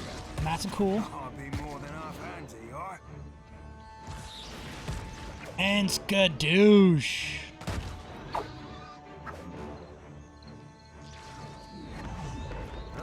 God, I love that wind spell. The season of harvest. Glory be to God. Oh, it's alive.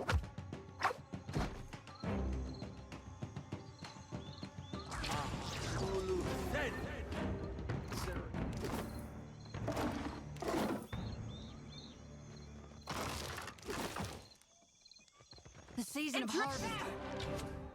Mowing. Better run! There's a weapon!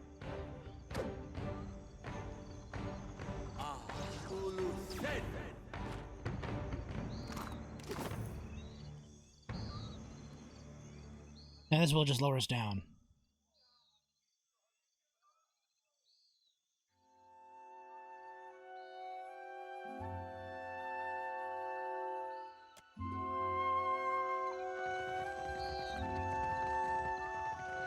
Did you notice their face paint?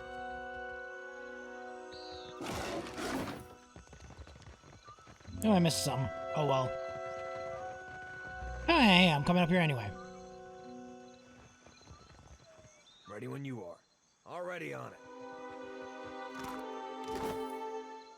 Not a problem. Ready when you are.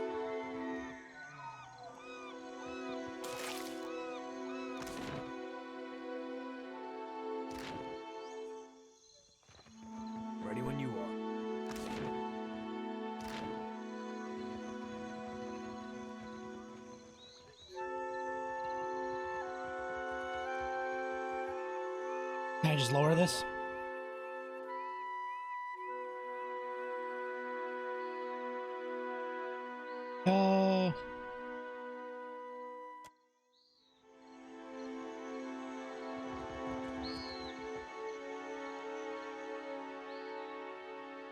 Here we go. Take a lift down to the ground. This is what I was trying to get to. I was just trying to click on it from the wrong side. All right, let's get out of here, and I think it's time to proceed with the game. However, before we do that, I need to take a quick break, and I will be back. All right, on to the story.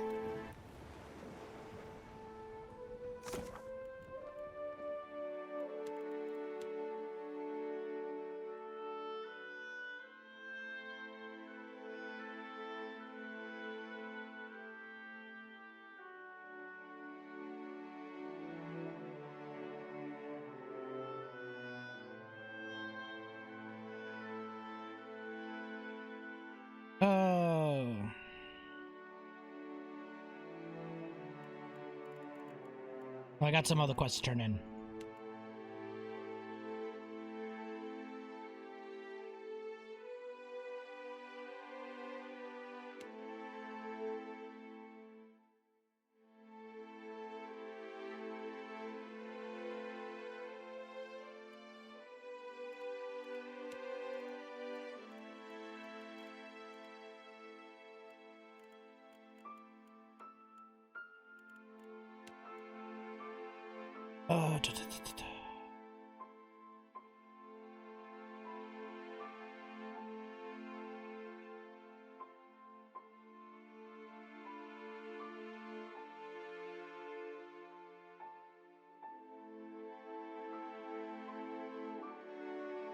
How do I do this solo?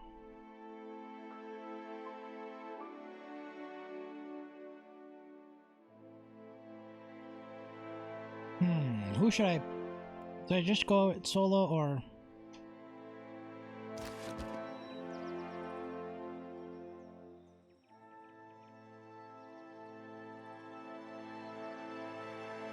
Oh, let's go drop you off in Sayuka first.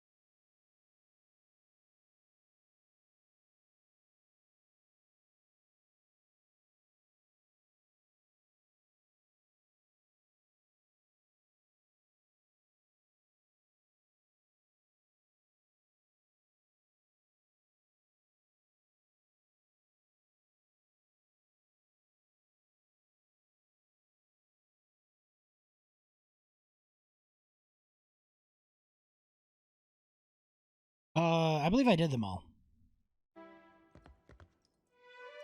Oops, gotta talk to you. What do you want?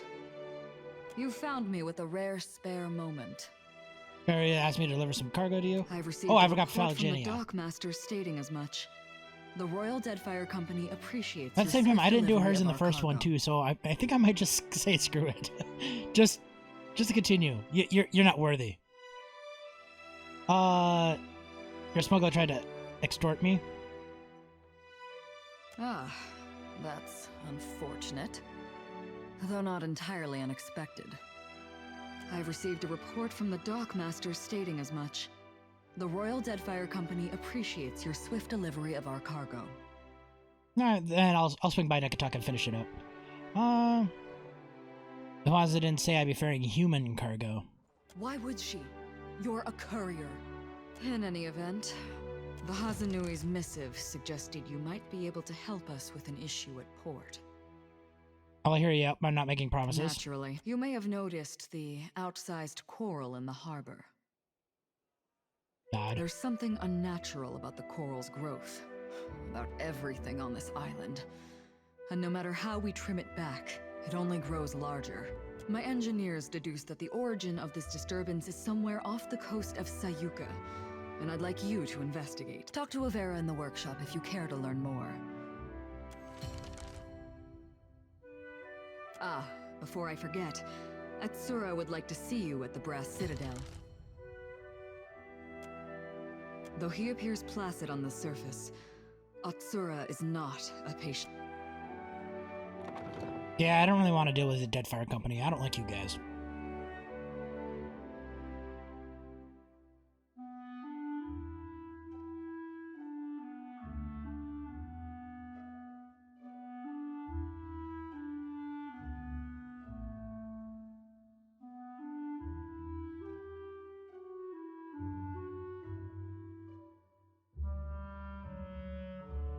I'm more like the Principe with this character.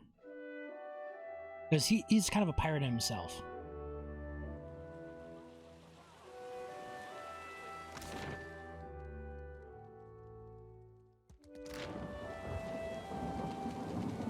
I mean, maybe if I were playing a different playthrough, I'd probably be more inclined to them. Personally, they're all idiots fighting each other for same thing. Just work together, guys.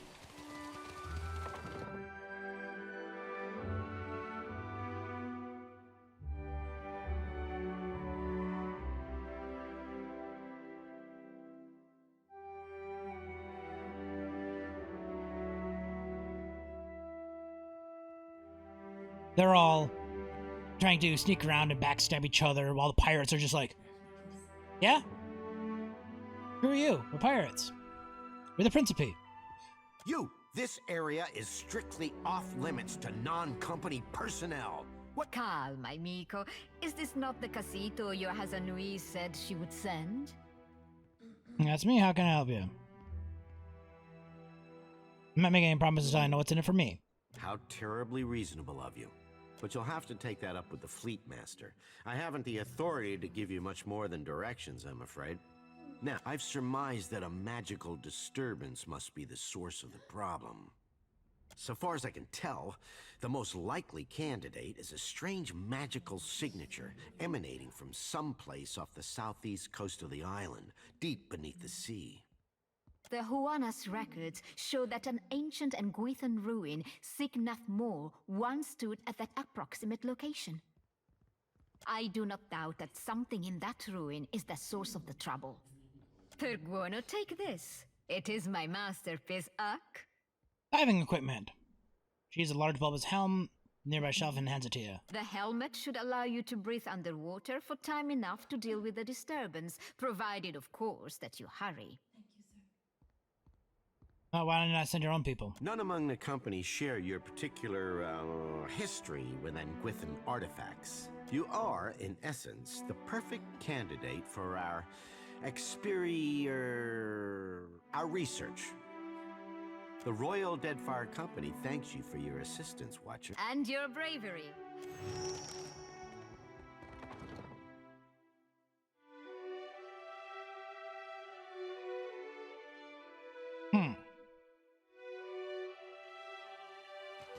Shame I weren't at that animancy trial. My mind would have cut Theos' plot to bloody ribbons. Indeed. It's a wonder we ever stopped Theos without you. Don't let it discourage, lad. I'd wager silver you can keep up. How generous of you. Alright, to sea. 3 minutes to row to my boat.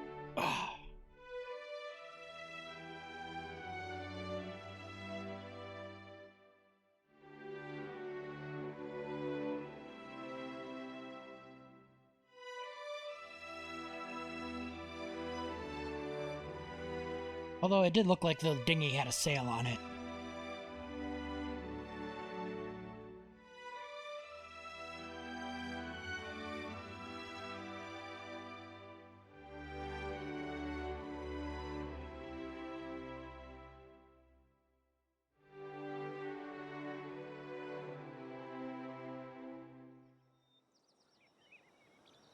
Since it's right here. Don the diving helmet and swim on down. Climb in the diving suit, leap into the boat, hit the water with a tremendous splash. You swim towards the light, breathing fresh air thanks to Ivar's invention. You fall through the depths. The water grows dark, and the glow below you ever brighter. Schools of gigantic fish swim and swirl around you, paying no heed. Soon enough, you can make out a vague shape of structure resting on the sea floor. Rising with the ruins of Canthmore is a tall spire, what appears to be a landing platform. When you finally reach the spire, you return to find something shimmering, a shimmering barrier that surrounds the ruin. You pass your hand through the barrier and feel nothing but a tingling static electricity across your skin and pass through the barrier. Walk through the barrier and discover interior ruins aren't flooded, but you might have expected but dry. You remove your helmet, taking a deep breath of fresh air as you walk into the ruins of Cathmore. So do I have 5 diving helmets, one for everybody? Or do we let it bob up to the surface? Or do I swim up to the surface? Alright. We can swim. Just hold your breath. Here's a long rope to pull yourself through.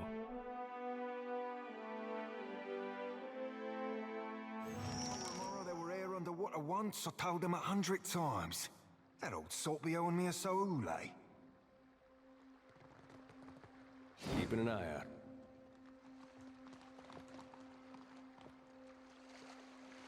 Wait, look there.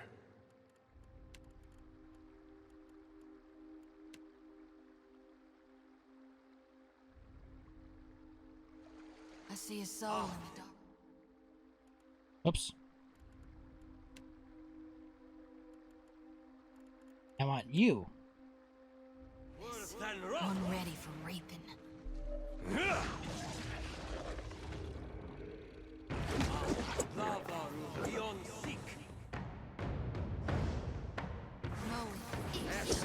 Darkness Titan. There's a woman.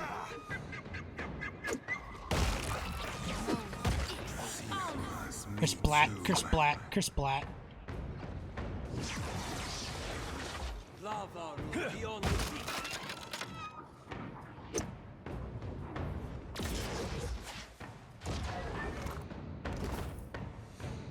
Leave it to me.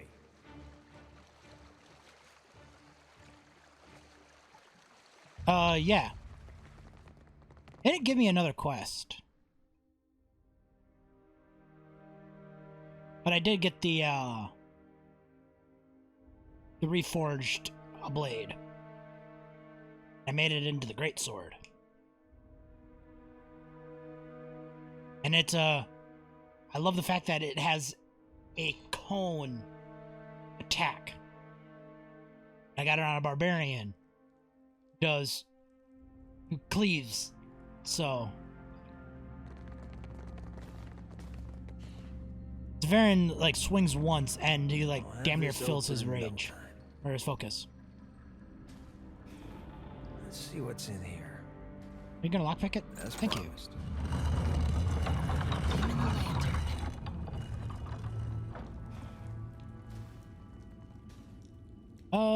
Examine the machine. You know the spinning rings rotated in a subtle pattern of the machine humming. After a bit, floating pylon's workings make sense to you. Deactivate it. You shut down the machine, floating ring grinds to a halt, and the energy winks out of existence.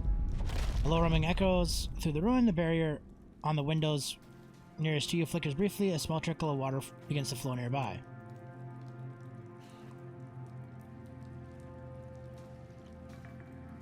I was gonna say, I just deactivated the force field and now we gotta run. Of the gods. Study the machine.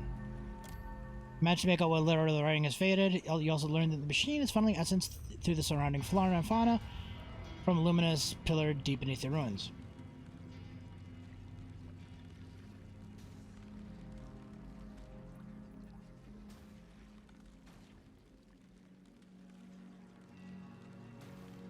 What, a sidekick? She stayed in it. She was there in, Sayuku.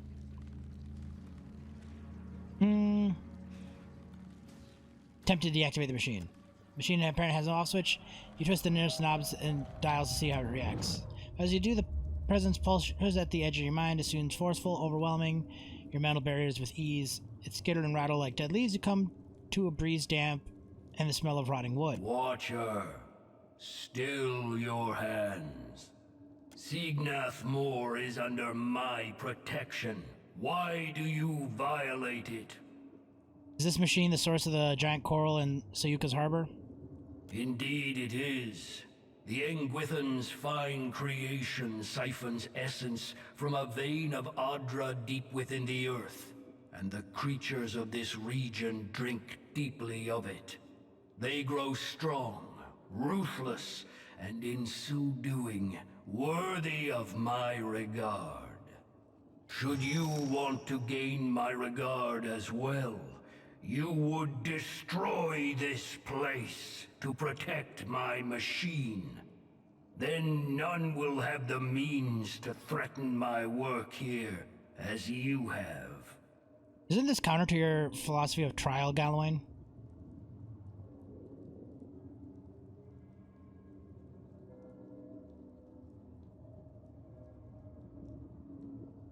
Cleverness should hunt always beside strength, Hound of Aethys.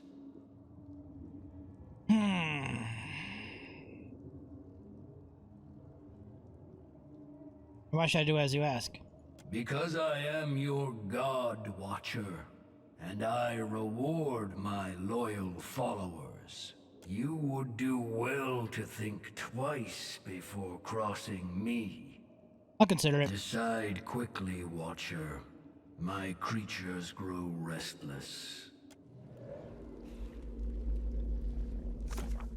I do like Allowan's boons. I already have one. The gallons get +2 accuracy against beasts.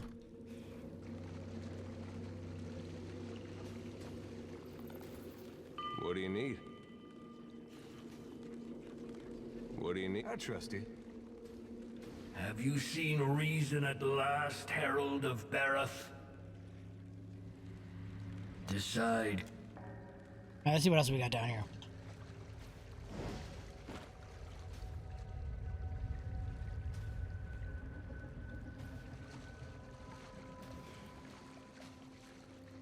Looks like trouble.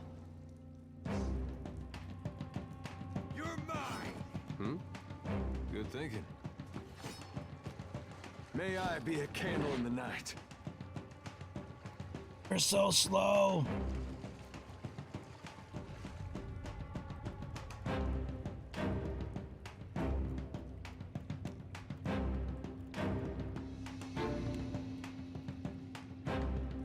I could have just done that.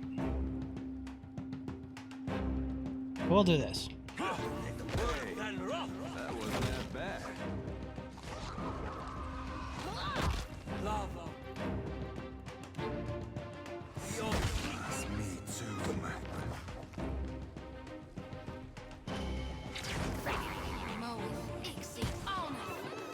You can't win.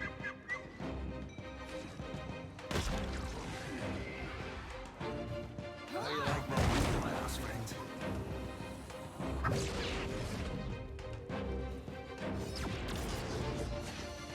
Consider it done. Need a hand?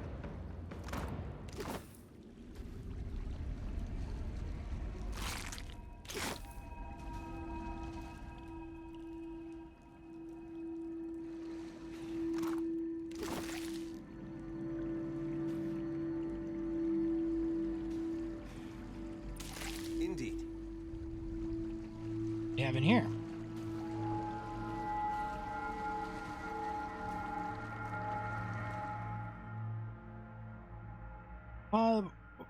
Well before you described by intricately painted murals depicting 4 sea creatures of legends. Inspect the mural. Features a kraken, a shark covered in barbs, an enormous whale, and a knot of serpents with heads of arcudas. The image are offset from their frames as if they could be pressed. Kraken! Puff of small felling gas shoots out the Kraken's mouth. You sharply highlight. The gas burns your lungs and face. There's a pattern. I need to find it.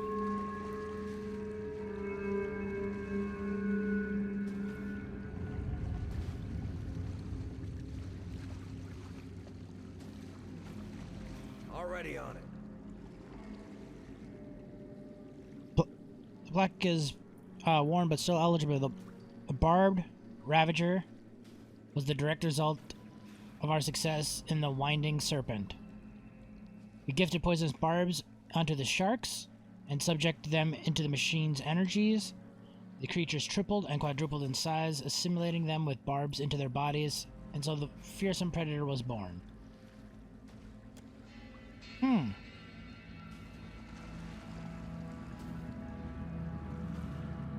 That's kind of what I was figuring. Deactivate the machine.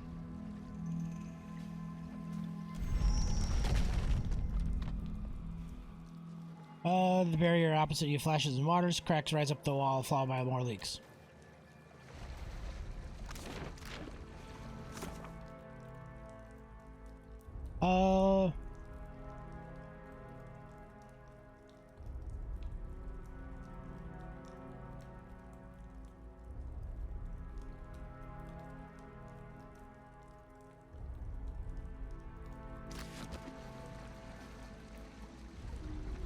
I see trouble.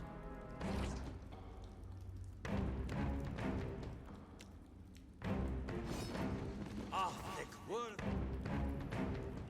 You better run. There's a walloping. Lava room beyond the Exceed honor. Here's something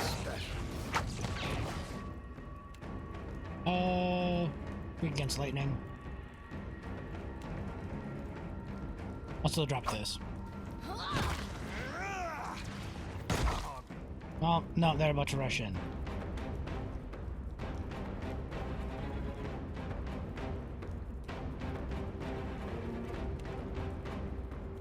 Well, no, we're in the depths. We'll drop it tentacly. Seems fitting.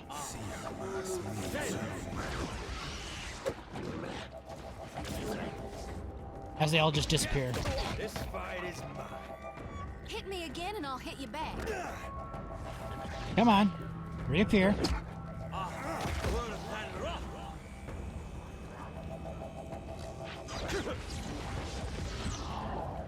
There's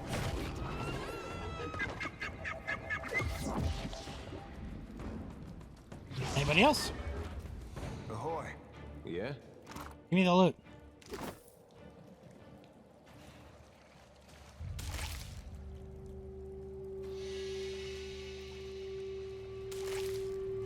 Yeah, right away. Well, that's not nice.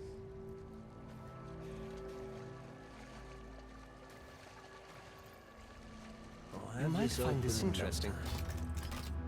That'll do it. Alright, what do we got up here? Nothing. Can't even go up that way.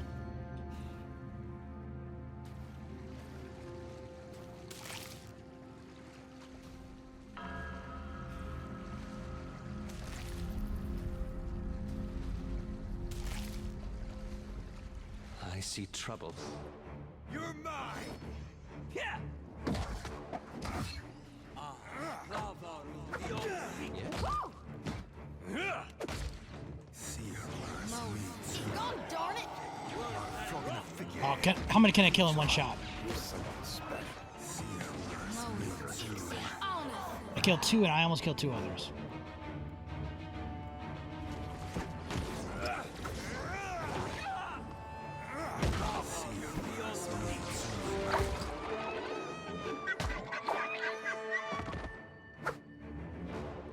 Drop, drop, drop. Indeed. Consider it done. Key for opening a doorway, which I probably already opened. yourself a look at that, mate. The plaque of the mural is a remarkable condition. It reads, "The Kraken is a beast like none other.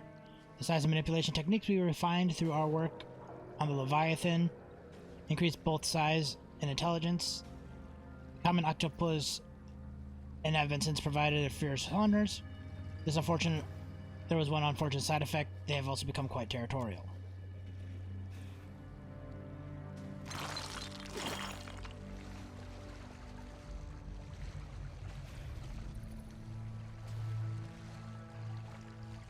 Out my wheelhouse, friend.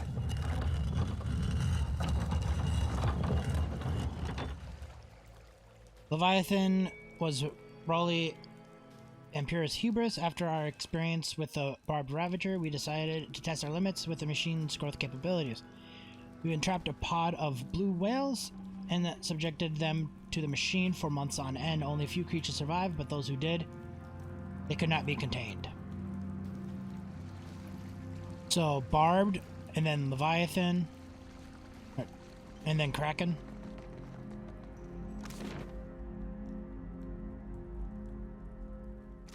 Alright, let's go check this one again. Everybody up here.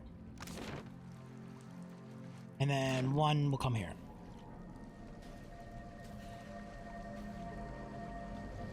Oh, this place is so slow, trudging through the water.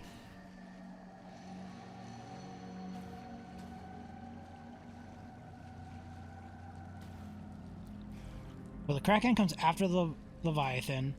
The Leviathan comes after the Serpent. And the Barbed Ravager was the direct result of our success with the Winding Serpent. So, the Winding Serpent, the Barbed Ravager, Leviathan, Kraken. I think that's how it goes.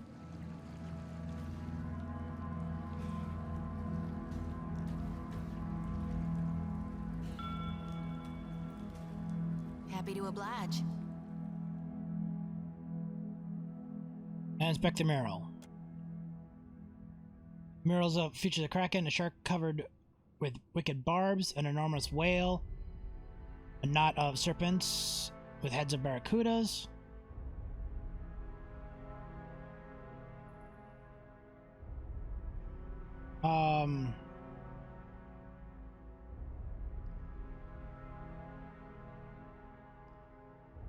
so serpent mural,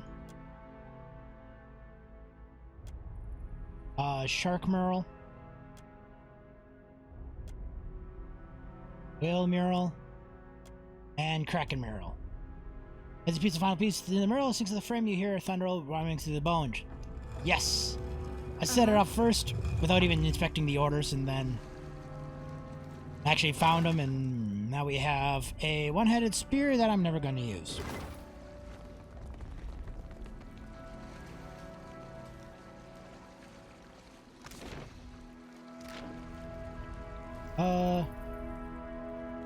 You go into here, and you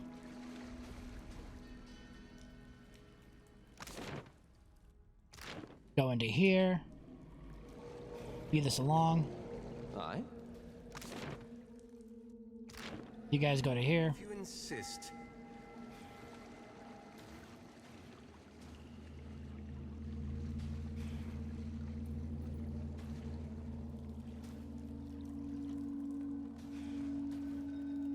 Need a hand? Have you seen reason at last, Herald of Barroth? Understood. You need only deactivate the 3 pylons scattered about the ruin. How am I supposed to get out of here when after it destroy floods? the barrier protecting this place from the sea. You survived the trial of reaching this place. Surely whatever means allowed you to breathe underwater will serve you on your way back up. Oh, is it shorty down here? What can I do you for? Deactivate. Shut down the machine, the floating ring grinds to a halt, the energy emits, blinking out of existence. The entire structure shakes so violently, nearly knocks you to your knees. The barrier flickers, then dissipates with a pop. Oh, so it just goes immediately into this. The water floods into the ruins. You have just enough time to pull into the diving suit before the water crests your head. But you're in no danger of drowning. You're not yet safe. The rumbling deeper in the ruins doesn't subside. Instead grows louder by the moment you dart out the window opposite the pylon, and you start swimming up your waiting ship. I shrug it off and make a mad dash to the surface.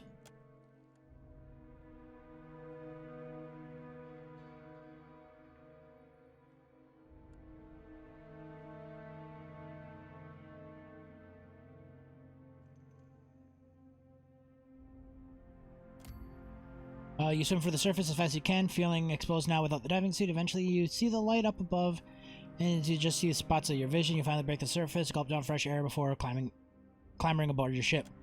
Sorry, I lost your helmet. It sank to the bottom.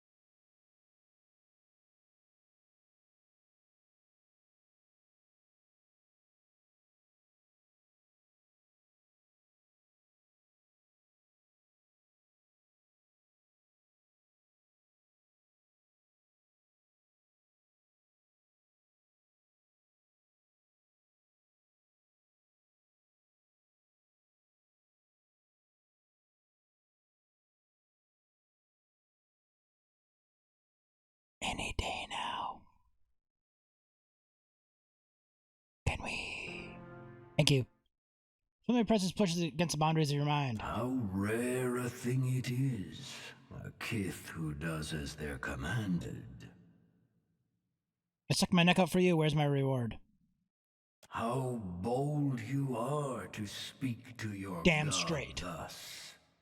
I must commend your bravery, and warn you too, do not overstep. You will not be Barath's creature forever. Galen pauses, letting his words hang in the air. True loyalty requires a strength most lack, and you have proved yourself to be strong indeed, Herald of Barath. For that, I shall reward you. Take now my blessing, Watcher, and see with the keen eyes of beasts. What did that give me?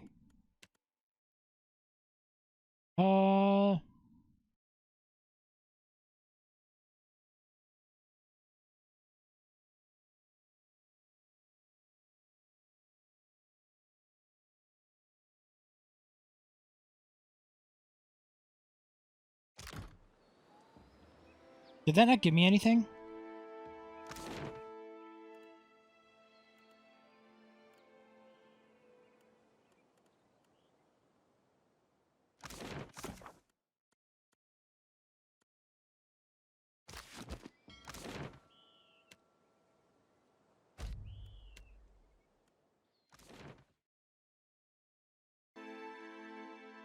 Yeah, that's what I was thinking, but I didn't see any that I didn't already have.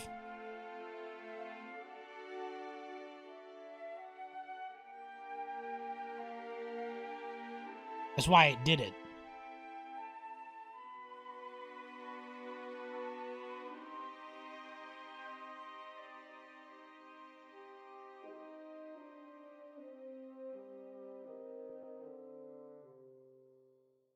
I hope your effort to resolve the coral situation is meeting with success. I wasn't able to solve your coral problem, and now the ruins are no longer accessible. Horace grits her teeth, her vein on her forehead pulses intensely, look like it should hurt. Then she balls her hands into a fist, closes her eyes, and releases a deep sigh. I can't say I'm not disappointed. Now we'll have to make do without proper coral defenses. We'll be vulnerable.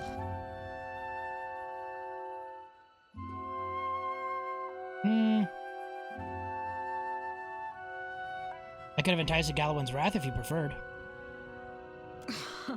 I doubt the gods even notice us here on this middle of nowhere No, island. seriously, he requested that I keep it intact. You found me with a rare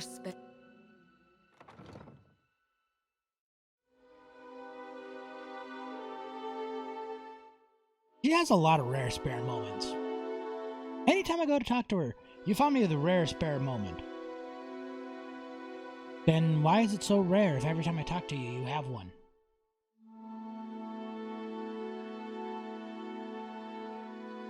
Huh? Huh? Huh? Alright.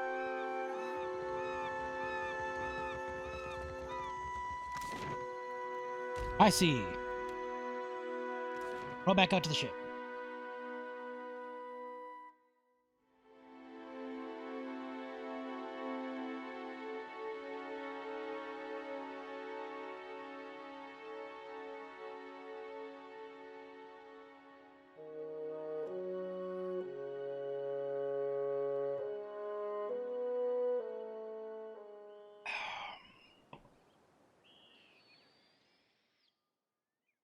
Oh, let's...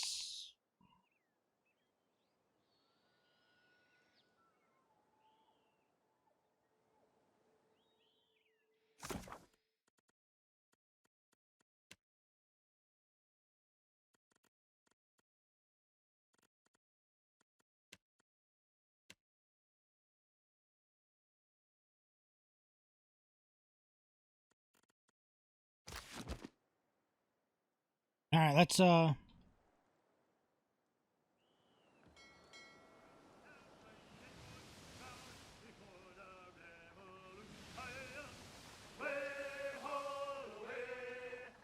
Is he wasn't that the,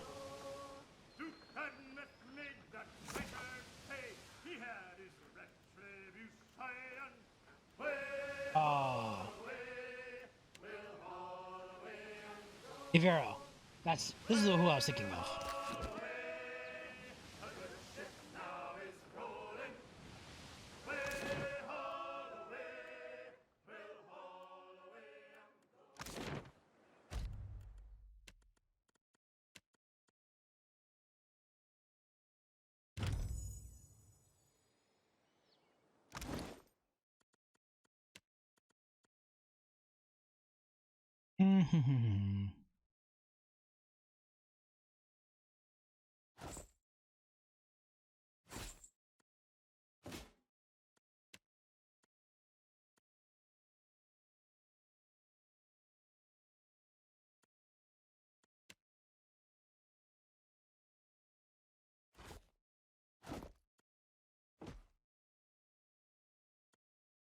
I'm not even really gonna bother to gear you up.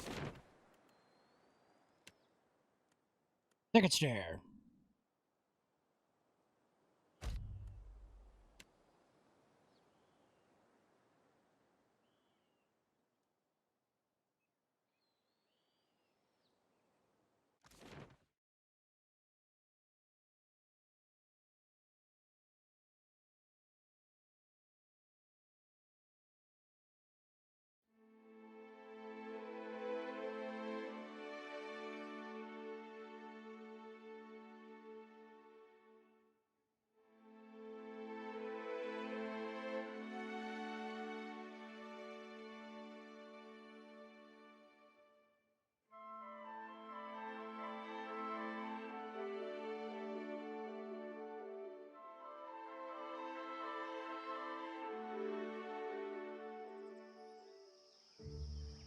Could I have a moment of your time?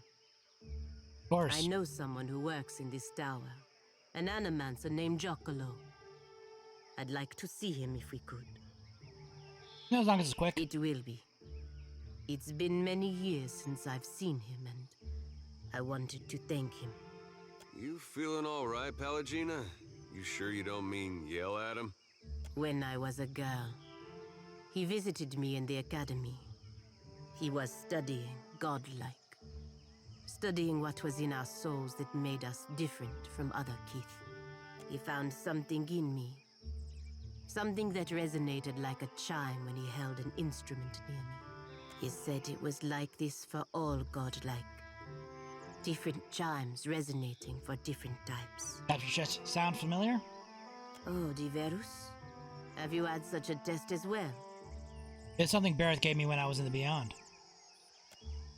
Scrutinizes you, trying to determine your meaning. After pause, she nods and continues. In any case, he told me it was what was causing my body to change.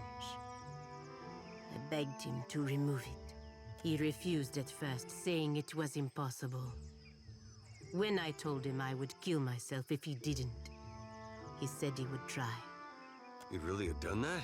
Or were you just saying it? Some Valians, that's just how they make their point. I don't expect you to understand, but I was 12. My body was changing in many ways. Being the only girl, the only godlike girl at the academy, was unbearable. Don't have to justify anything to me. Agressima. Giacomo was not able to remove the chime, but he was able to sever it. When it happened, I blacked out. I did not wake for 2 weeks. The Brotherhood ejected him from the academy for ruining their pet godlike. They assumed I would die. I did not. Over time, I lost most of my feathers. The shape of my nose changed. It was not enough to make me fully Kalbandra, but it was enough to keep me from wanting to die. When I looked in a mirror, what I saw was not a godlike. Not something to be paraded around. It was me. Finally, me. Glad somebody was able to help you. Giacomo saved me. Without his help, I would be dead now. Thank you for understanding. If we can speak to him for a moment in the tower, I would. You know, we could have already been up there already.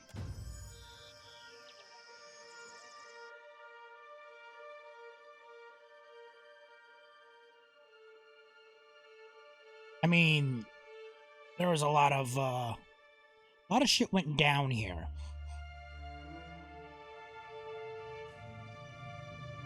Must be on the top.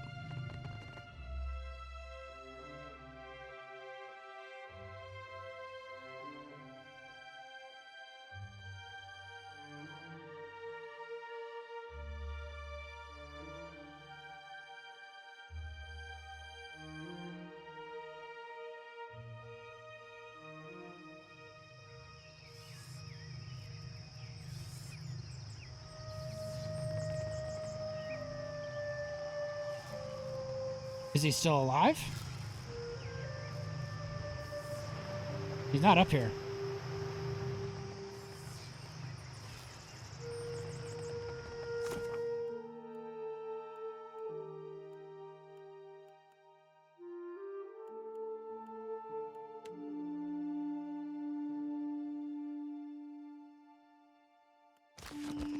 Oh, maybe I gotta talk to her.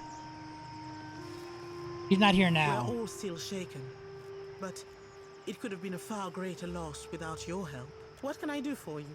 We're looking for another Animancer named Glacchio. Giacomo. Ah, Hulu. I know him. He has a little laboratory for himself down in the gullet. His specialty is godlike. Claims he can detect them in the womb. Giacomo rents a room in Ecosi, the Hole, which is that grimy tavern down below. Why he seeks to bury himself, you will have to ask him yourself. Not many Animancers down there, so he should be easy to find, if they haven't stolen all his equipment. Or at Ogori. Have a good one.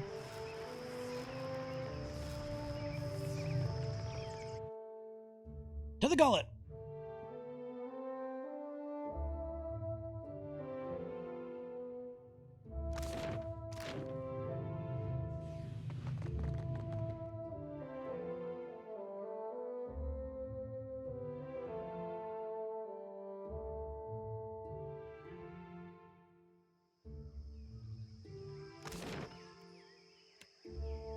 To the hole, dear Liza.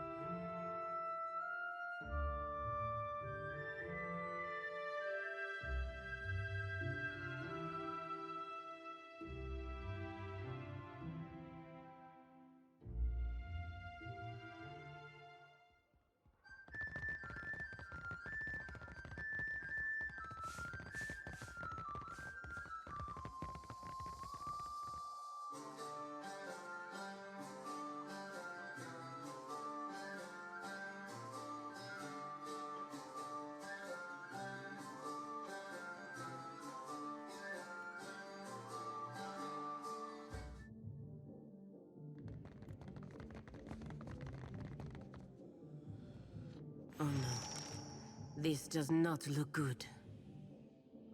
Why would someone do this to Giaccolo's work? I thought Animansus was safe here in the Deadfire. Even in a place this vile, someone must have heard or seen something. We should ask the owner if they know what happened. Yeah. Alright. I hope so. Agrasima.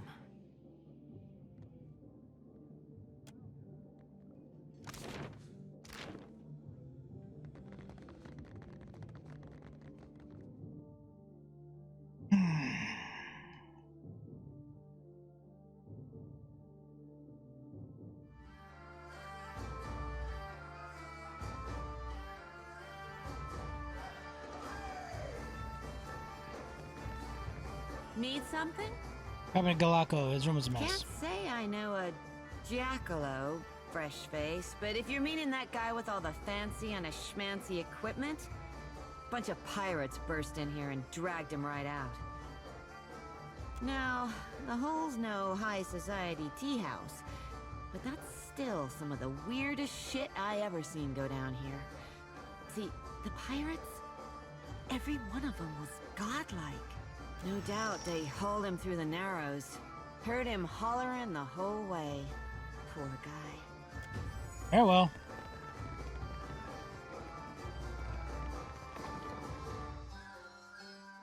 To Delver's Row.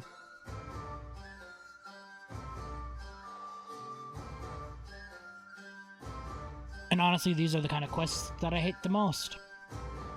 Not gonna lie. Hey, go talk to this guy. Now go talk to this guy. Now go talk to this guy.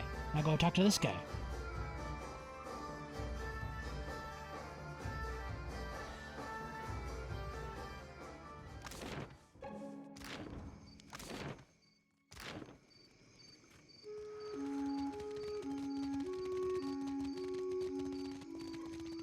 Yes, this game does have an amazing soundtrack.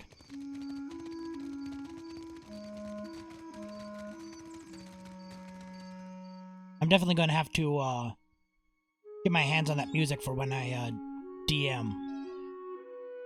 I love setting the mood. Helps create that immersion more. That and making my 3D environments.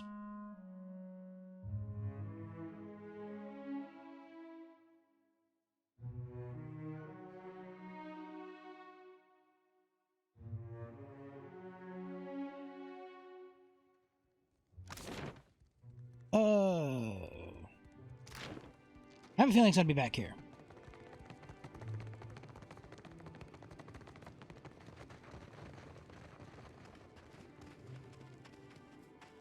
Name's Otter Redbeard. I know who you are. I make it my bag to keep my eyes on the new fish that end up in the gullet. Rats round here been whispering about you. I'm guessing you're looking to buy some art, yeah? He lightly traces his finger across an emerald-crusted stiletto hidden in the folds of the dark leather tunic. His eyes narrowed, seem to dance in magical light as the gemstone pulses with caustic glow. You're an assassin. Your answer is with thin-lipped scowl. Your words echo through the alley. Would you be interested in joining my crew? Sorry, Bilger. I work alone. What sort of payments do you require for your service? Depends on the craftsmanship required. We don't know each other, so let's keep our dealings within the gullet, yeah? Like to handle a problem for me. Go on. Nope. I don't need anyone murdered at the moment.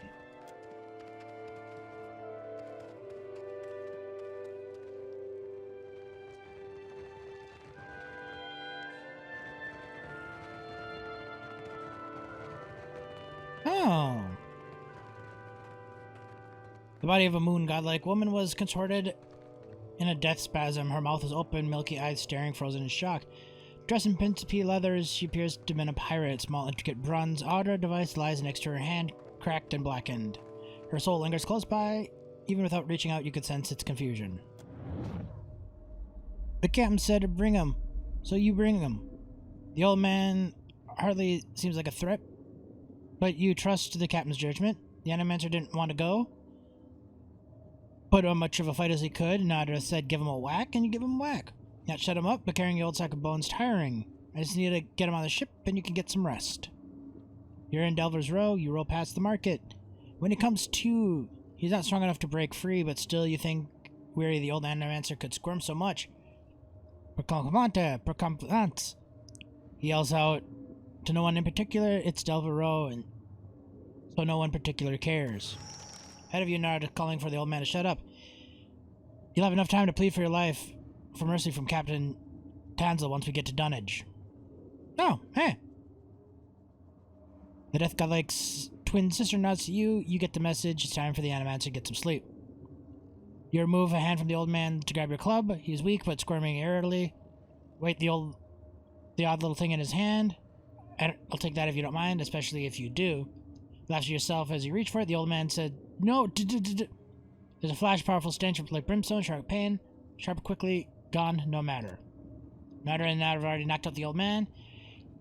You move to help carry him, but you can't seem to get your arms up. The twins are looking something awful at the ground. You always hated that you can't see their eyes. Captain says not to judge them, after all, that you wouldn't want to be judged for how you look. Certainly not, Captain. Good points as always, Captain. You're following where their heads are pointing. That's you on the ground, mouth open, eyes open, the weird little device smoldering in your next to your hand. This can't be right. You're here. Two twins turn and go. They motion the others to hurry along. You'll catch up. You just need to figure out how to move your arms. What is it? What did you see? Grip a pirate. Took Galako to Dunnage. Madiko. Giacomo abducted by godlike pirates. But why? He has always done his best to help my kind. Watcher, I have asked much of you already. But if you can find time to go to Dunnage to find this Captain Tatsatl, it would mean a great deal to me. I gotta go there anyway, so it's on the way. Danger. But I fear what they will do to him. Are you sure? Not in the Republics. I can't think of why godlike, of all kith, would have any reason to take him. Something strange is going on here. Perhaps it has something to do with his research. I am sure we will find out when we find Captain Tatsatl. Swinging her lantern softly lures the soul into her depths. Alright. I'll check out the blacksmith once more. And then we'll go to Dunnage. We'll get the dude.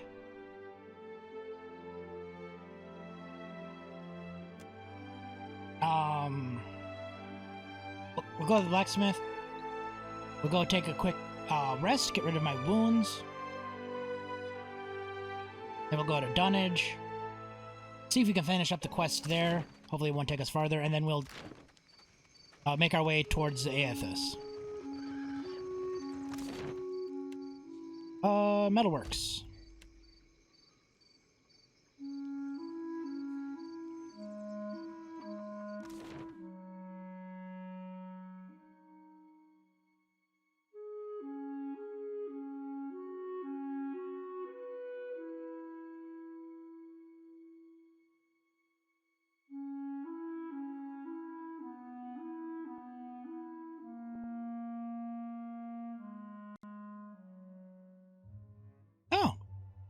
You're new here. Got something shiny for me, friend? The dwarf moves closer to you, the air thicker and smells of oil and metal shavings. As she dips one hand in her pocket and frowns, coming up empty, she brazenly opens her mouth with a pack of ears. Keep looking, I'm sure it's in there somewhere. I'll be the judge of that. Now hush. I think she squints down at your goods and equipment. Ow! Something bit me! She snaps back at a wince, Consulate Skull lets out a gleeful chuckle and burrows into a mound of coins. Her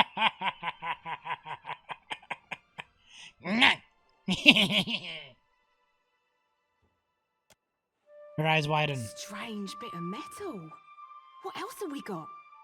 She returns Nika's hope to you and continues going through your belongings. What's this? Some kind of fang you stole off a critter?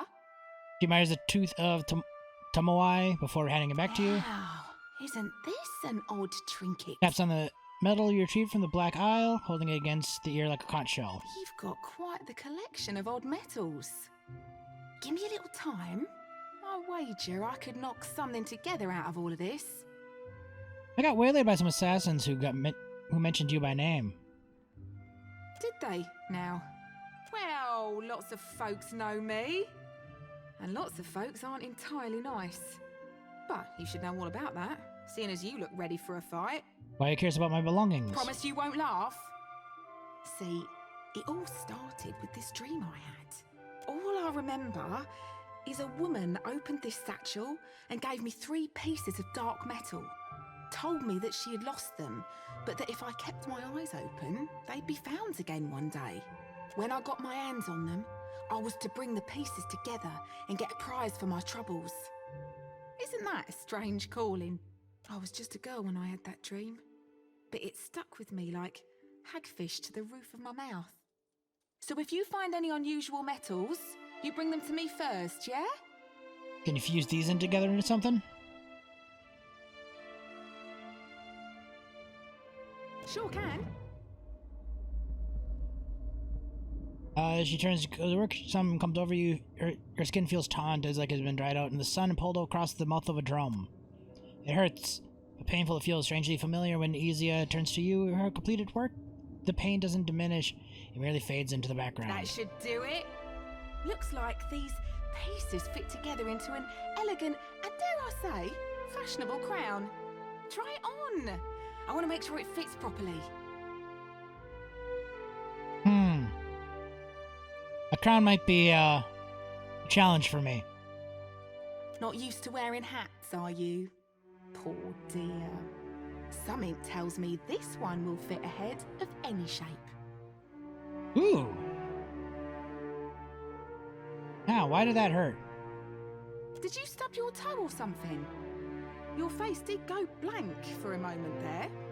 Here, a pinch of this always does me good. My thanks. Small price to pay for realizing my destiny. Go on then. I want to see how nice you look.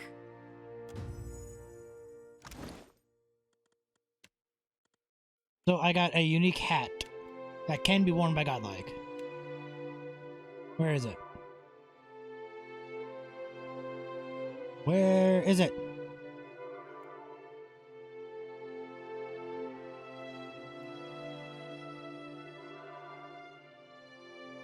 There it is. Oh, it's neck.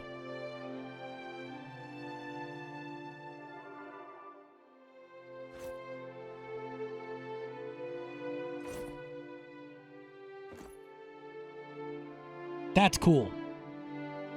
I like it. Grants rightful vengeance.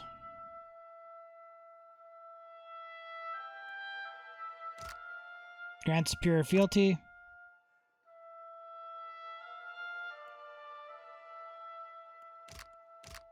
Suits me, don't you think? My, aren't we regal? Alright.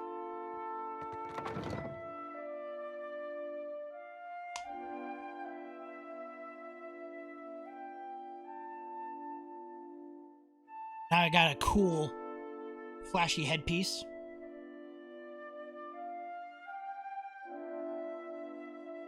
It makes me more intimidating now that I have these glowing shards floating above my head.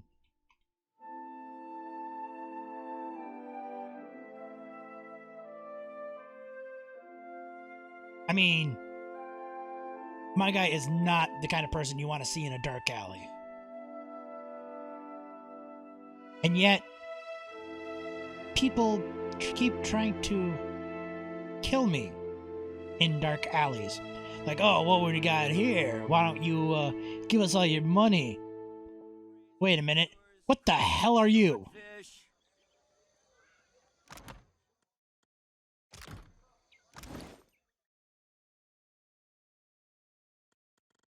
I mean, last time I spoke with her, she said she didn't want to talk to me.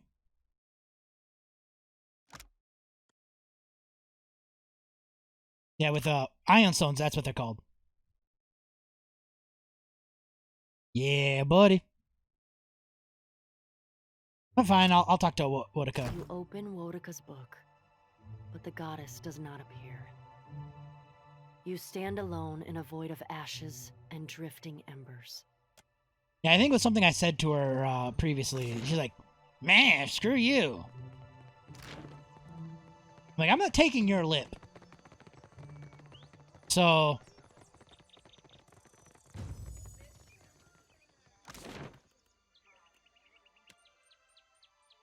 But yeah, I want to say, I think one of the last things she says to me is she says, you might as well throw that book in the ocean.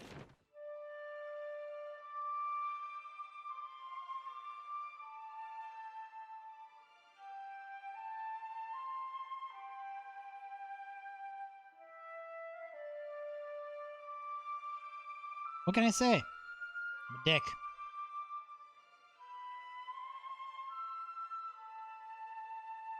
But see, that's one thing I like about this game. And games like this. There are so many things that can happen based on your choices. Now, you see anything you...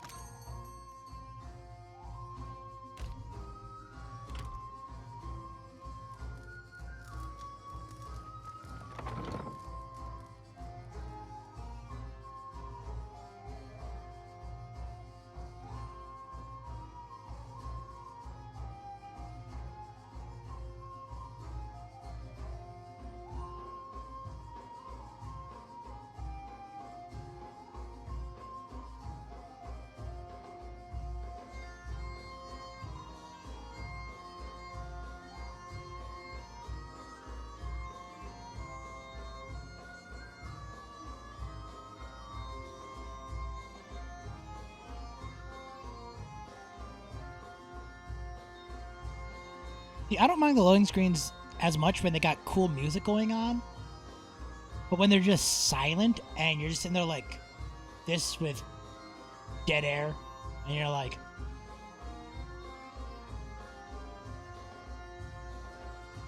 Right.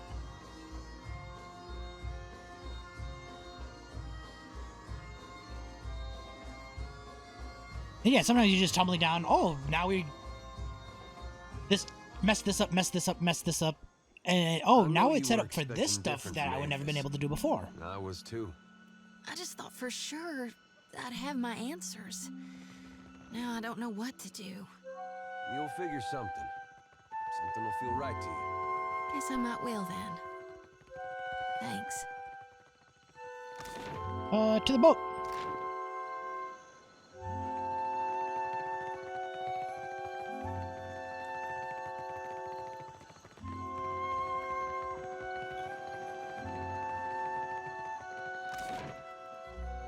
By sea.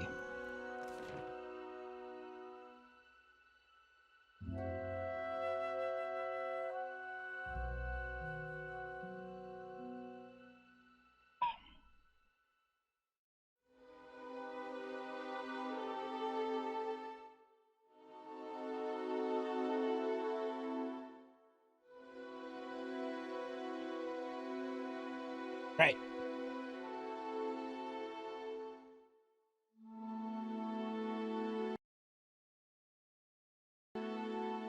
Just because you didn't do it right by their standards. It felt right to you.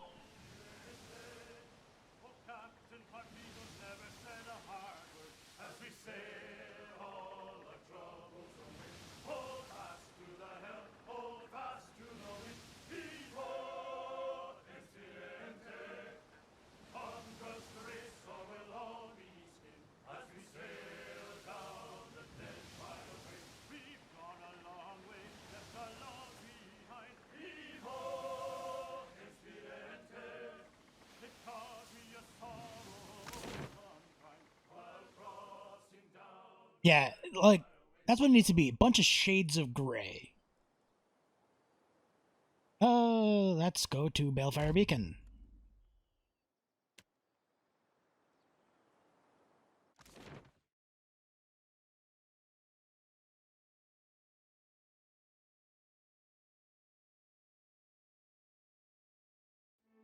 I probably should have went somewhere else for the other pirate thing. This doesn't immediately take me into a cutscene. Okay. Oh, Mad Chimes.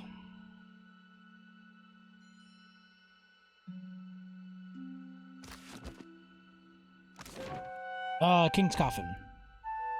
Well, let us refuse first. No. King's Coffin. Don't need to go to the council to find out a group of godlike pirates. The tavern would be a better spot to figure it out.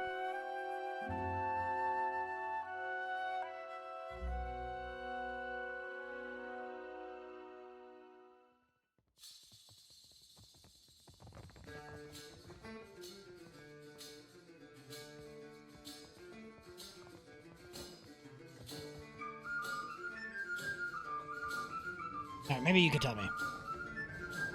What can I do for you? Nope.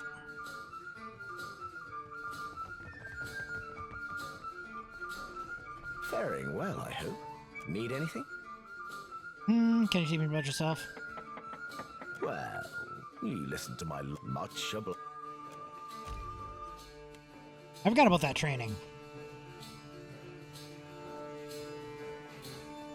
I'm not gonna bother around and go and picking them all up now, but...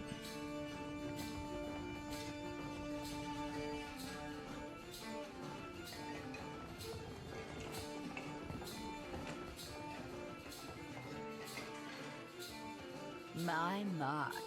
Aren't you a handsome one? I just realized I've never actually been in here.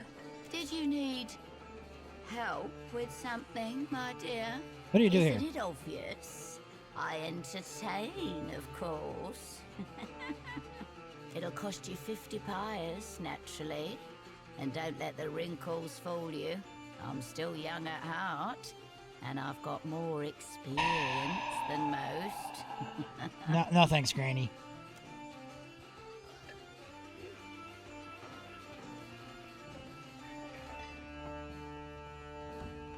Andrus crushing void. I'm starved.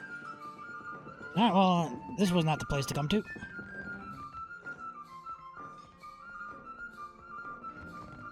Let's go to Letter's Refuge.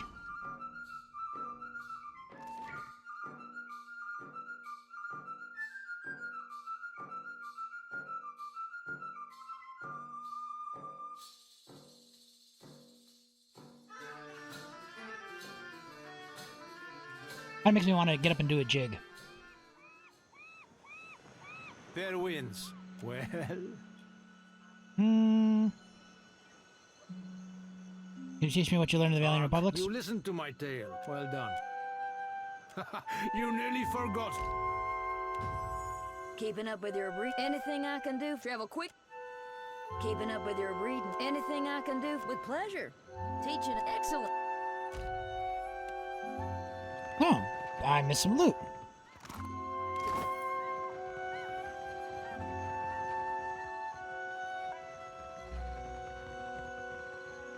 What's a good word, Scuttler? Nope. You must gather your party before venturing. Alright, Radiant Court.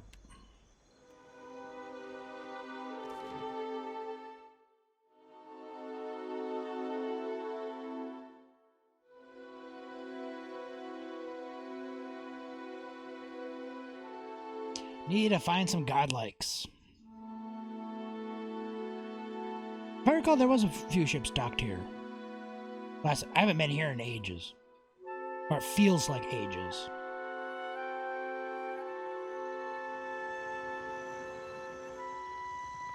Shopkeeper, poisoner seller. Stray cat.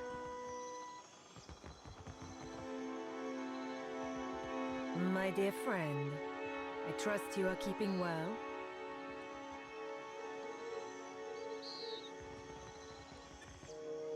You return?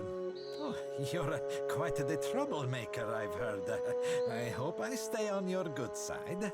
What would you like to buy today? What do you have for sale?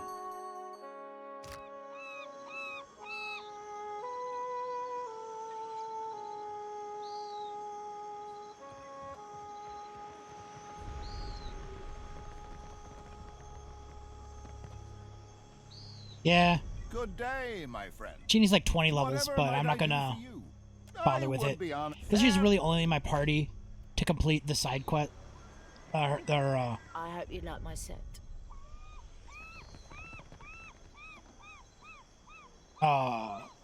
her personal quest. And everyone else in the party is maxed, so it's like, meh.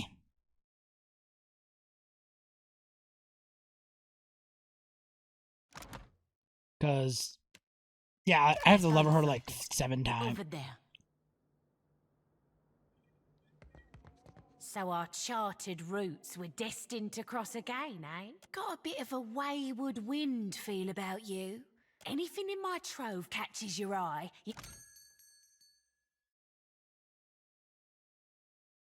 Nothing of the good stuff.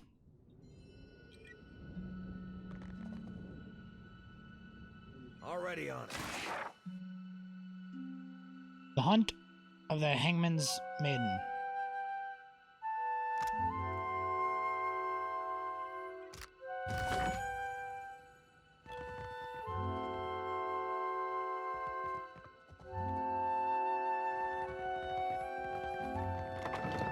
I'm assuming that will start a quest chain if I grabbed that. Alright, I guess we had Throw to... my good clothes lately. Just realized why. Why? It wouldn't happen to be on account of my lantern, would it? I know you think it's funny, but the moths are so big here. It's a divine light, meant to cut through the darkness. Of course it's gonna draw the biggest ones. Well, some of my pants wouldn't be polite to wear them in public anymore.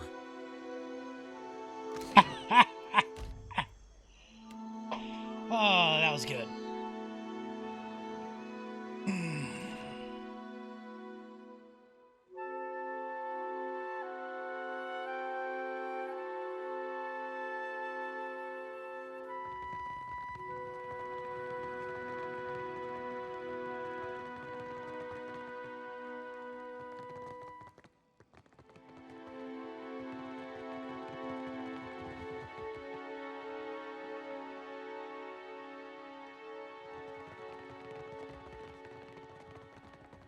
Not a problem.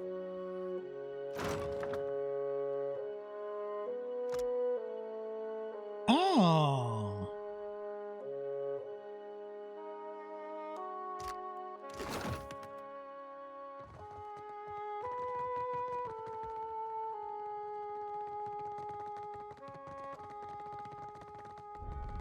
I think when I looted that room, I didn't have enough lockpicking. To the tower? Where is this? Where am I supposed to go?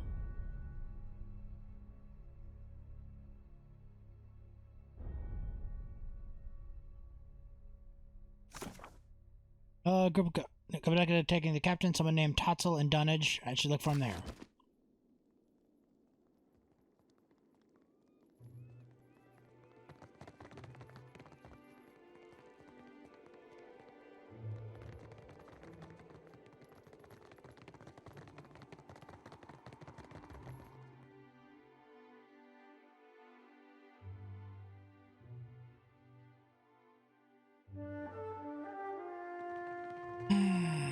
Totzel? Totzel?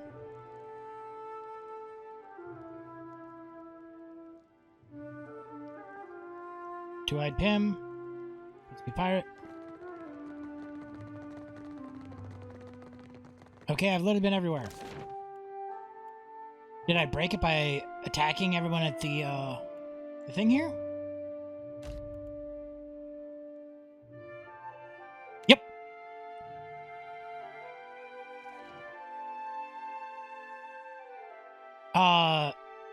Vangela's a quest person.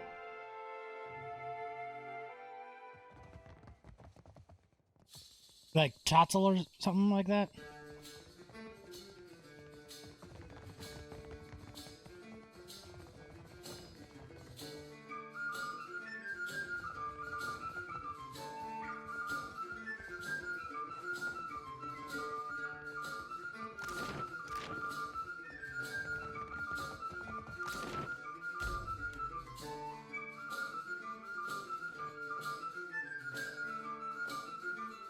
I thought I went over this area. Maybe I didn't quite go over down enough. For all your doubt in the gods, how can you believe animancers are any more responsible? The gods have never done right by me. Animancers have. Even a little responsibility is better than none at all. You place too much faith in them. Given the same license, they'll be just as bad. Keep moving. This here is for the crew of the Divine Barge. You ain't a part of it, so you ain't getting inside. Well, look here, one of Bareth's blessed. Maybe you could be part of the Divine Barge after all. Does that mean I can come in? Sure doesn't. Now get out of here. Père Complanca, let us pass. I know you have Jacquelot. I have known him since I was a girl in the Republics. So? Why should I care? He saved my life. He has saved the lives of many of our kind. Whatever you think he has done, you have the wrong idea about him.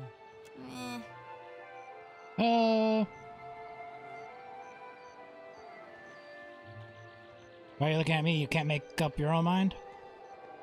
All right. You made your point. Turns to open the door with a sliding key from her waist. With a quick twist, the door is unlocked and opened. After you.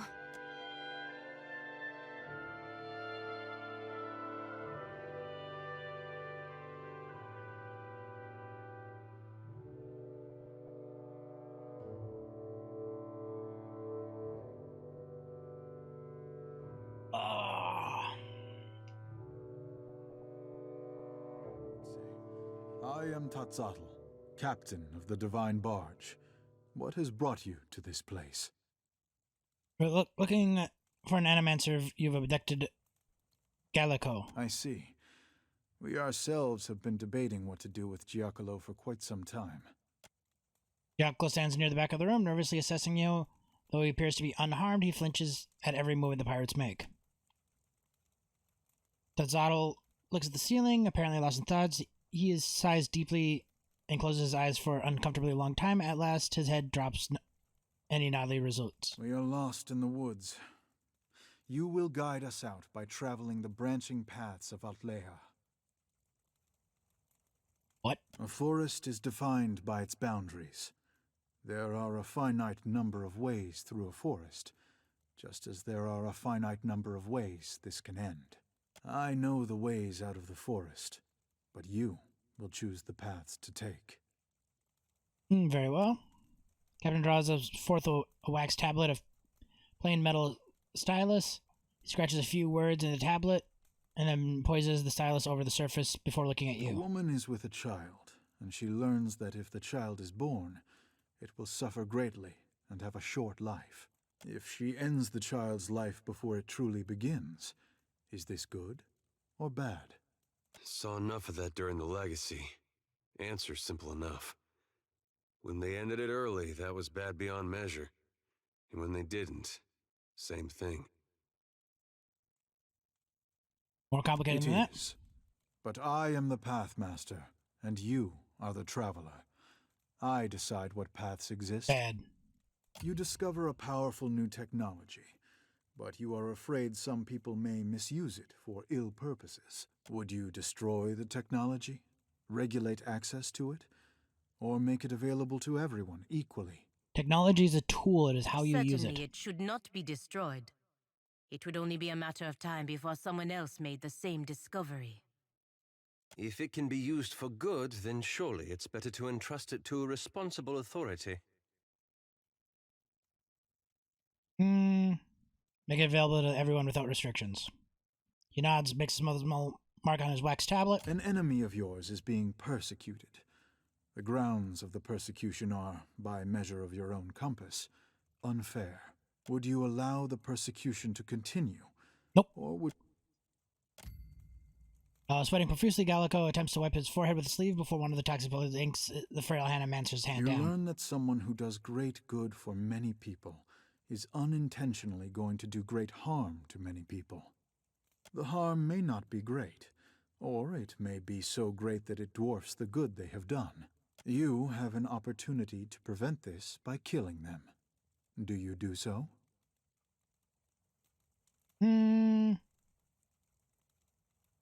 Sure.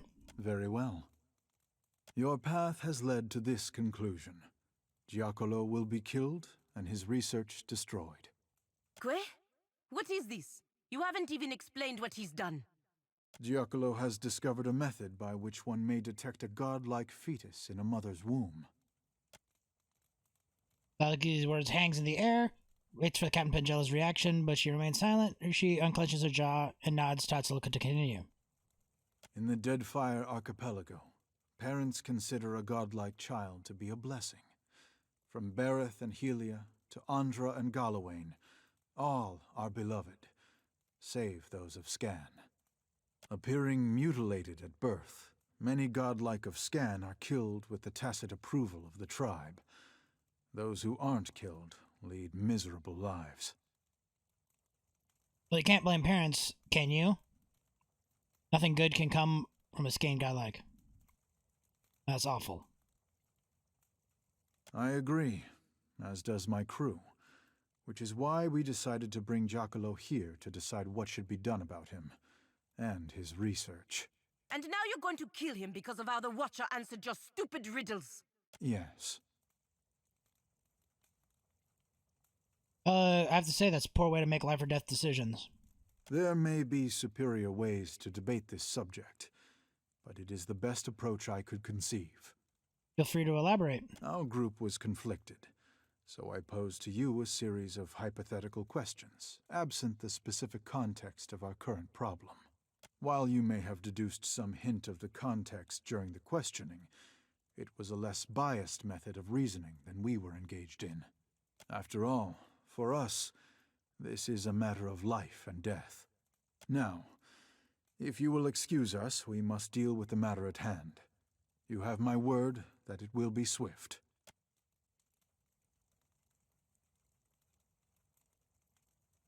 Yes, it will be swift. I cannot make the same promise, Captain. Permed consuelias!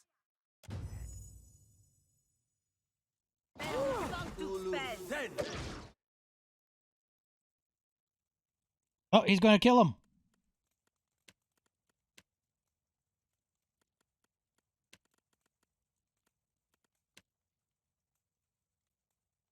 Yeah, right there. There's a creep. Hey, whose side are you on?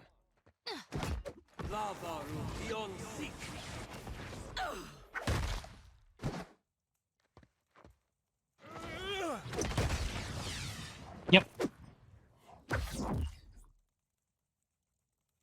Madiko. Tatsato left us no choice. And I couldn't save Giacomo. Still, thank you for trying, Watcher. She's running the edge of Palagel's golem's eyes, her inner membranes swiftly wiping them away. I will always remember what he did for me. What he tried to do for me. For my kind. His research should still be intact, though. To think that Tatsatl and his crew were willing to kill for this. For the mere possibility that Giacomo's research could be misused. Did they really have that much to fear? Of course, Adamancy, there's danger, yes, but Adamancy needs to be responsible. Progress should not be limited by fear. I concur. I am glad that we put an end to him and his crew. I only wish that it had not cost Giacomo his life.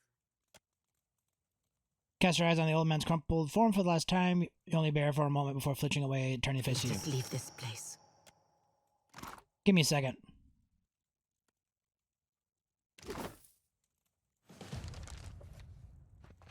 We need to find his research.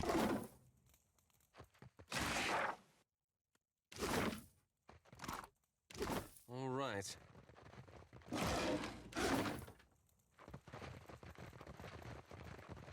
Because they said he needs to be killed and his research destroyed, which implied that the research was not destroyed yet.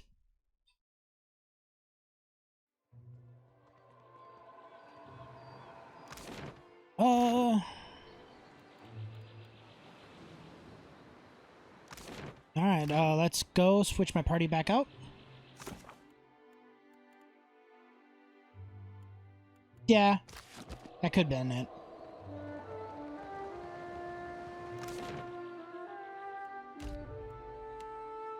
Yeah.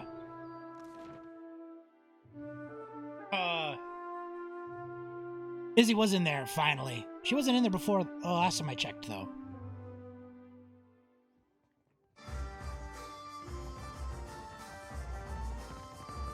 So I don't know what caused her to spawn this time, but not last time. What do you want?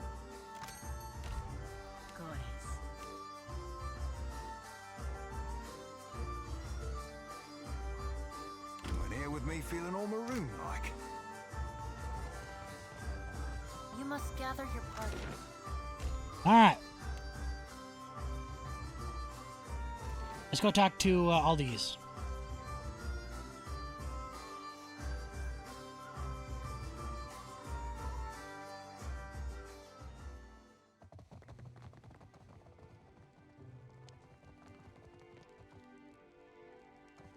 I'll happily lend you my ear, and my sword, and other things.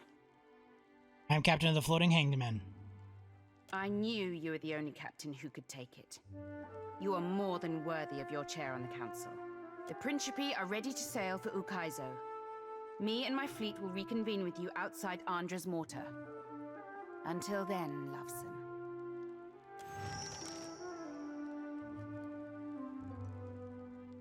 I'll happily lend you my ear. Alright. To Andra's Mortar.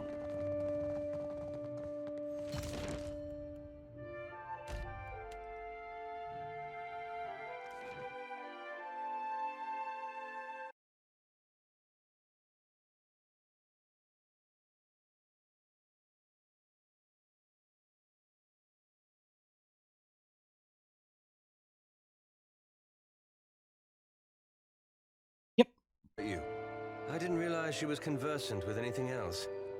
You'd be surprised. She's been decent. Maybe because I stopped responding to her when she's mean. Well, I'd hate to think I've suffered another awakening. Are you certain it's her?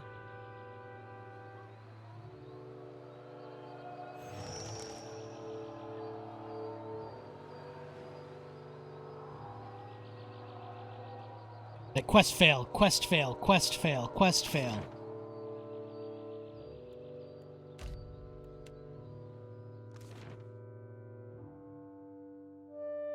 All the little faction quests for the ones that I don't care about.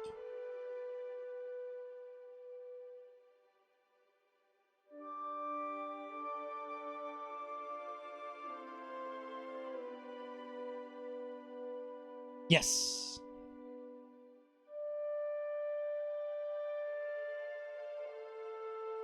Well, I got there, and then he wanted to basically execute Aldi's, which I was on her side the whole time. And it's like, everything, she's guilty of all these crimes. Like, she listed off 5 crimes, I can't remember. But I'm like, she's a pirate. That's a piratey thing to do. Pirate. Pirate. Pirate. And you want to kill her for being a pirate. But you're pirates. You guys are hypocrites. And I ended up slaughtering them all.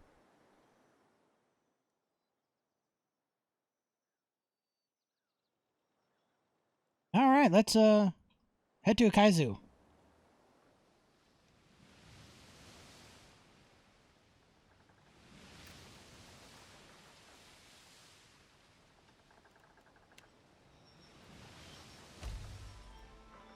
Received a message from Falgenia.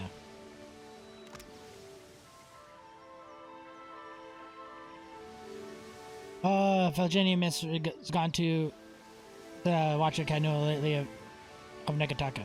I regret to inform you that due to your recent hostile action towards the Valiant, I'm obligated to return to my superiors and give them a full accounting of our time together. I will not be returning. If you have any concerns or complaints due to my services, please send them to Ducas Serpentinio. So I should have not even done her thing at all. She left my crew.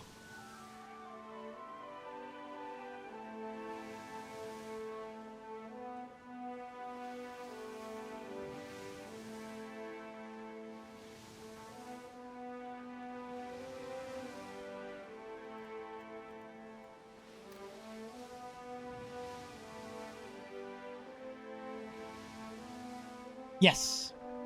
And that's why I had no qualms about killing him. I was like, you're a hypocrite. You wanted to execute her for these things that you've been wanting me to do worse. You hear a knock on the door of your quarters.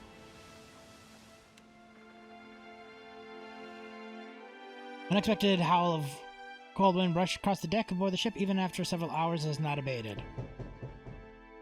Eld Engram sleepishly knocks outside your cabin door. When he enters, his skin is pale, his brow dotted, beads of sweat. Beg your pardon, Captain, but there's an ill wind sent by Andra. We've sailed too long without offering her tribute. She'll sure to punish us if you don't give her what's due. He tilts his head towards the hatch, beckoning you to follow him on deck.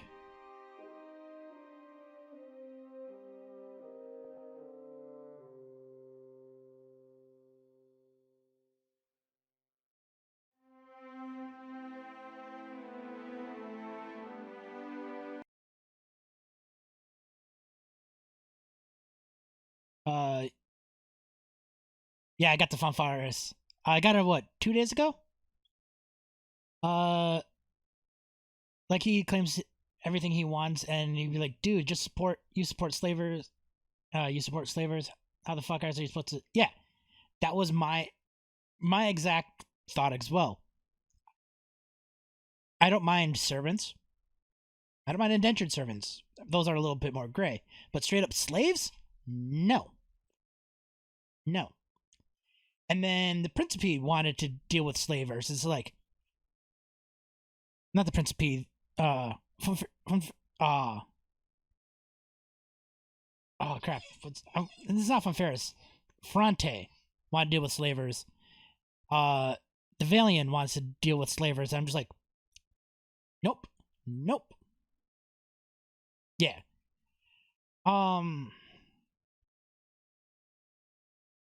Explain the science. Wind is a natural phenomenon. Nothing to worry about.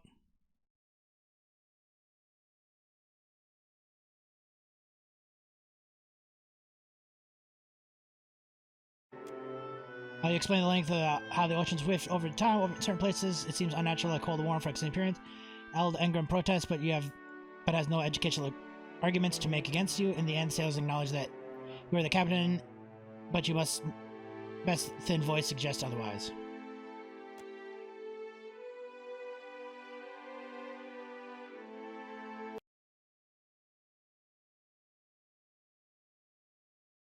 By the following day, the cold wind is lifted and the crew appears to be satisfied, but there's still lingering worry that Andra has been slighted.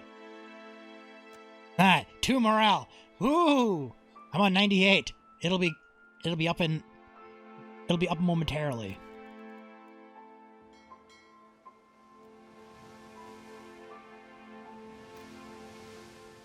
Yeah, it doesn't.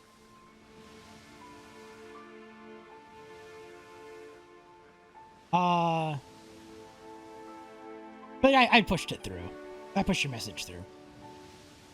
And yeah, that is one thing that the Deadfire had going for them. But again, everyone is all backstabby and everything except the Principe, because they're more open. We're freaking pirates. What do you deal with it? There's plenty of ocean to sail and many lands to explore, but what lies ahead you dwarfs all of them. Should you choose to sail on, you suspect there will be no return, not to the Deadfire you've come to know. Continue forward. You course through the channels into the uncharted turbulent seas. Andra's mortar ranges from the horizon, the vast wall of rolling clouds and rain, punctuated by silver flicker of lightning. The wind pushes against you, as if to ward off whatever lies from the Funfaris' approach. Funfaris leads the fleet, crashing through turbulent waters like an axe through armor. Gods alive, Bidu motors, starring up the storm.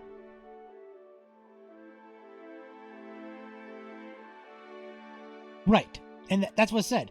They're pirates. What do you expect? They don't lie about anything.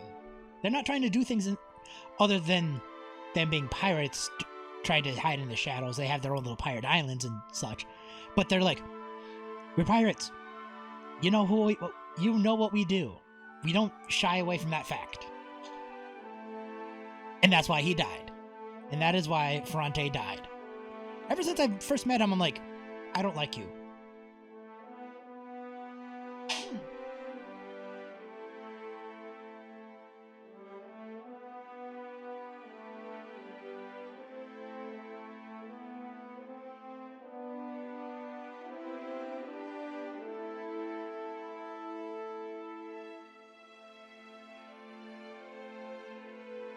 Sorry about that. I hate allergies. And just, I got reminded of this randomly. I remember, I think it was sometime last year I was at work. I tend to get some allergy type issues, sneezing a lot in the spring, whatever. I was at work, I sneezed, I had some snot in my mustache and a little beard. And one of my coworkers looked at me, he's like, "Oh, get out of here, Snotbeard the pirate." Now I'm a pirate. Little Lucia blinks in the blackening sky. Knew an old salt once who claimed that the mortar were the edge of the world. I called him a fool. Now, though, the navigator shakes her head sadly. I ain't so certain. Head bowed slightly, Eld Engram smiles. Today has a good day as any to learn what the gods have in store for us. Shit, Captain. One of the hands cries out. Hostile vessel inbound from port. With a shake of his hand, Bodu emits a grin, chuckle. I suppose it'd be too much to ask them to let alone out here. The scales and the stars Valiant Trading Company snap above many of the approaching ships, while others see mercenary warships secured with Republic coin. The approaching fleet numbers, and at least many of your ships are on, many more. But oh, the fleet's turning, Captain, setting the guns port against the enemy. Waving her hat overhead, Herminia whoops eagerly. Finally, some god's damn excitement! The hands look to you, the stations. Burrell's eyes screw. Crew stands ready. Take your orders, Captain.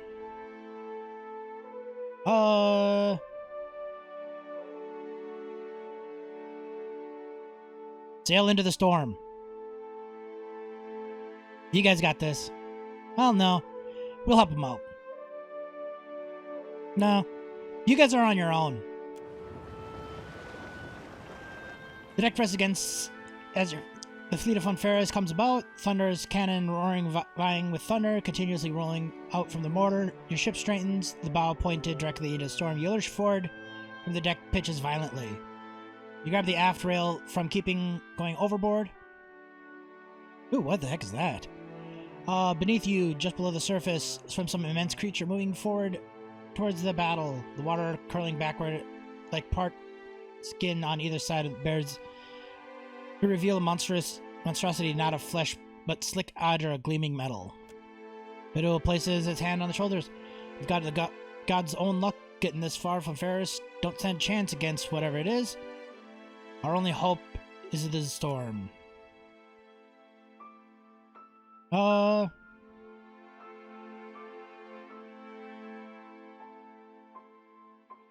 bastard's heading straight for the Fang at Aldi's.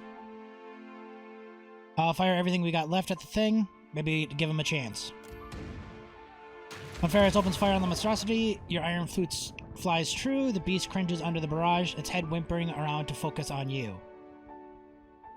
Sail in a storm. Catch me if you can, bastard! Andra's mortar looms before you, and dominating the world, the whole of the world, rain begins to fall. The storms of Andra's mortar encompasses the visible horizon. Hurricane wind roars like imprisoned beast, blowing with enough force to wrap the very seas. Just past the curtain of rain, and above the swell of the waves, you can just barely perceive the outline of the colossal Adra pillars. No sooner than your spectral ship drifts near the turbulent waves of the waters of Andra, more than deadly calm follows the sea over. More than deadly calm falls over the sea. The wind cuts off as swiftly as a god holding their breath. Like a silken sheet, the water flattens before you, the wake of your passage performing a lone crease in its uninterrupted perfection. Wreathed in ghostly mist, you drift onward towards the place of funerary processions. The storm holds its silence and maintains a respectful distance. We reached the eye of the storm, folks. Though you cannot shake the feeling of sorrow and wrongness which pervaded your journey, you successfully crossed the far side of Andra's border with a sigh of relief. The island towers over the distant horizon, Ukaizu. Ornate spires reach up in the island, hitting with the city within. Not all of Ukaizu has withered the millennia with equal grace. Other structures just leaning out of the surrounding shallows, making waters around the island impassable by ship. Resolve to take skiff the rest of the way.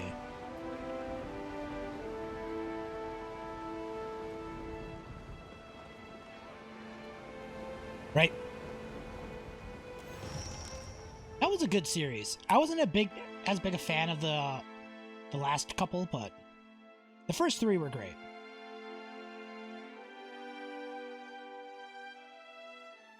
And what was the was it the fifth one with the ghost pirates? That one was my least favorite because they kind of changed the lore of the compass that Johnny Depp had. Or not Johnny, Captain Sparrow.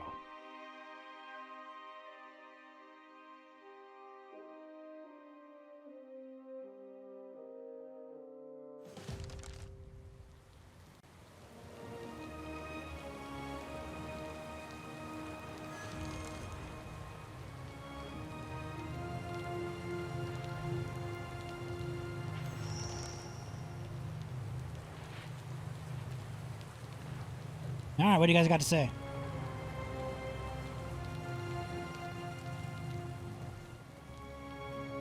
Oh, there's that thing. It followed us.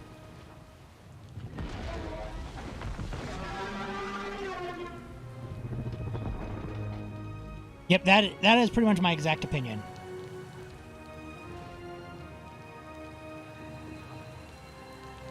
The creature stares down at you with only a dim recognition of your presence. The water drips from the pits ahead, like water drips down the tip of its mallet-like head. Whoa, that's where would you even stab something like that? What manner of creature is this? I'm not too proud to admit when I'm scared. Terrified, actually. Aye, sure, that. Whatever that be, why not?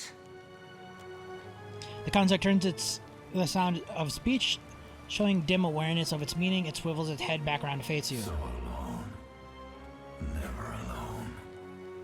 Is Ukaizo reached? A pause that your mind clumsy, unprecedented fashion. You feel something a mental equivalent. Yeah, by a colossal god made of otter. Where have you been? Here. We have been here. Where are the gates of Ukaizo? We guard the silence of Ukaizo. You are a disturbance. I'm just trying to Aethys. He's the one you want. Aethys has disturbed the bones of Ukaizo. The old pacts permit him to pass. But you will go no further. Ukaizo is closed. The gates are barred. Well, I didn't come to fight, but if you bar the way, I have little choice. You chose death when you set your bearing, traveler. Prepare yourself. Lunging for the construct attacks. We got this.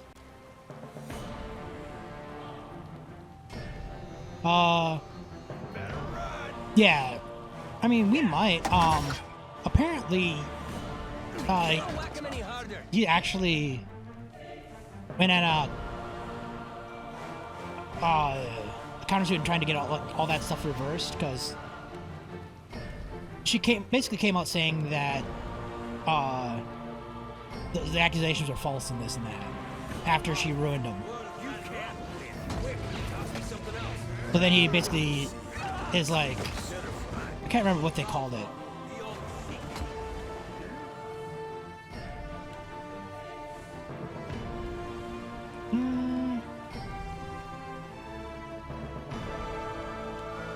We'll do some good old-fashioned hellfire right here.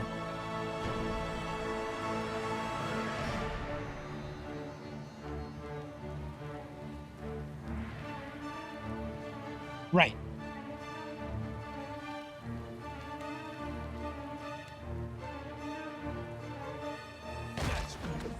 Flogging a figure. How you like that? You found it! It usually works. No can do.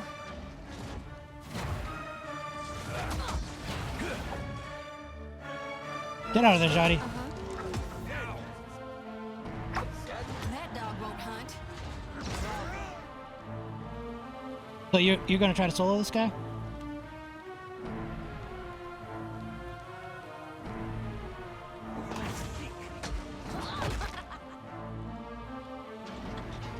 That's not very helpful.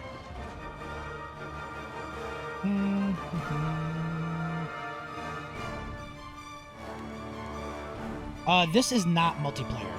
At least I don't think it is.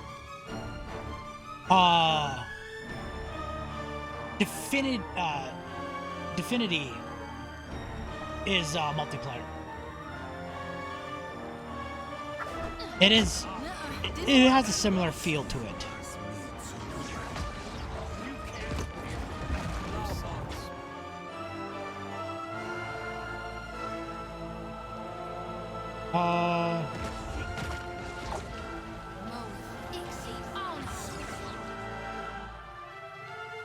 Right.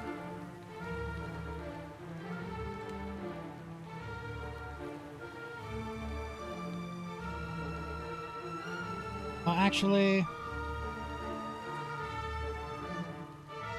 these guys seem to be weak against lightning. So why don't you drop one of these?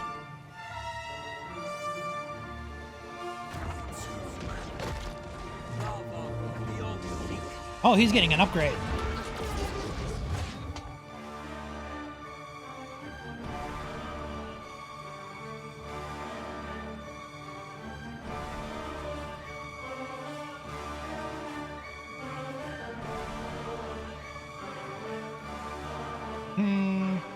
Yeah, I don't think it's gonna do anything.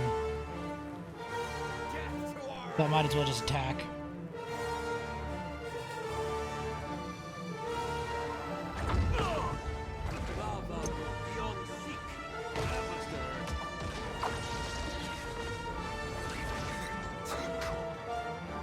Sorry.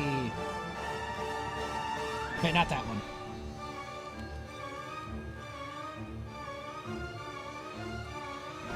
Yeah, drop that. And since you got this ring now, you cast this. 220.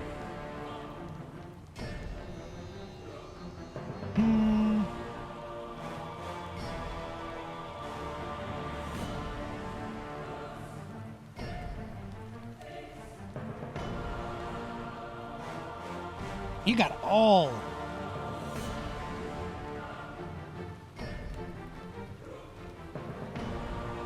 Yeah, you cast this on him.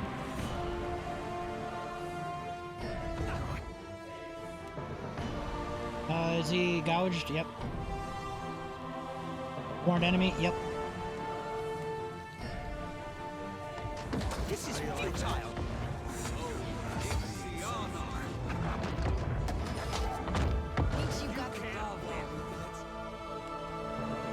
Let's see. No, I want you to summon a giant tentacly right here. Better try something else.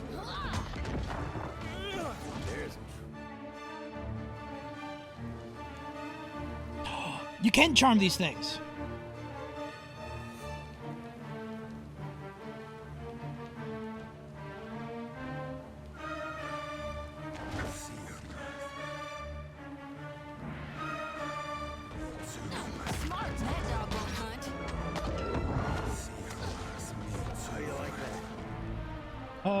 Shoddy.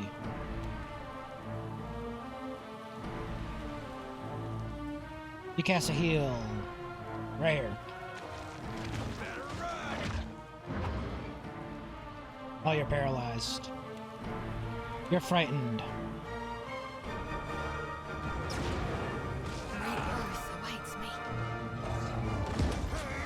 Oh, now he's got a third head.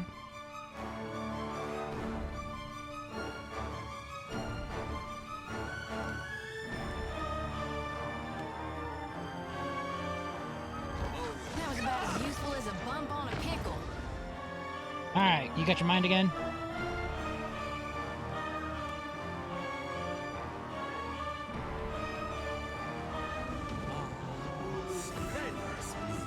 Let's try again. This ain't going good. Okay. Full recovery. You hit that.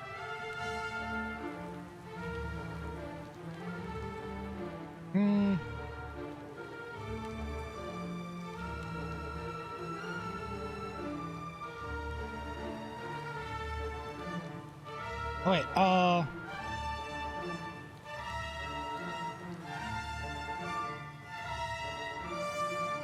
wait. Nope. Now that I know you can. Yes! That is gonna make this fight a lot easier.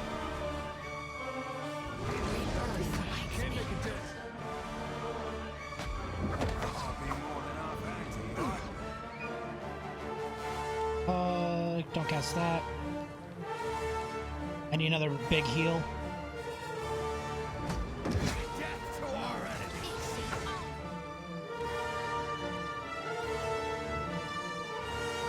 Another big heal.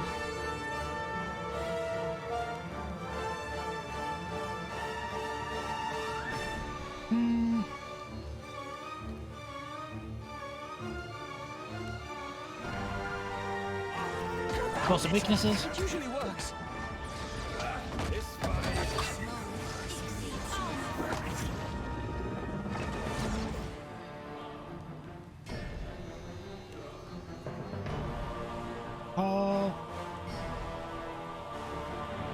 You know what?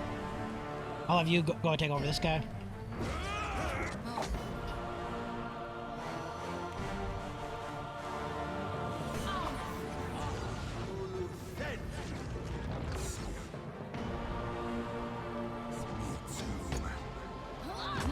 Didn't work.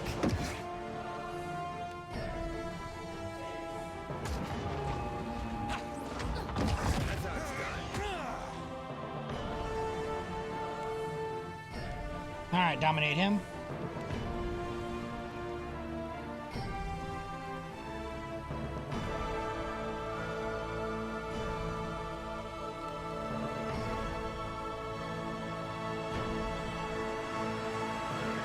Drop this. Wait. Potentate. Yeah, there we go. Oh, what do you do?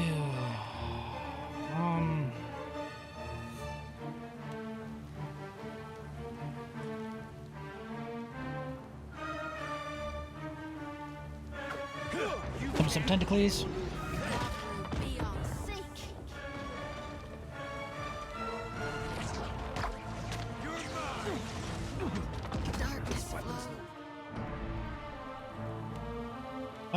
Caustic Breath. Oh, never mind. They're immune to, this thing is immune. So, no point. I will, however, empower him. Back him down with that.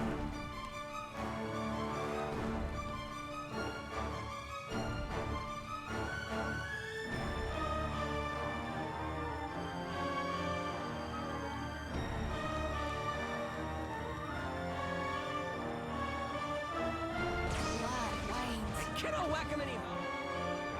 You're something special. He's about to drop. Let you get out of there. She got out of there! Clutch! Alright, now that you're over here, empower yourself. And drop a big old heal. Oh, never mind. She dropped there. And so did he.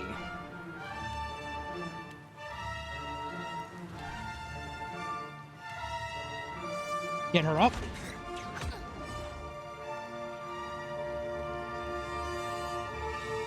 Did she have a self-revive?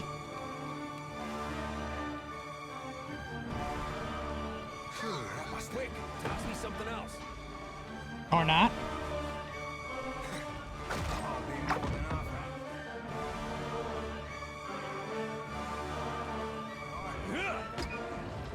We can do this. Alright, the big guy's dead. Oh, I'd be a rare tick.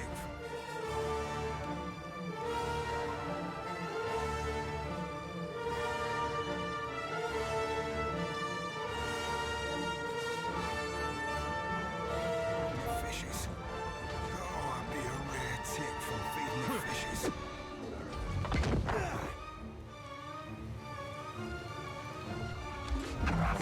Wait, no, that's the wrong one. I want this guy.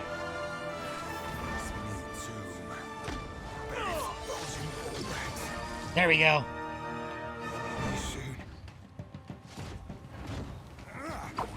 Get wrecked.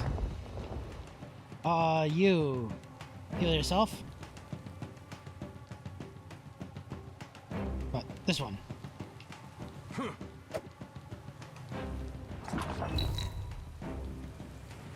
And now heal yourself this way.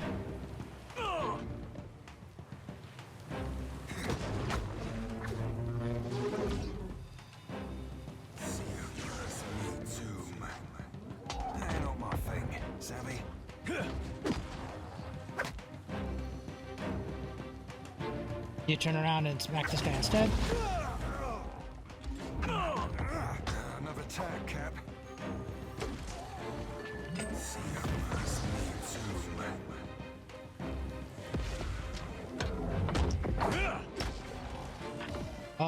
Turn you to auto attack only. I don't want you to cast anything.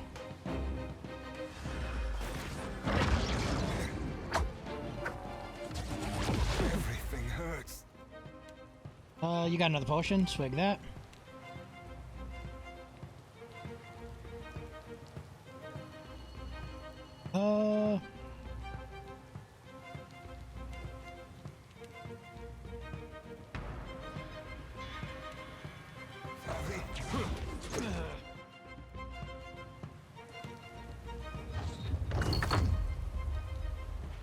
Oh no, just attack.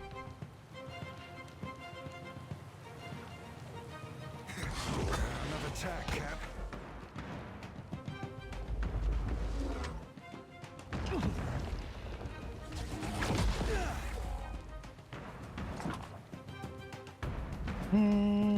Dominic?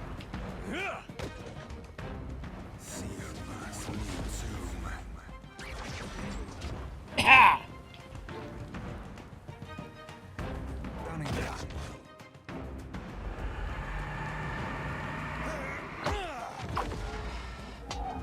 I think we got this. It got a little hairy.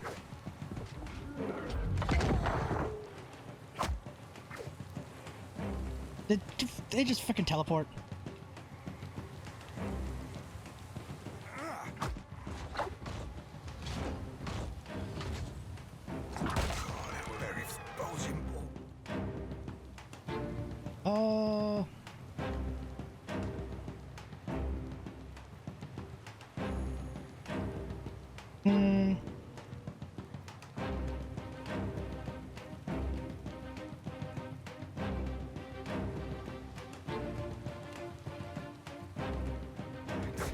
I'll be seeing you soon. See you must meet soon. Yeah! Worth it. Worth it.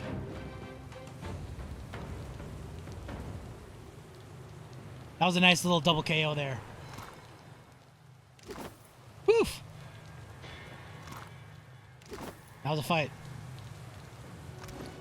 Can I go back to my ship and rest now? Let me double check if I can upgrade this anymore. Because I haven't really used him in a while. Grant's run through. Spinning assault. I'd rather do the run through.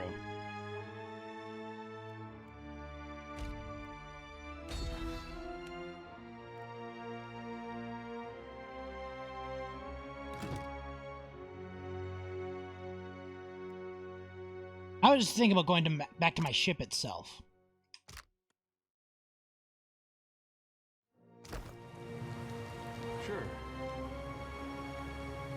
actually, yeah.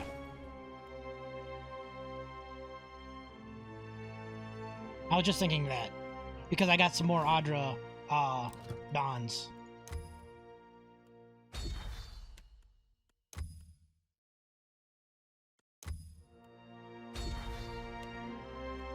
Alright, that's maxed out.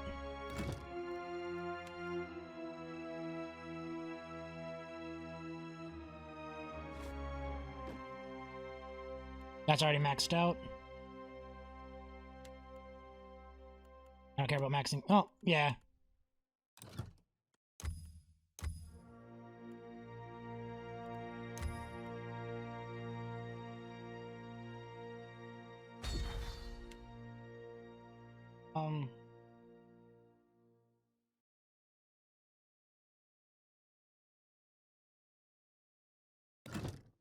But he's dual wielding.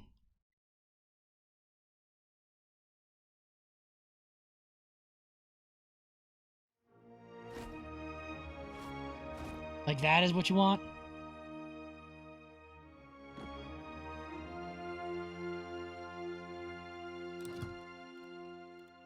Which I actually never enchanted this thing.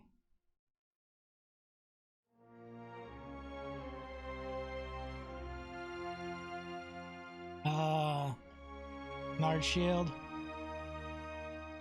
Strengthened and large shield. Varied and large shield.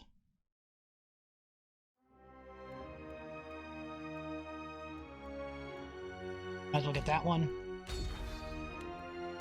Channeled shield. To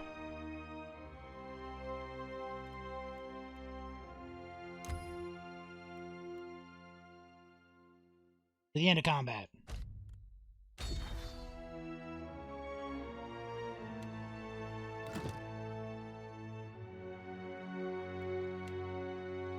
He got no more enchantments. I don't really use his other weaponry.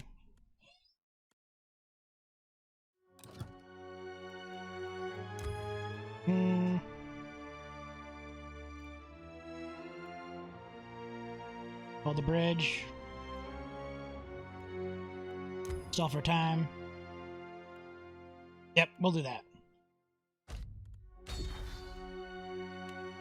Alright. Now all their stuff is maxed out. As much as I can.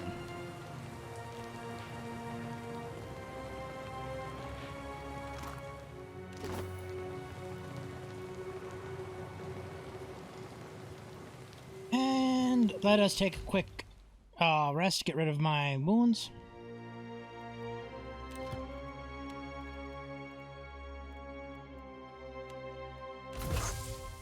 You can take it.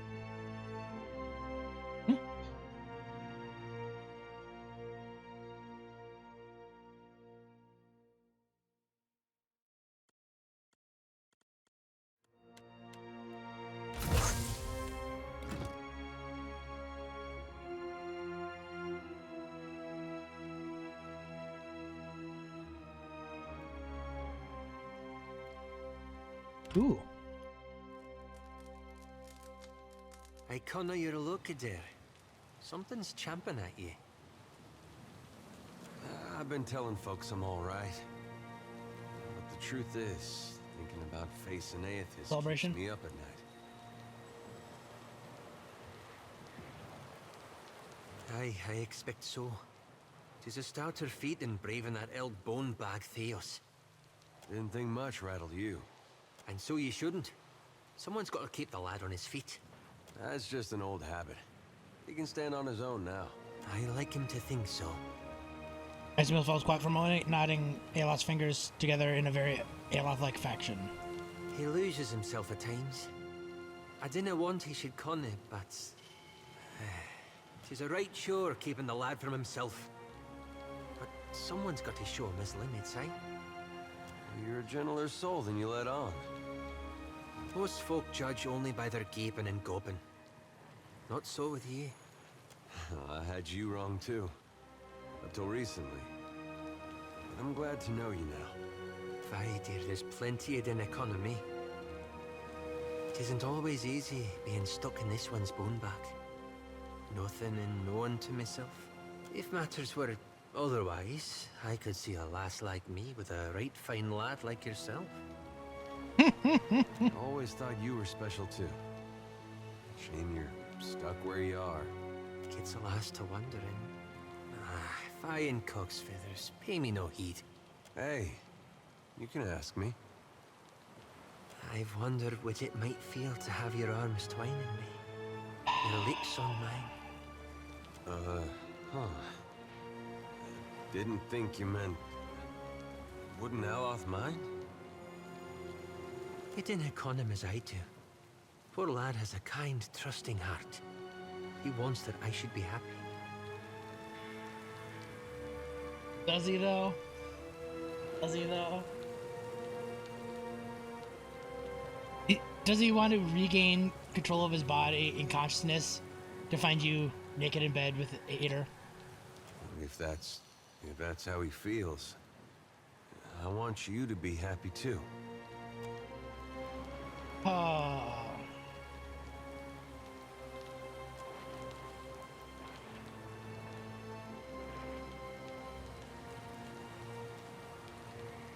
Ader's expression tense but compassionate. Ader looks up softly with Ael's eyes and then closes them, his lip pucker with invitation. Exhales forcibly as though to banish his nerves. He leans closer to his friend's neck, backs off. He does the same again. Unless it occurs to him to close his eyes first. With a sharp breath, taking time through his nose, he finds Ael's waist with his hands, draws Esmir close, leans in, and his lips open and soft. Ael's eyes suddenly open. Esmir is not behind him. He jumps away, shoving Ader away. What exactly are you doing?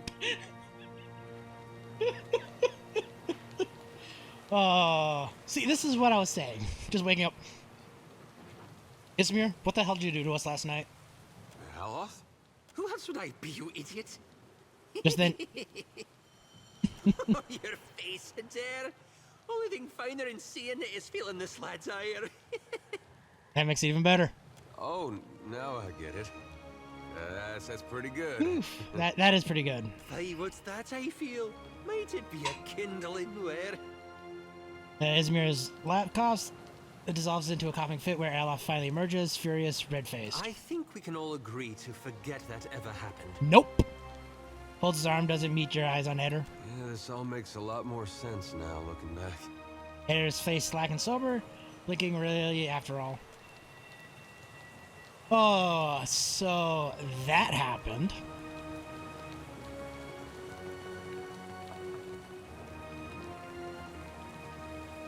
That was good.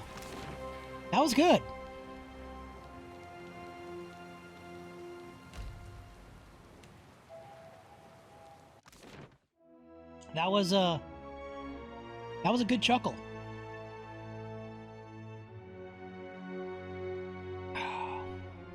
So I'm glad you got to experience something new in this this playthrough. I mean, it's all new to me.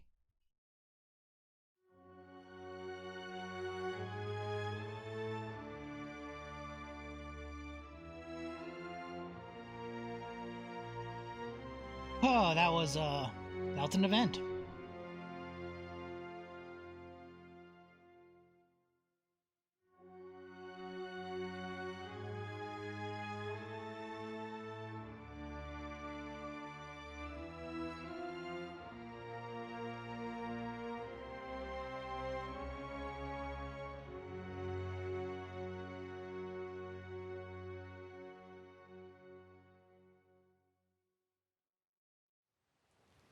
Alright. I suppose we're heading straight into that.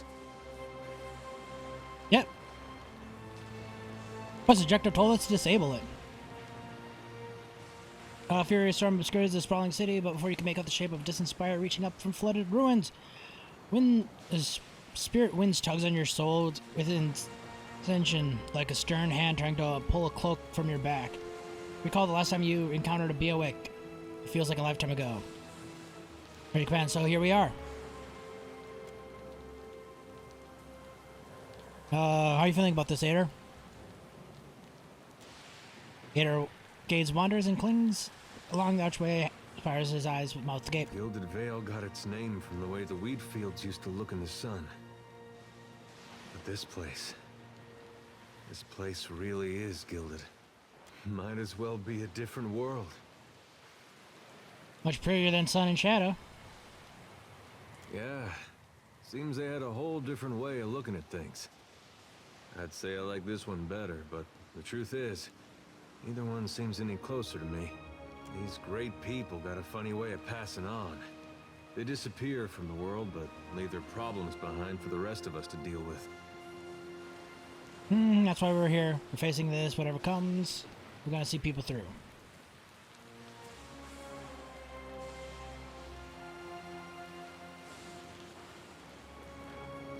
I guess maybe that's one good thing that's come out of this. Well, at least for me. I got something to do with my life that doesn't involve hauling or shoveling. I even got a friend or two out of it.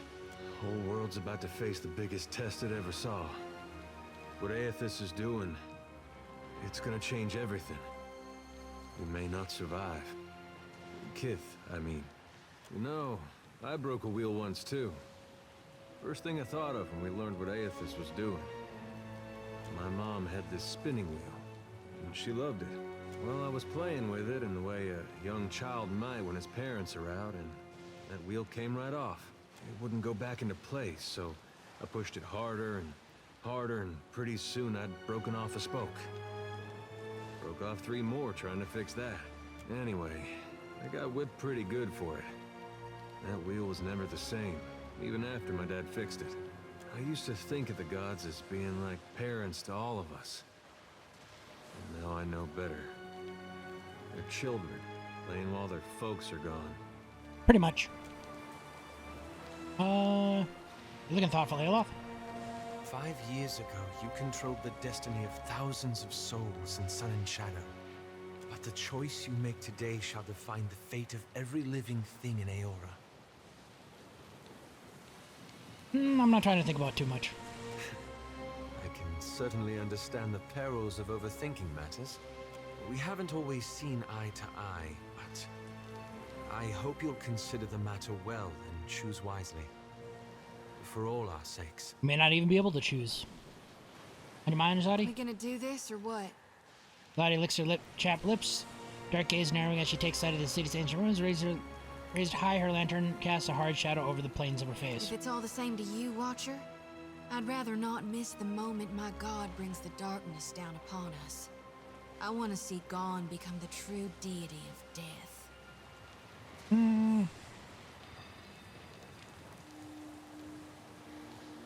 If you survive this, no, never mind. I'll tell you after.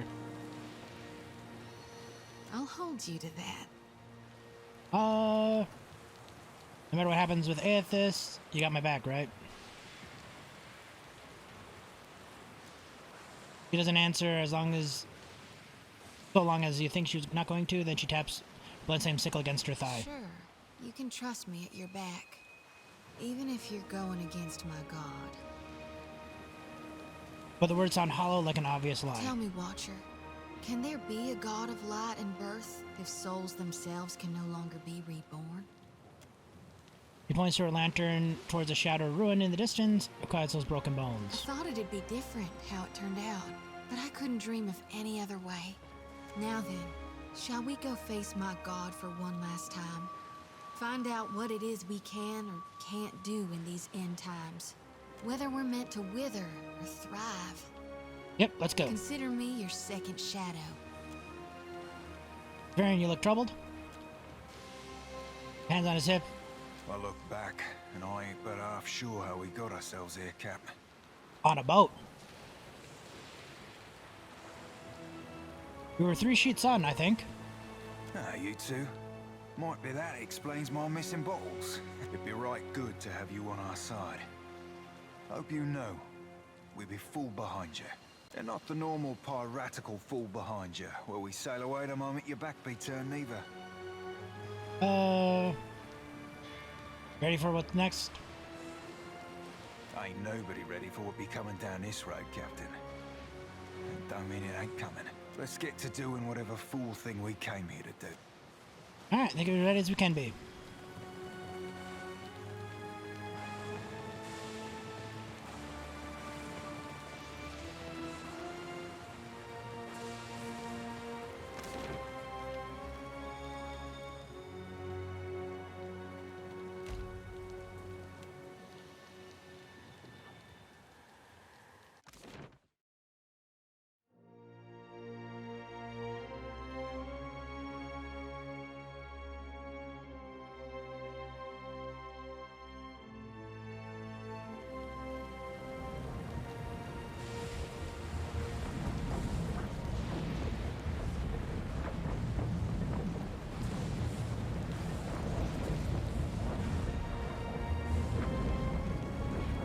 The device atop the tower spins in wild, blurring revolutions. The air around is still and calm.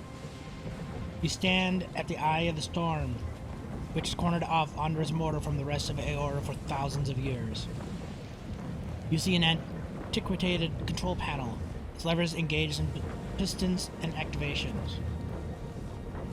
They don't build them like they used to. Deep percussion shakes the tower by its roots. Somewhere in their obscurity in the storm, Aethys rears its head, rears back his fist to deliver a mighty blow. The control panel, weathered by the millennia better than the rest of the city, a layer of dust covers its elegant glass tubes and engraved copper levers, which appears to be both intact and fully functional. Deactivate the machine. You grip the largest of the levers and bring it to the starting position. The vibrating of the machine gradually slows to a turbulent, winds glow calm.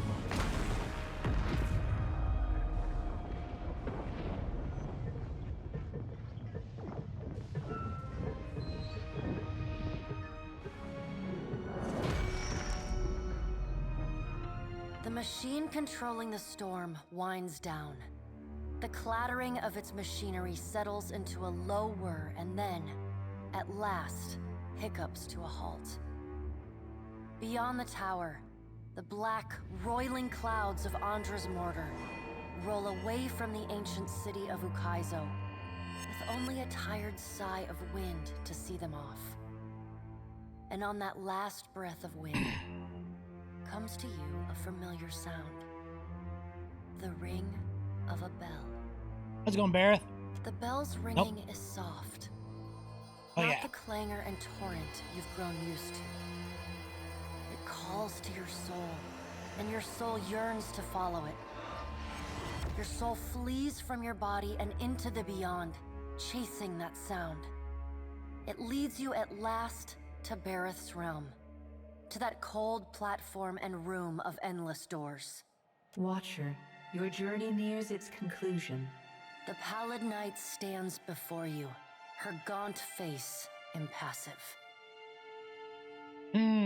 Let's make this quick. I got engagement with a living statue I don't want to be late for. You rush headlong toward the end. Do you ever pause to consider where it is you are headed? Soon you will confront Aethys for what will likely be the final time. And you will do so as the Herald of Bareth, the only creature on the face of Aora to whom he will listen. Remember that.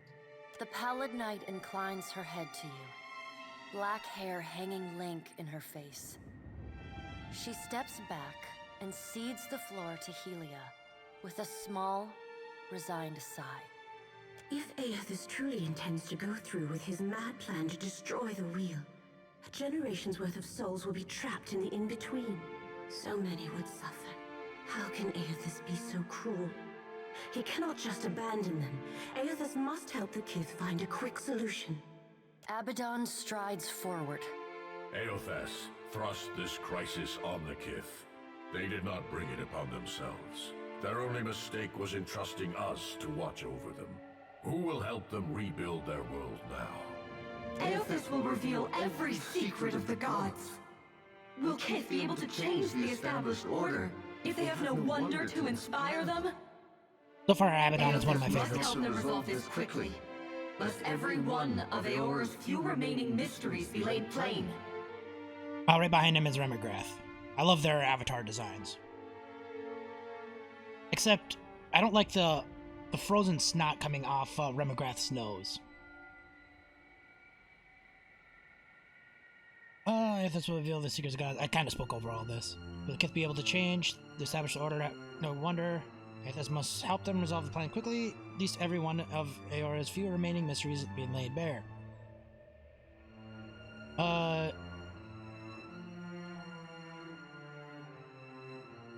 Past the point of help, we need to be led. Did Aethys leave this decision solely to the Kith? You have misgivings. Good. You should be wary of any help Aethys might offer you. With the wheel destroyed, Kith will tear themselves apart. It is the gods' duty to prevent that happening, lest they doom us all. And as Kith must be ruled, so too must the gods. I say that if Aethys is so eager to throw down the mantle of power and step aside, I shall take my rightful place as Queen of the Gods again. No. Kith are strongest when they follow our lead. And we are strongest when we lead in turn. And united in purpose with the gods, Kith can accomplish things that without us, they could never have even begun. And that they must be is one of my least to favorite. surpass them.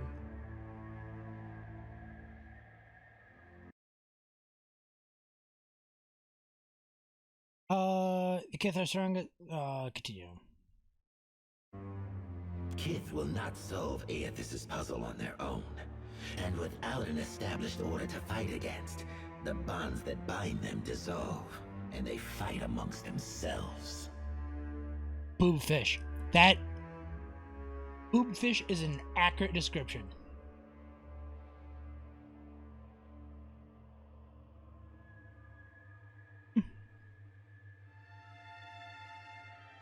Boudica doesn't want to solve it. She wants to be the queen over you all. Boudica's firm hand is but the motherly smothering of Helia by another name. Mortals should have no special advantages. Only once Kith have striven to improve themselves through trial will they truly know their measure. Kith must suffer to find their strength if they are to survive the world into which Aethys drags them. Our intervention in your struggle would be a cruelty and counter to our purpose. He lets his words hang in the air for a moment. Gaze, level with your own. Indeed. Kith must discover for themselves what it is they are worth, and of what it is they are capable. What we do for them, they do not learn for themselves. Trial breeds ingenuity. If our work of generations was not in vain, Kith will succeed in spite of Aethys' actions. I have faith in Kith's ability to meet Aethys' challenge. Do not mistake my words for indifference, Watcher. They are born from a fierce belief in your potential, not a refutation of it. Aethys wouldn't do this if he didn't agree with you. Maybe we're not doomed after all. Thanks for that, Boudica. Thanks for that. Boudica's been dripping pessimism in my ear like poison. I think I might have to go with that. One of you have tried to convince me that mortals are destined to fail, but I don't believe you. Would you just abandon us just like that when we need you most? Spare me. Our leaders couldn't even work together under the threat of Aethys destroying the wheel. That's another good one.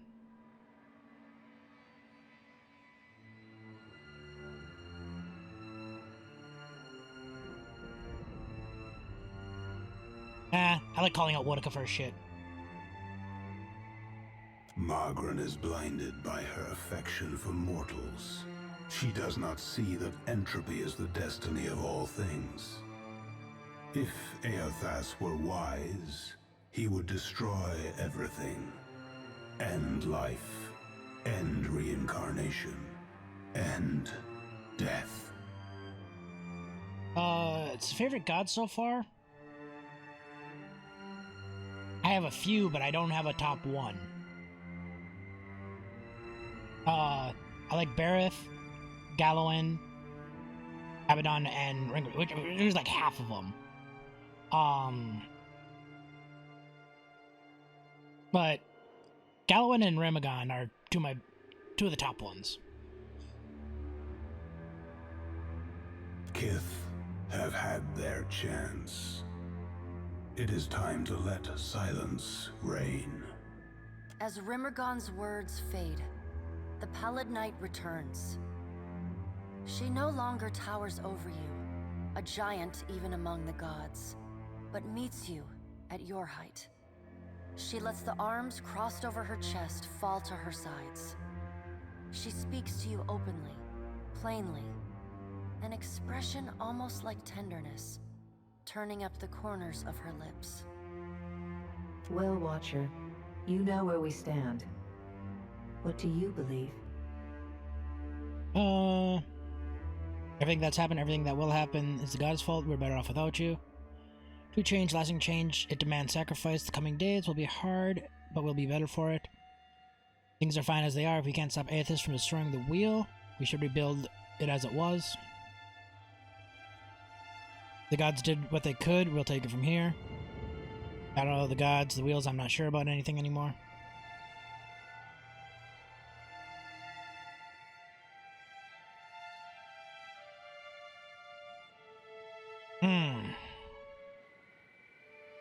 I don't know.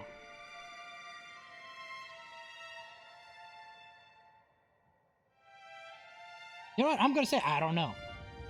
You have some time to think yet, but not perhaps as much as you would like. Now the time has come for us to part, Watcher. I laid upon you a difficult duty, and I know you desire to be free of it.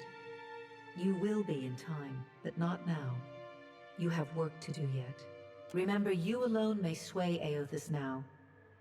When you stand before him, choose your words carefully. She claps her gauntleted hands together, and a sound like thunder rumbles through the room. As the floor crumbles and falls away beneath you, you hear the sound of a single bell ringing, and beneath it, the faintest whisper. Oh, there's Aethys. Consciousness returns in wave as the last machine's energy dissipates. The calming of the storm reveals the sprawling city like before a sand wiped from a mosaic. You see the distant outline of Aethys raising his fists in triumph and purpose. You keep falling asleep on me, I'm gonna have to start walking behind you with a pillow. Ah. Oh, by the way, the storm's gone. Also, I think Aethys has ended the world. It seems we're all still here. God's darnation. My head. And here with me thinking we were right and proper dead this time. We ain't dead, right? Not yet. Sven sits cross-legged, cradling his head between his hands like a hungover seaman. He tucked his ears drop. Peering over the edge of the tower, you make out the distant shape amid the ruins below. A galleon limp close enough to drop anchor. The once proud Valiant Trading Company hangs in weathered shreds.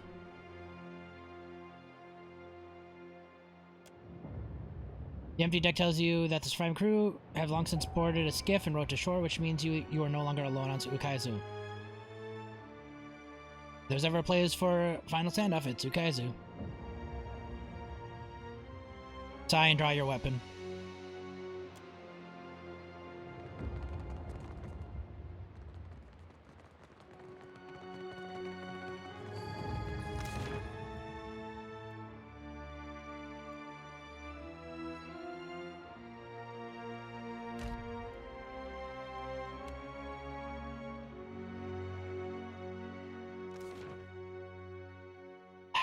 Shing! Let's go take care of these guys.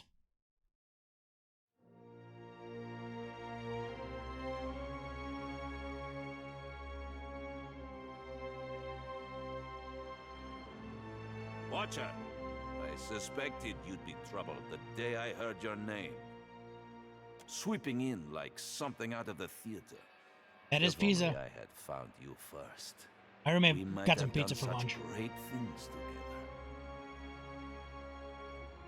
No matter. I have little time That to waste on that Fangella? You have always known where my loyalties are, Watcher. It is a shame it had to come to this. You can still avoid more bloodshed and arrow. Huck, even now.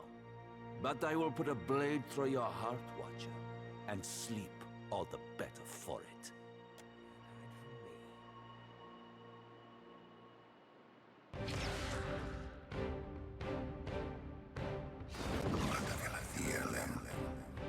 Sorry, Fangella.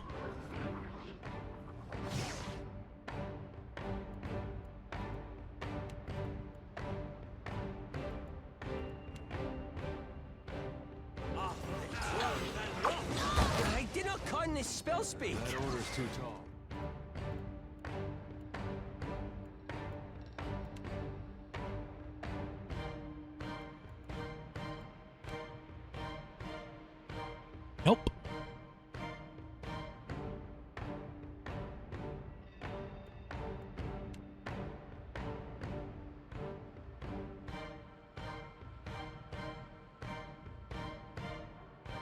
Why won't it let me cast it over here?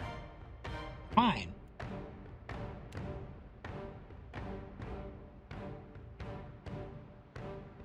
You can cast anything.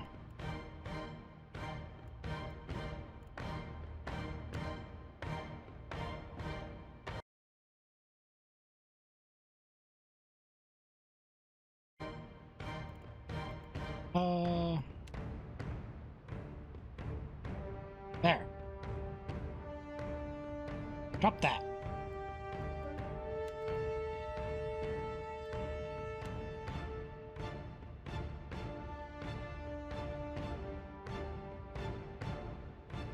You cast this.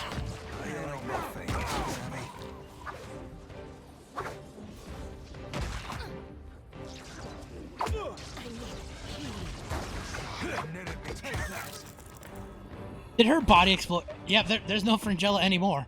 Her body exploded.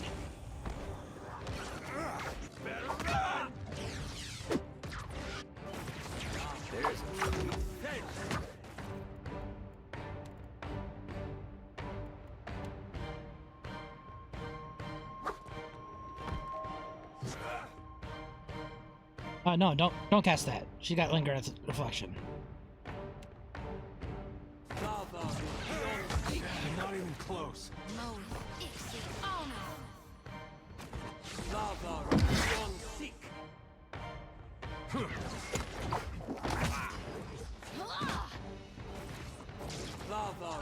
I cannot whack him any harder. Here's something special. But if you insist.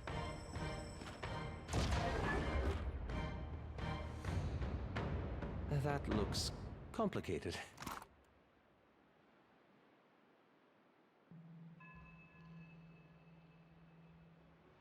But she doesn't have the greatsword I gave her.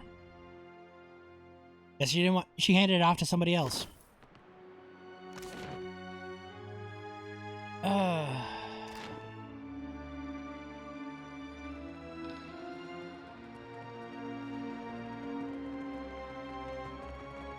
I suppose it's the Principe if you don't side with the Principe, and then it's the Valiant if you side with the Principe.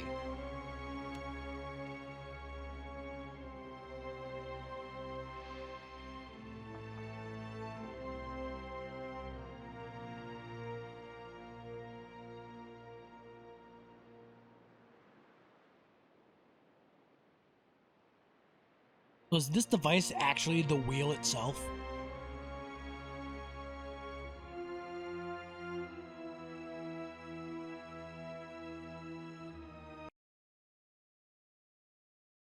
Game crashing on me? Nope. You descend into the ancient winding streets of Ukaizo. Battered by storms for thousands of years. It almost froze. The ruins bear the marks of their role as the lone witnesses of the god's great secret at the center of the city. The houses and boulevards are pierced by great spears of luminous Audra. There are no ashen bodies, no birds, no sign or sound of any life. But with every step, the rhythmic pounding in the distance draws nearer. Soon, you can feel the vibration traveling up your spine. As you approach the center of the city, the weathered architecture gives way to more luminous Audra, piercing the ruins, eventually overtaking them entirely. Cresting the top of a fallen tower, you finally get a clear view of Aethys. He stands, legs astride, next to a great stone monument ringed with 11 cavernous alcoves. All but 3 hold a gargantuan skeleton, bones scrubbed clean by the city's storms.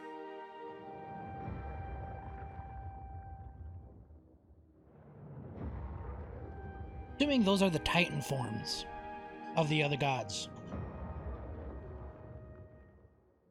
Except Abaddon, Wall.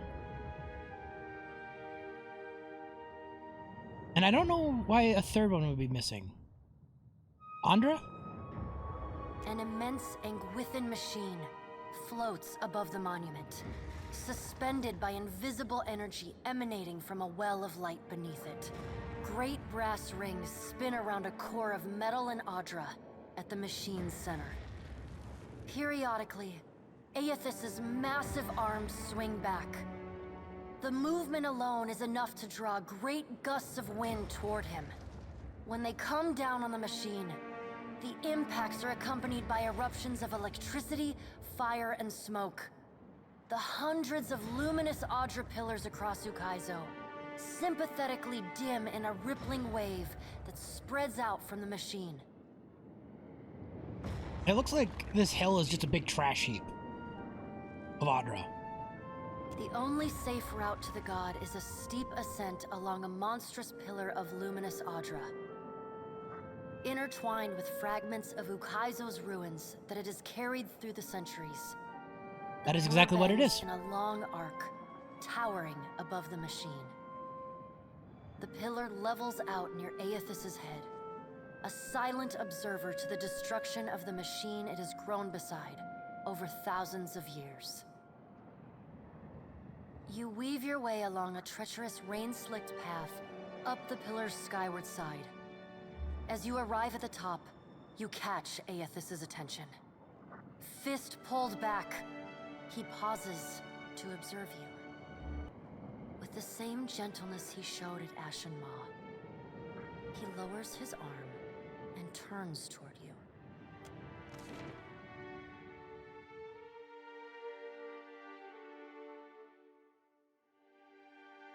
Just head down right at the cliff.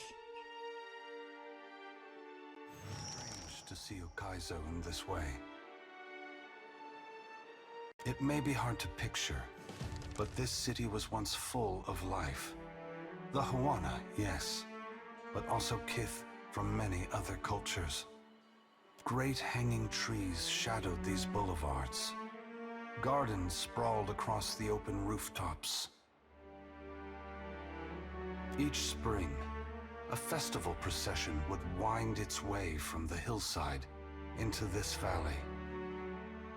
The celebrants would pass through a steep walk among the stalls of foreign merchants, flowers falling upon them from all sides. All people of all nations, together in a celebration of new life. Such was the power and beauty of lost Ukaizo.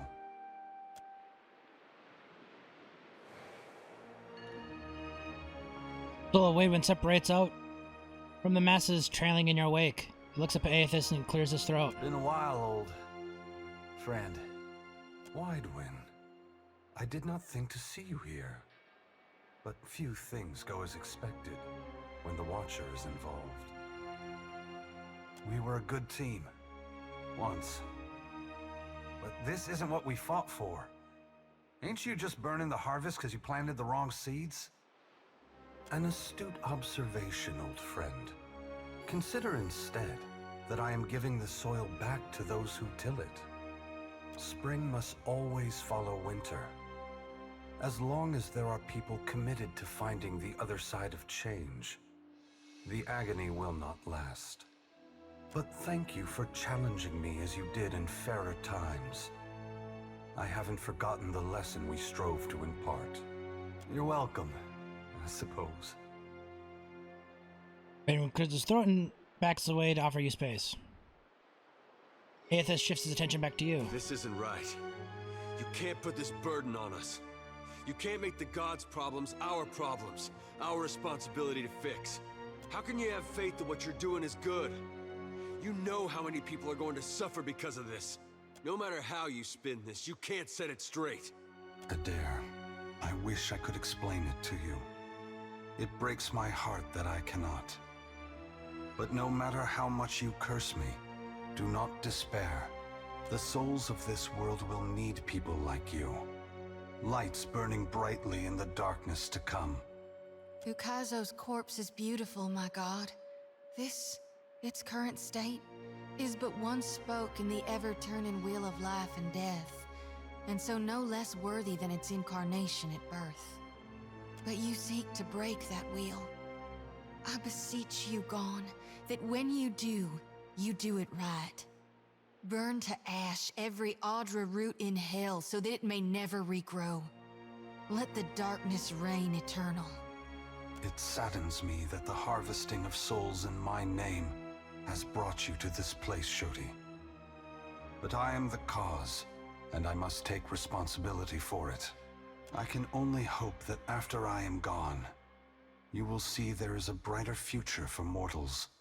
It is a future that you can help shape, even if you cannot see it now. I ain't never chatted up a god before. Feel like I should be asking something profound and philosophical. And yet, thing I be wanting to know, what be stopping the other gods from coming down and just setting this shit back straight? And then you breaking it again. This be our new tides then, all up and down, over and over, till the sea drowns us all. A wise question, Seraphim. Have no doubt, some of the gods are already trying to figure out a way to fix this on their own. It is not beyond their capabilities. After all, we made these machines with the Huana many years ago. But it is not something they can do easily. Not without mortal assistance. It will be for mortals to decide if they should receive it. Geloth shakes his head, looking at Aethys. What right do you have to do this? Destroy the wheel and leave us with nothing? Without even knowing what will come next? Aloth, we are all, gods and mortals, responsible for our own actions. But inaction carries its own moral responsibility. It is a burden I have carried for far too long. One must always do as their conscience dictates, even if that means abdicating a position of power. But what of you, Watcher? Why have you followed me? Have you come to bear witness to the breaking of the wheel?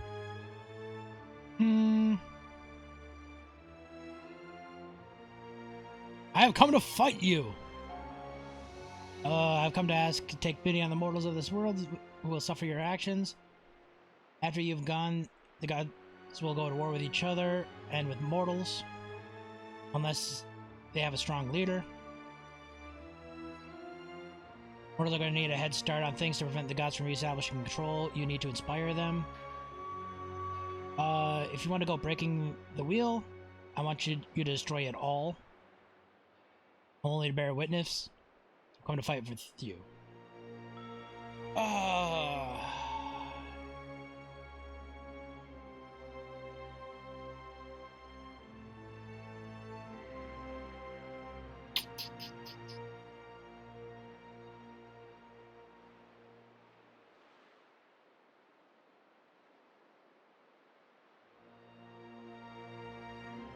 I'm gonna go with Shorty. We walk down the dark path together. The Watcher understands what must be done. There is much blood to be let, and more tears shed if Eora is to be healed of its current blight. Destroy it all. Put us out of our centuries-long misery. Truly? Is this what you would do with the power placed in your hands? No. This is Remergon's doing. You cannot believe this is what is best for us, Watcher. Why would you ask me to do such a thing?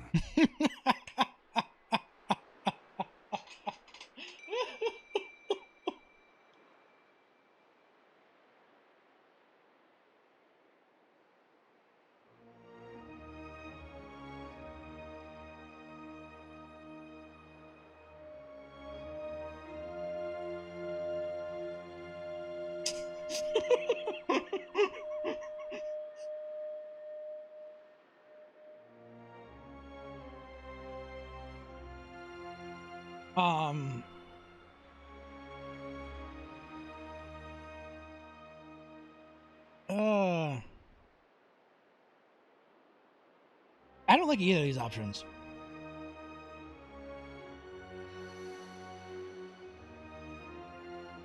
I just hate life, all of it. I don't mind life myself, but I found lately, I like death just a little more. I honestly don't know. It just seemed like I like that option. Even Remergond is not so hateful that he would give such a reason. No, Watcher. I will not succumb to despair. I will not let you corrupt my purpose for being here. If this pause is frozen, you can sense struggle within him, gutting a candle flame in a sea of light. Moment passes, you sense the candle has been extinguished, more flames around, flicker, and dying out. Aethys does not seem to notice. Indulge me in a moment's curiosity. There is something I wish to know about Eora, about Kith, that I can only learn through your eyes. You're not taking my eyes, I need them.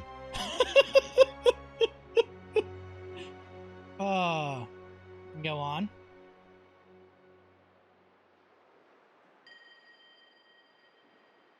I gotta be the smartass. Look at that, Aethys, big green terrible, needs something from me. Yes, you followed me all this way, dodging an armada, navigating an impenetrable wall of storms, voyaging across uncharted seas, besting a guardian who existed to bar your trespass, with the machinations of gods echoing in your ears, all the while trusting in the institutions of Kith to get you this far, and earning their trust in turn. Whatever else happens this day, that much is remarkable. I believe that mortals possess the strength to collaborate and shape a future of their own design. Not all of my brothers and sisters agree. By relying on others and coming together in a time of crisis, you illustrate my point. The gods will witness you and question their assumptions about how responsible, empathetic, and sophisticated mortals can be. What inspired your decision, Watcher? Did the choice echo your foundational beliefs? Or were you influenced by observation?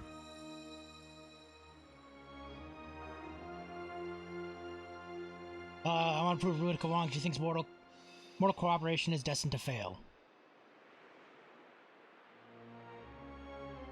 Boudica has been especially active since the downfall of her favorite operative. Have you ever considered that she is mentoring his replacement? I would dismiss the idea entirely. No, that's a troubling thought. My brothers and sisters never act when the gains are strictly short-term. If Boudica's shadow has fallen upon you, that can only mean she recognizes your potential to further her ambition. Feel searing heat radiate from Boudica's restored crown.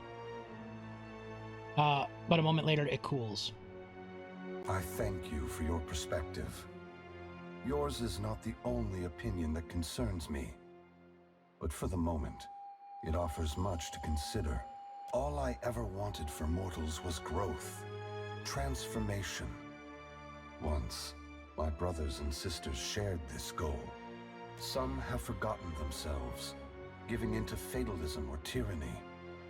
Others have succumbed to apathy. It brings me great sorrow that crisis is the only way to set the future in motion. Would that I could pass the responsibility of heralding your darkest hour to another. Never forget that trust and coordination between mortals brought you to this place. Your future is built on a foundation of hope, and you have laid the first stone. Before this is over, it's my turn to ask questions. Ask. You are entitled to any answer that is mine to give.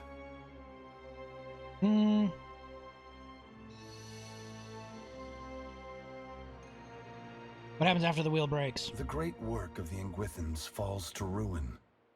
Reincarnation as we know it will end. Souls which currently await new life in the beyond will be born into the world as normal, but their numbers will not replenish. Anything that dies will tarry in the void of the in-between, awaiting the motion of a wheel that no longer turns. Once the beyond has emptied, every birth will be hollow-born. Other maladies of the soul may follow, and plague those who linger in life.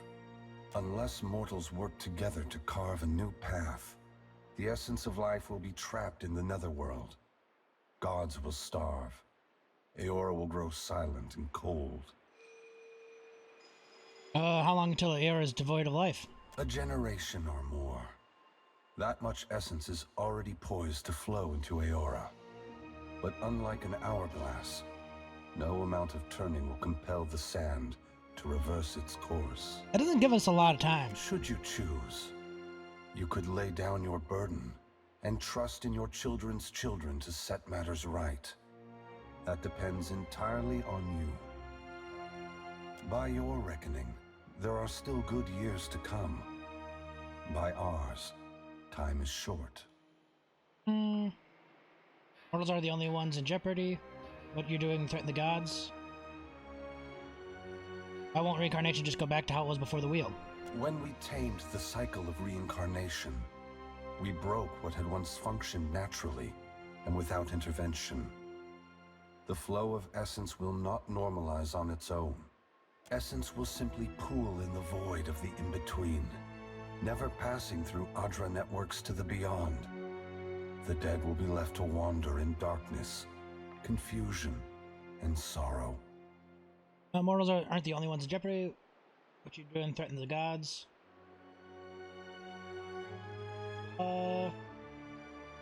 Had millennia to do this, why now? For several reasons. My strength was diminished after the Godhammer bomb, and assuming this form took incredible effort. With so many vying for control of the Deadfire, I also saw a ripe opportunity for mortals to cast aside their differences and stand together as one. I tried, they said They no. have never been more powerful, more capable. Because of this, the gods must justify their importance or be proven obsolete. How can anyone just trust the gods after what you've done? No one is worthy of unconditional trust. If you feel the gods are beyond forgiveness, then they don't deserve your obedience. Make your future one that doesn't require them. Should you choose to accept the gods, I hope that you temper your faith with skepticism. Boudica sees his test, one we are all destined to fail. Boudica is entitled to her opinion. If the intent of this test is to justify an uprising to come, that is more worrisome. The other gods must decide for themselves if mortals are ready to dictate their future. Should Boudica's tyranny prove the only alternative, mortals must prepare for a terrible conflict. Your perspective bridges eternity, Watcher. Many will look to you to mediate differences that could shake the very foundations of Aeora.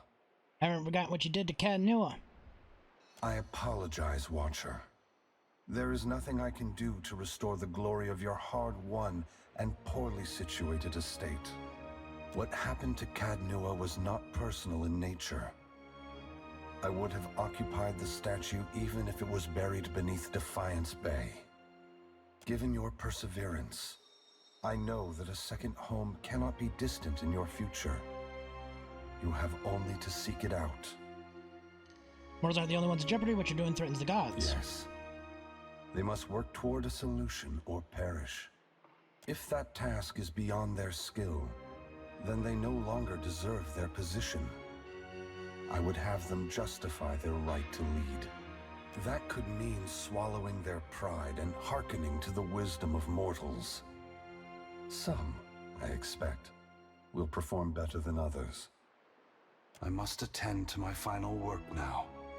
I cannot delay any longer. You have carried a heavy burden across the Deadfire, Watcher. Before I go, I would rid you of it.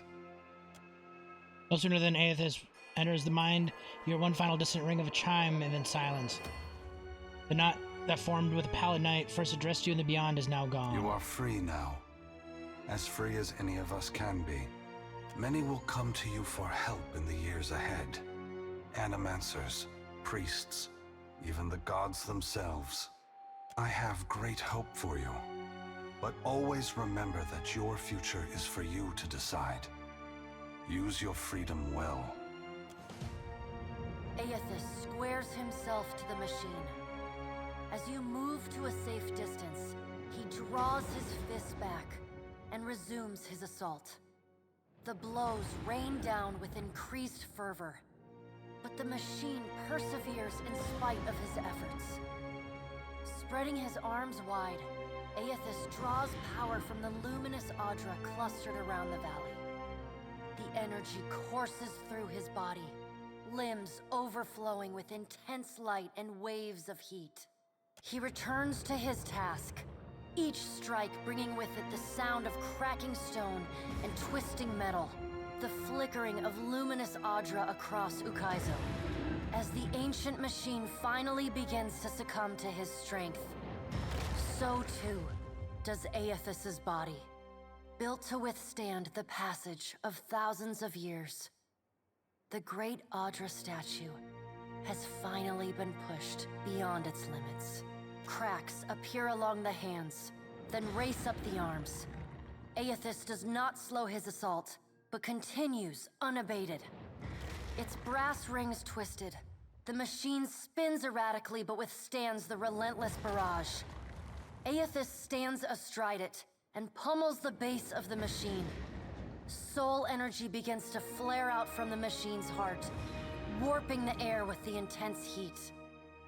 Aethys drives his right fist into the machine's center, the core of metal and Audra. The god lets out a deafening shout, something between a cry of anguish and a roar of exultation. You see Aethys' arm shatter upward from his hand through his elbow. A flash of light and heat bursts from the core, accompanied by a cacophony of destruction. The moment passes as Aethys' shout echoes throughout the valley. Your eyes begin to recover. The god's work is accomplished. The great machine of Ukaizo has been destroyed. The wheel has been unmade.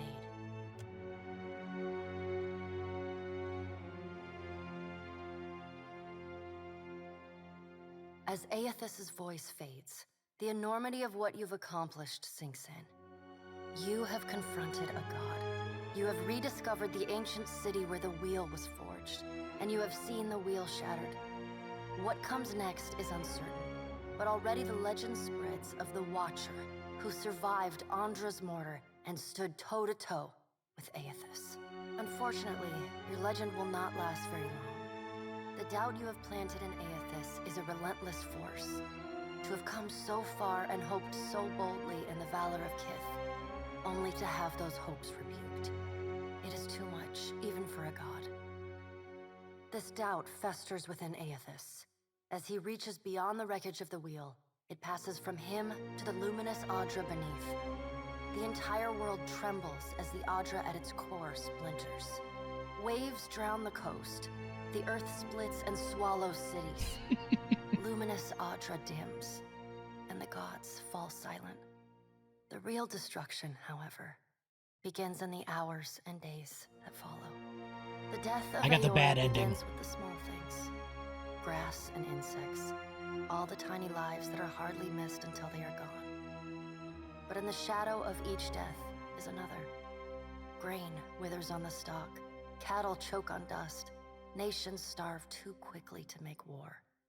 And what dies does not come back. The bones of Aora's dead sink into the soil, and their untethered souls leach into the in-between. The world ends as others have begun, a lifeless rock in a cloud of essence.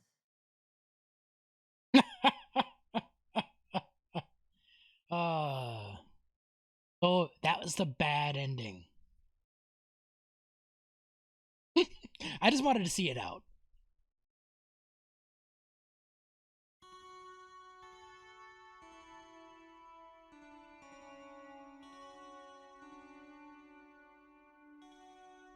But clearly I picked the wrong choice.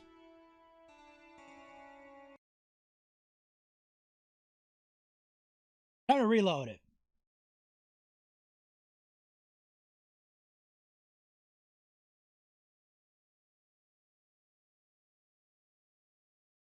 Well, I went with, I kind of took Shorty down that dark path, and I wanted to stay with her down that dark path, and that sounded like the correct option. So we all got to experience the bad ending.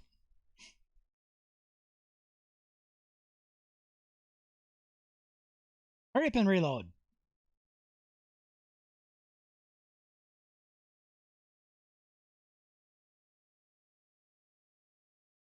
I didn't mean to take her down this path, it just kind of happened.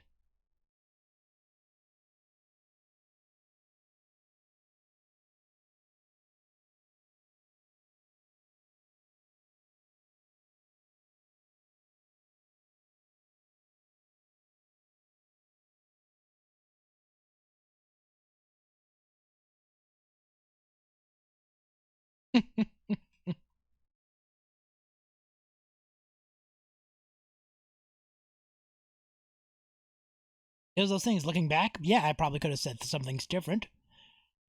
However, choices were made, and I said things, and I followed the choices.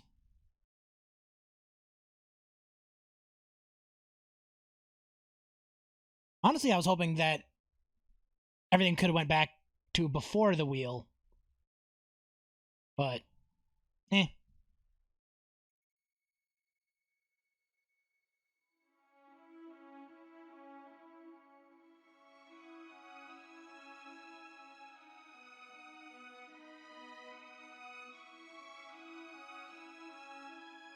Yeah, I ruined Shorty in more ways than one.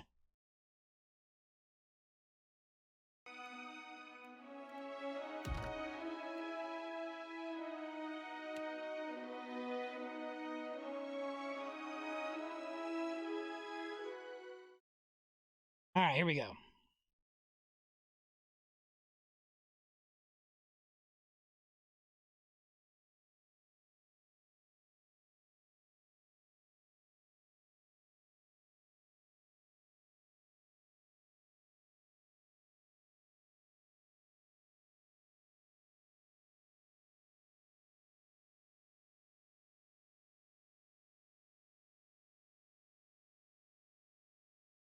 Is it going to switch?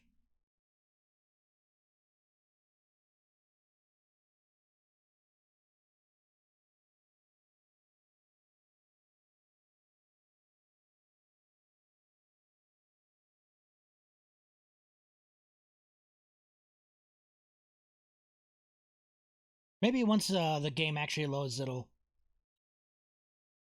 load up on the OBS. Every once in a while when I load something up, it doesn't want to automatically switch over.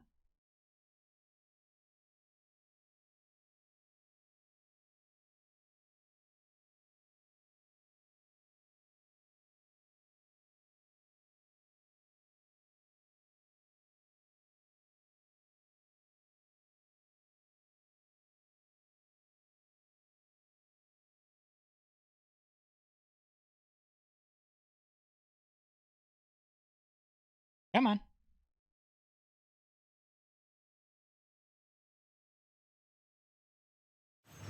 To seal Kaizo in this way.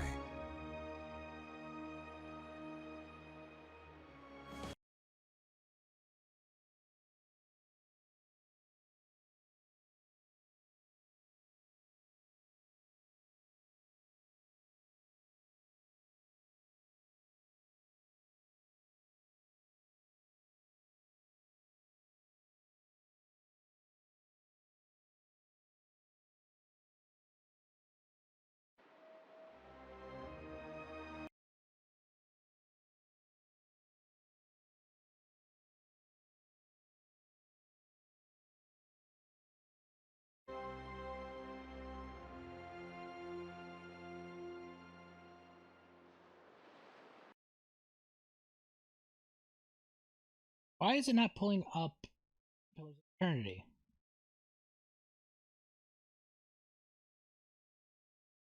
Well, we'll do it this way.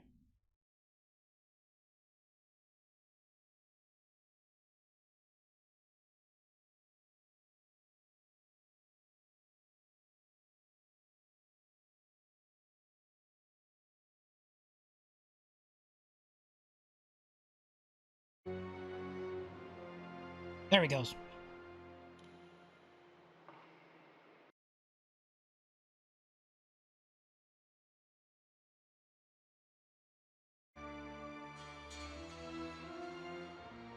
Yeah. Eh. It may be hard to I didn't know it was picture, going to be the bad ending. but this city was once full of life. Great all people of all nations, together in a celebration of new...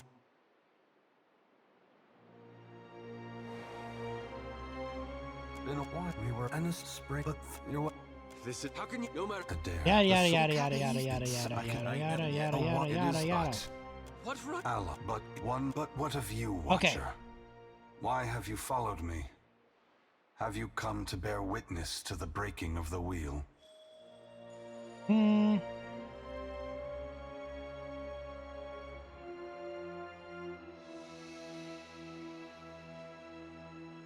Come to ask you pity on the mortals who suffer from their actions. After you're gone, the leaders will have a war unless they have a strong leader. Or they're going to need a head start on things.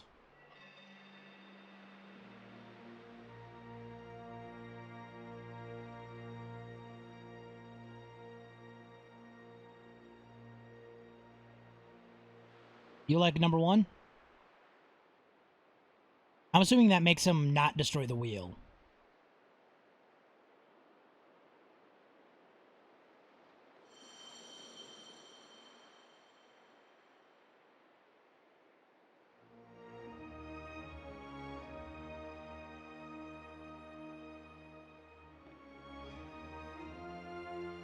Ah.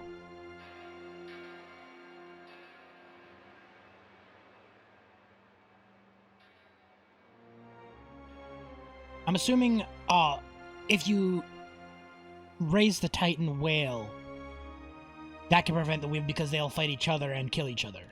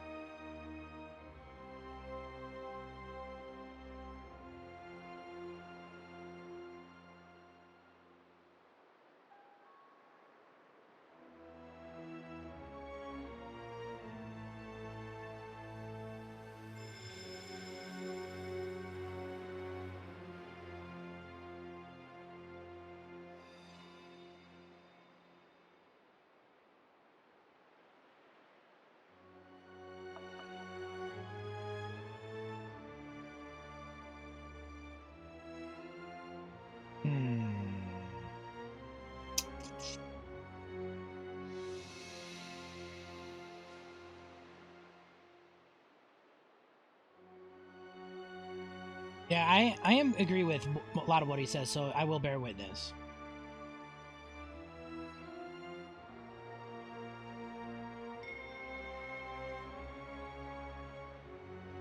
I'm not one about pity.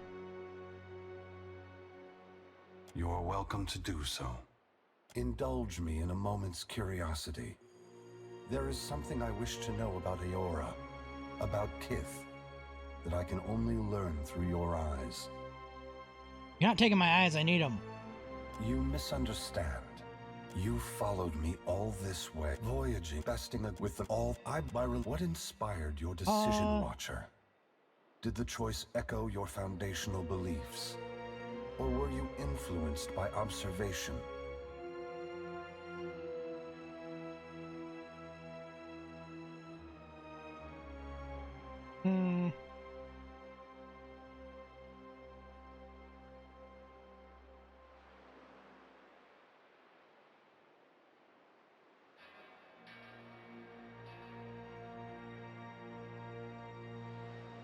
The Principe showed unity and willing to adapt. They can bring the archipelago together. I thank you for your perspective. Yours is not the only opinion that concerns me. But all I ever wanted for mortals was growth. Some have never forget that trust and coordination between mortals brought you to this place. What happens next? Your future is built on a foundation of hope.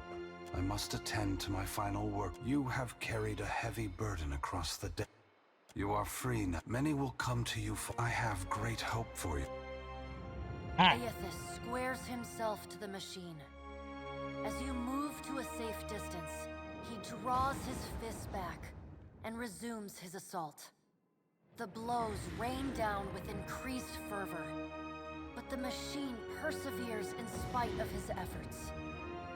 Spreading his arms wide, Aethys draws power from the luminous Audra clustered around the valley. The energy courses through his body, limbs overflowing with intense light and waves of heat. He returns to his task, each strike bringing with it the sound of cracking stone and twisting metal. The cracks appear along the hands. Then you see Aethys' arm shatter. As Aethys' voice fades, the enormity of what you've accomplished sinks in. You have confronted a god. You have rediscovered the ancient city where the wheel was forged, and you have seen the wheel shattered. What comes next is uncertain, but already the legend spreads of the Watcher, who survived Andra's mortar and stood toe-to-toe with Aethys. Maras Nua's body finally goes still amidst the rubble of the Angwithan machines, yet it continues to glow.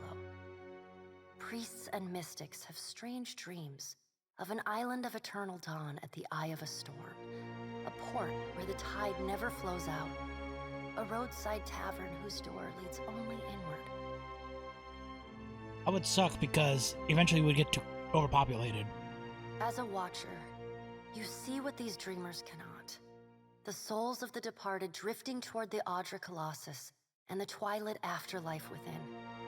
Whether it is a temporary haven or a permanent end will depend on what the Kith of Eora are able to accomplish on their own. And while Maras Nua stands frozen over Ukaizo, the gods look on the labors of Kith, but they do not intervene. They watch and argue, wager and conjecture at how, or whether, mortals will solve the puzzle set before them. After the battle, Aldi sends her fleet from Ukaizo. Her first and last act as Lady of the Ancient City is to reactivate the storms from Andra's spire. Her work done, she departs in the floating hangman. She determines that none shall control the power of Ukaizo. Under her, the Principe shall remain a lawless, rootless pirate band, and Deadfire shall remain free for any with the will to make their way in it. As the rise in piracy makes operations in Deadfire ever more costly, the Consuelo Mea Compressa votes to scale back the Valian Trading Company's presence. Luminous Audra and Animancy Research remain valuable enterprises, but the company can no longer afford to seek dominance in the region. The Royal Deadfire Company makes a final attempt to seize Ukaizo using an innovation of its own. A ship that submerges itself beneath the waves and storms. It is not, however, immune to the magically charged barrels that Aldi's ships drop into the water. After an embarrassing defeat, the Royal Deadfire Company consolidates its forces in the archipelago and limits its ambitions to a handful of well-guarded plantations. The storms of Rauatai rage on, and its people muddle through with the same tenacity that has served them for millennia. Demoralized by the loss of Ukaizo, the Huana tribes fragment further. All of Queen Onikaza's work to unify her people falls apart, and foreign traders openly flout the decrees of the Kahanga crown. The mysterious deaths of Governor Clario and Storm Speaker Ikawa provoke hostilities between the Valian settlers and the Huawan residents. What starts with angry words escalates to retaliatory killings as each side blames the other. By the time anyone bothers to question the strange coincidences surrounding their deaths, including reports of a cloaked Omawi woman seen in both the port and the village, both sides have gone too far to turn back. As the conflict tears both the village and the town apart, many people, Huana and Valian alike, drift away in search of other opportunities. Many find themselves among the newly empowered Principe. After the violence they've already seen, piracy doesn't seem so bad. As the balance of power changes in Deadfire, so too does Nekataka transform. Pirates, smugglers, and other criminals flow into the city, openly flouting its laws. The Kahanga leadership takes responsibility for the welfare of the Raparu, and the Gullet starts to improve. What was once a den of crime, poverty, and illness slowly becomes a quiet haven for the Raparu. The Watershapers Guild is allowed to remain in Nekataka. Its members continue their arcane art and dream of finding the ancient secrets of their practice. Your brief encounter with Letharn proves deeply influential for the children of the Dawnstars. Plagued with nightmares and haunted by the deaths at Hesango, Letharn begins questioning his faith in Aethys. At first, his fellow Dawnstars chide him, but that changes as word of Aethys' deeds at Ukaizo spreads. After all, what business have they worshipping a god who denied his own legitimacy? The children of the Dawnstars respond to Aethys' sacrifice by taking up the lanterns and sickles of the Harvesters of Gone. They become pilgrims of essence, gathering souls across Sayora and ferrying them to the edge of Andra's mortar, that they might find their way to the haven within the Adra Colossus. Others will repair or rebuild the wheel one day. In the meantime, the Dawnstars will care for the souls of the dead. Ruanu, the chieftain of the Huana at Tikawara, dies mysteriously. The tribe finds his body washed up on the same beach where Anaharu challenged him to the trial of waves. Some blame Anaharu's vengeful spirit. Others see it as Ngati's final judgment. And a few speak of a strange man seen lingering in the village. The leaderless tribe eventually scatters. Some head to Negataka, while others seek out the Wahaki. But didn't I kill all the Wahaki? The slavers of Crooksburg continue to seize and sell Huana, and Aldis turns her ships against them. Unfortunately, her fleet is too disorganized, and the slavers are too well entrenched. I should have taken care of them. Despite dozens of small battles over the years, she is never quite able to eliminate them. Yet, her fierce attacks prevent the Crooksburg operation from expanding. Ships continue to disappear at the southeastern fringe of the archipelago, and stories circulate of a colony of vampires and gulls preying on their crews.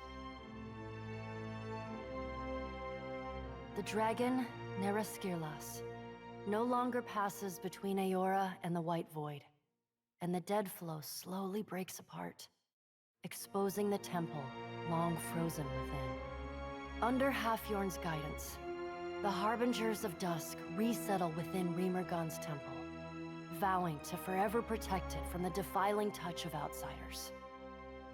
Over time, the group becomes increasingly reclusive and fanatical, attacking any who dare approach their holy site. In besting the Beast of Winter, you earned the Death God's mercy rather than his enmity. The deity remains characteristically unforthcoming about his decision, and you're left to wonder whether in doing battle with him in the White Void, you somehow furthered his apocalyptic ambitions. Once repaired, the Adra at the primal island of Kazuwari again pulses with the flow of soul essence between the here and the beyond. The feral life on the island flourishes, the jungles and veld growing ever wilder and resistant to settlement and exploration alike. The faces of the hunt continue to rule the Crucible and Gallowaynes, or rather, Tawamawai's name. The trials summoned by the statue grow deadlier with each season, until only those rare few willing to brave the gravest of dangers seek out the bloody ordeals of Kazuwari. Like the other souls following in your wake, Muatu eventually yearns to move on to the beyond and the wheel. Stymied by Aethys' actions, however, he settles on returning to Kazuwari, where he joins the choir of souls that echo throughout the Crucible. Encouraged by her arcane successes, Bakarna returns to her observatory to continue her studies of the celestial spheres. In time, her colleagues in the Circle of Archmagi come to accept her among their number. She takes on apprentices, and they trumpet her praises as both a brilliant innovator and nurturing pedagogue. Slain by your hand, the Titan of Wal poses little further threat to Aora. As the corpse decays, it putrefies into a massive nest of hungry fungal monstrosities. Vessels that anchor off the shores of the Black Isles tend to go missing, only to turn up shipwrecked months or even years later against distant shores. With time, the body collapses upon itself, and the Black Isles finally implode. Though your adventures alter the destiny of Aora and the balance of power in Deadfire, they also leave a lasting mark on those who travel at your side. Your companions find themselves changed, in ways both big and small. Adair returns to Hisango, where he reunites with Byrne, the son of his former lover, Alava.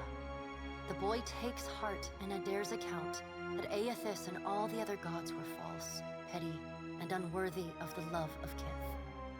Realizing how close he came to dying for this cause, Byrne finds renewed purpose in working alongside his uncle to repair the many scars left upon Deadfire by the gods. Under Adair's guidance, Byrne grows into the kind of irreverent, stubborn hothead that would have made his mother proud, and Adair visits her gravesite, often to tell her so. Good for him. Shodi is not a priestess who understands the meaning of subtlety.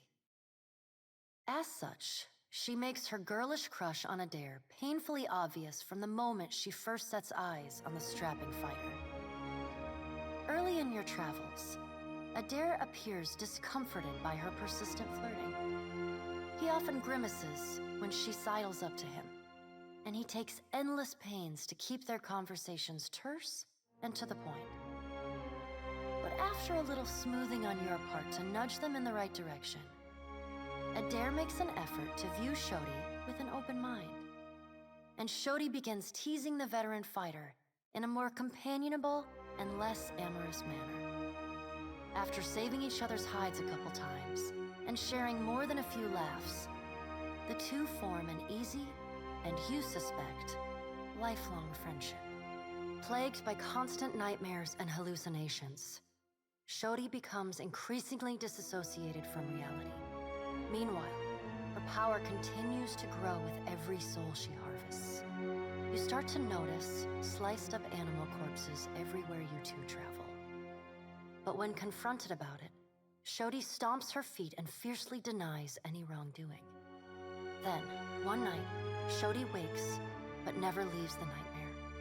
Shivering uncontrollably, she packs up her belongings and slips away into the darkness, murmuring that she must return to the Temple of Gon in order to fulfill her purpose to her god.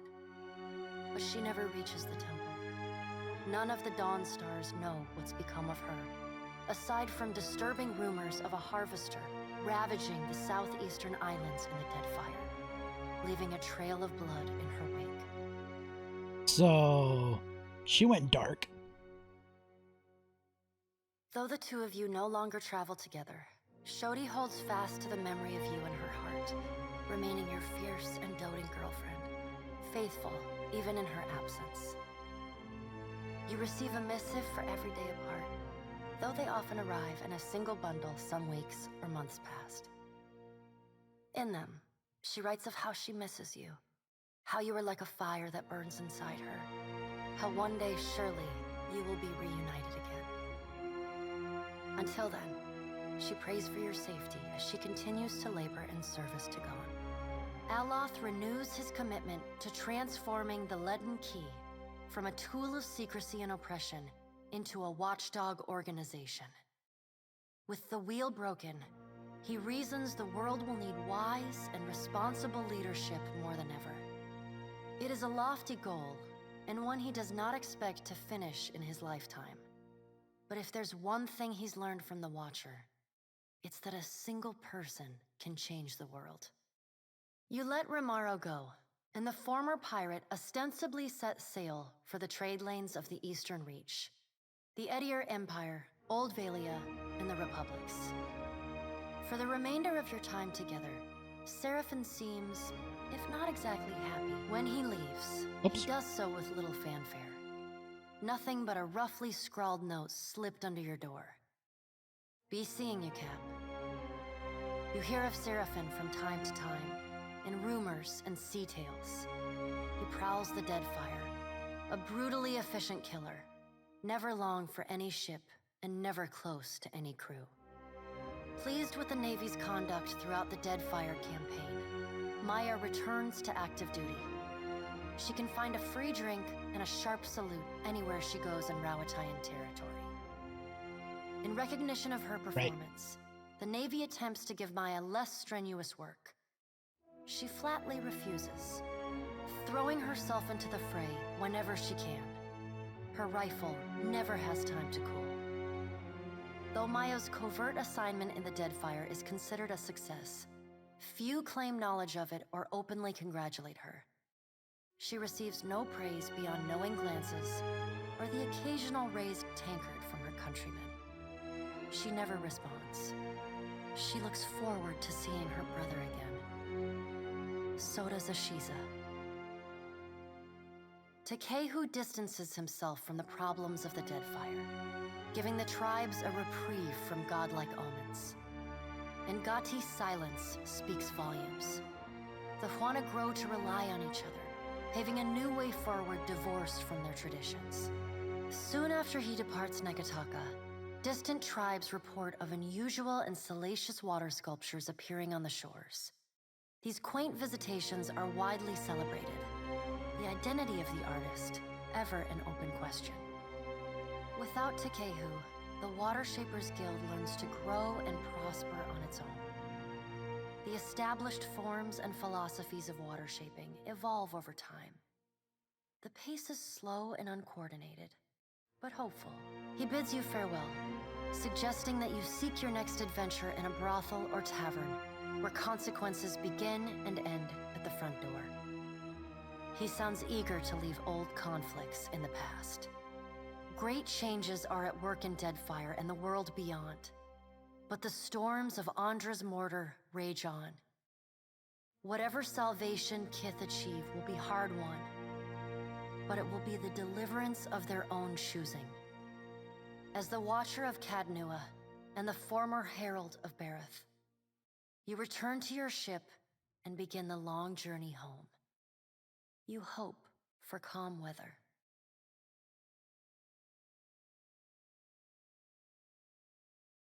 That it?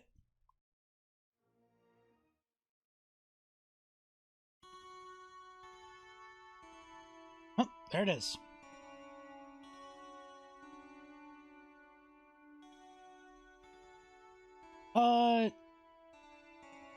I don't know right now.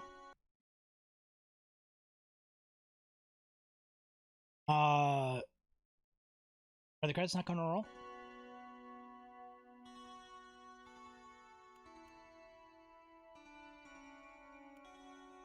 Speedy mode.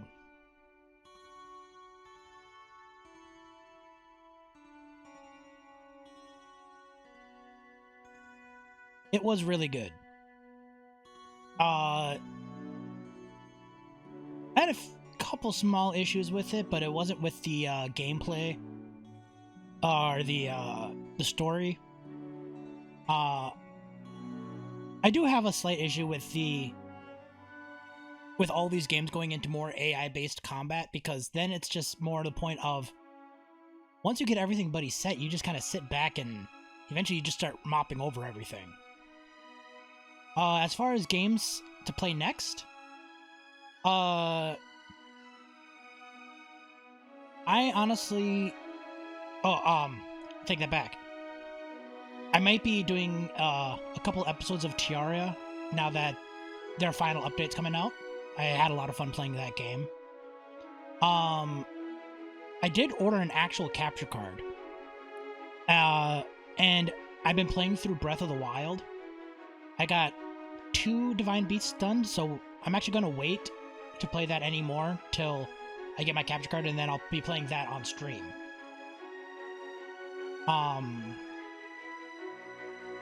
Also, I plan on playing some 7 Days to Die upcoming, and that might just be a game that I play every now and then. Like maybe every other weekend, or maybe if it becomes regular. Same with Oxygen Not Included. Those are kind of like just filler games. But I'm always willing to take Satisfactory. I've been wanting to play Satisfactory. I just refuse to buy it on the Epic Store. Hopefully it comes to Steam fairly shortly. It's supposed to come out sometime this month. But as far as games go, I'm always open for requests. As far as my opinion of Pillars of Eternity 2, highly recommended. It was an amazing game. Again, I love games that give you different endings based off of what you did. Not sure if you guys are familiar with Star Ocean. Old game. But the game had like 100 different endings based on your decisions throughout the game. I have never played Endless Space. Maybe that will be a game to throw on my queue.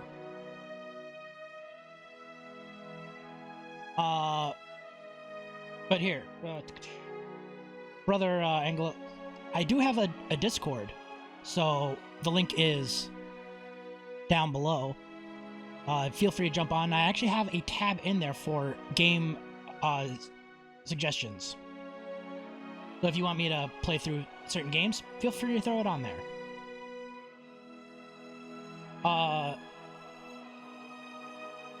And like I said, I'm always looking for cool new games to play. So, but yeah. Thanks for hanging out with this journey. Yeah, tomorrow I'm probably going to play some... I threw some little Oxygen Not Included. That's always a good fun gun. Unless, I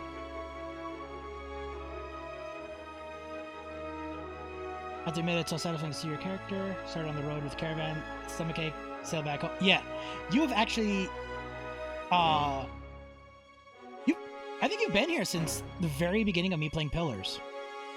So, and thanks for joining me on that journey. That dude with the stomachache on the caravan seems such a long time ago. But it was only, what, 2 weeks? But it seemed like another lifetime ago. I barely remember that point.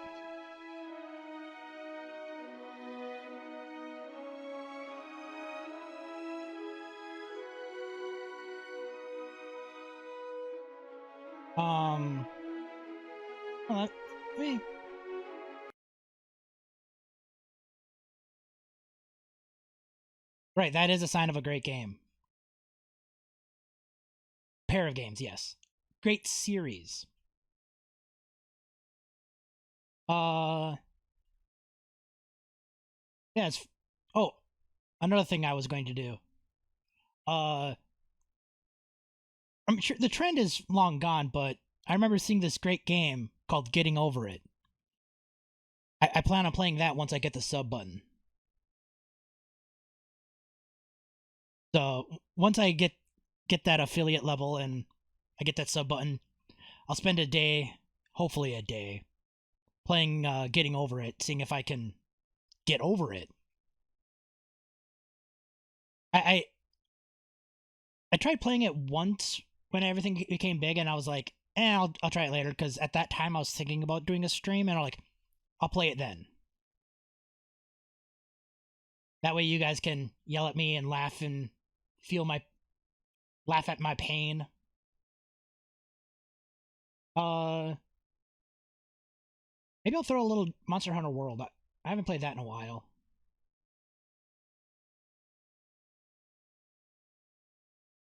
But yeah. Excuse me. Yes, Boulder Gates 3. When that comes out and around. That'll be another fun game.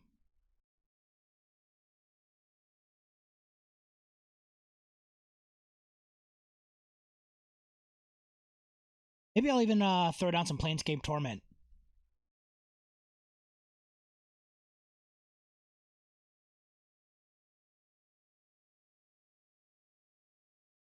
Yeah, there's just too many good games to play.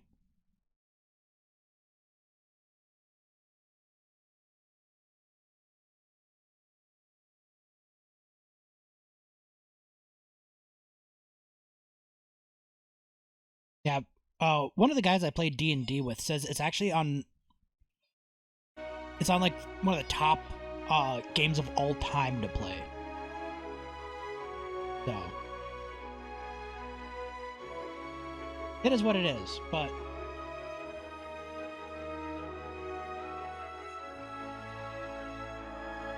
Maybe I'll actually play through Witcher 3. I've actually never beaten that game either. I've started it like 5 times. Get a little bit into it, and then... I can't remember exactly what happens. Like, one time I started working 1 trillion hours.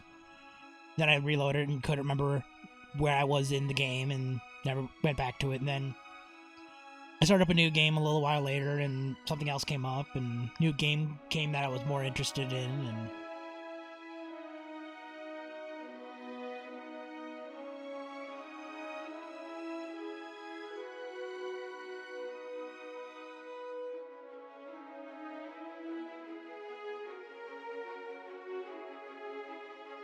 But yeah, I got some stuff to take care of, so thank you so much for hanging out through that, and maybe I'll see you guys tomorrow.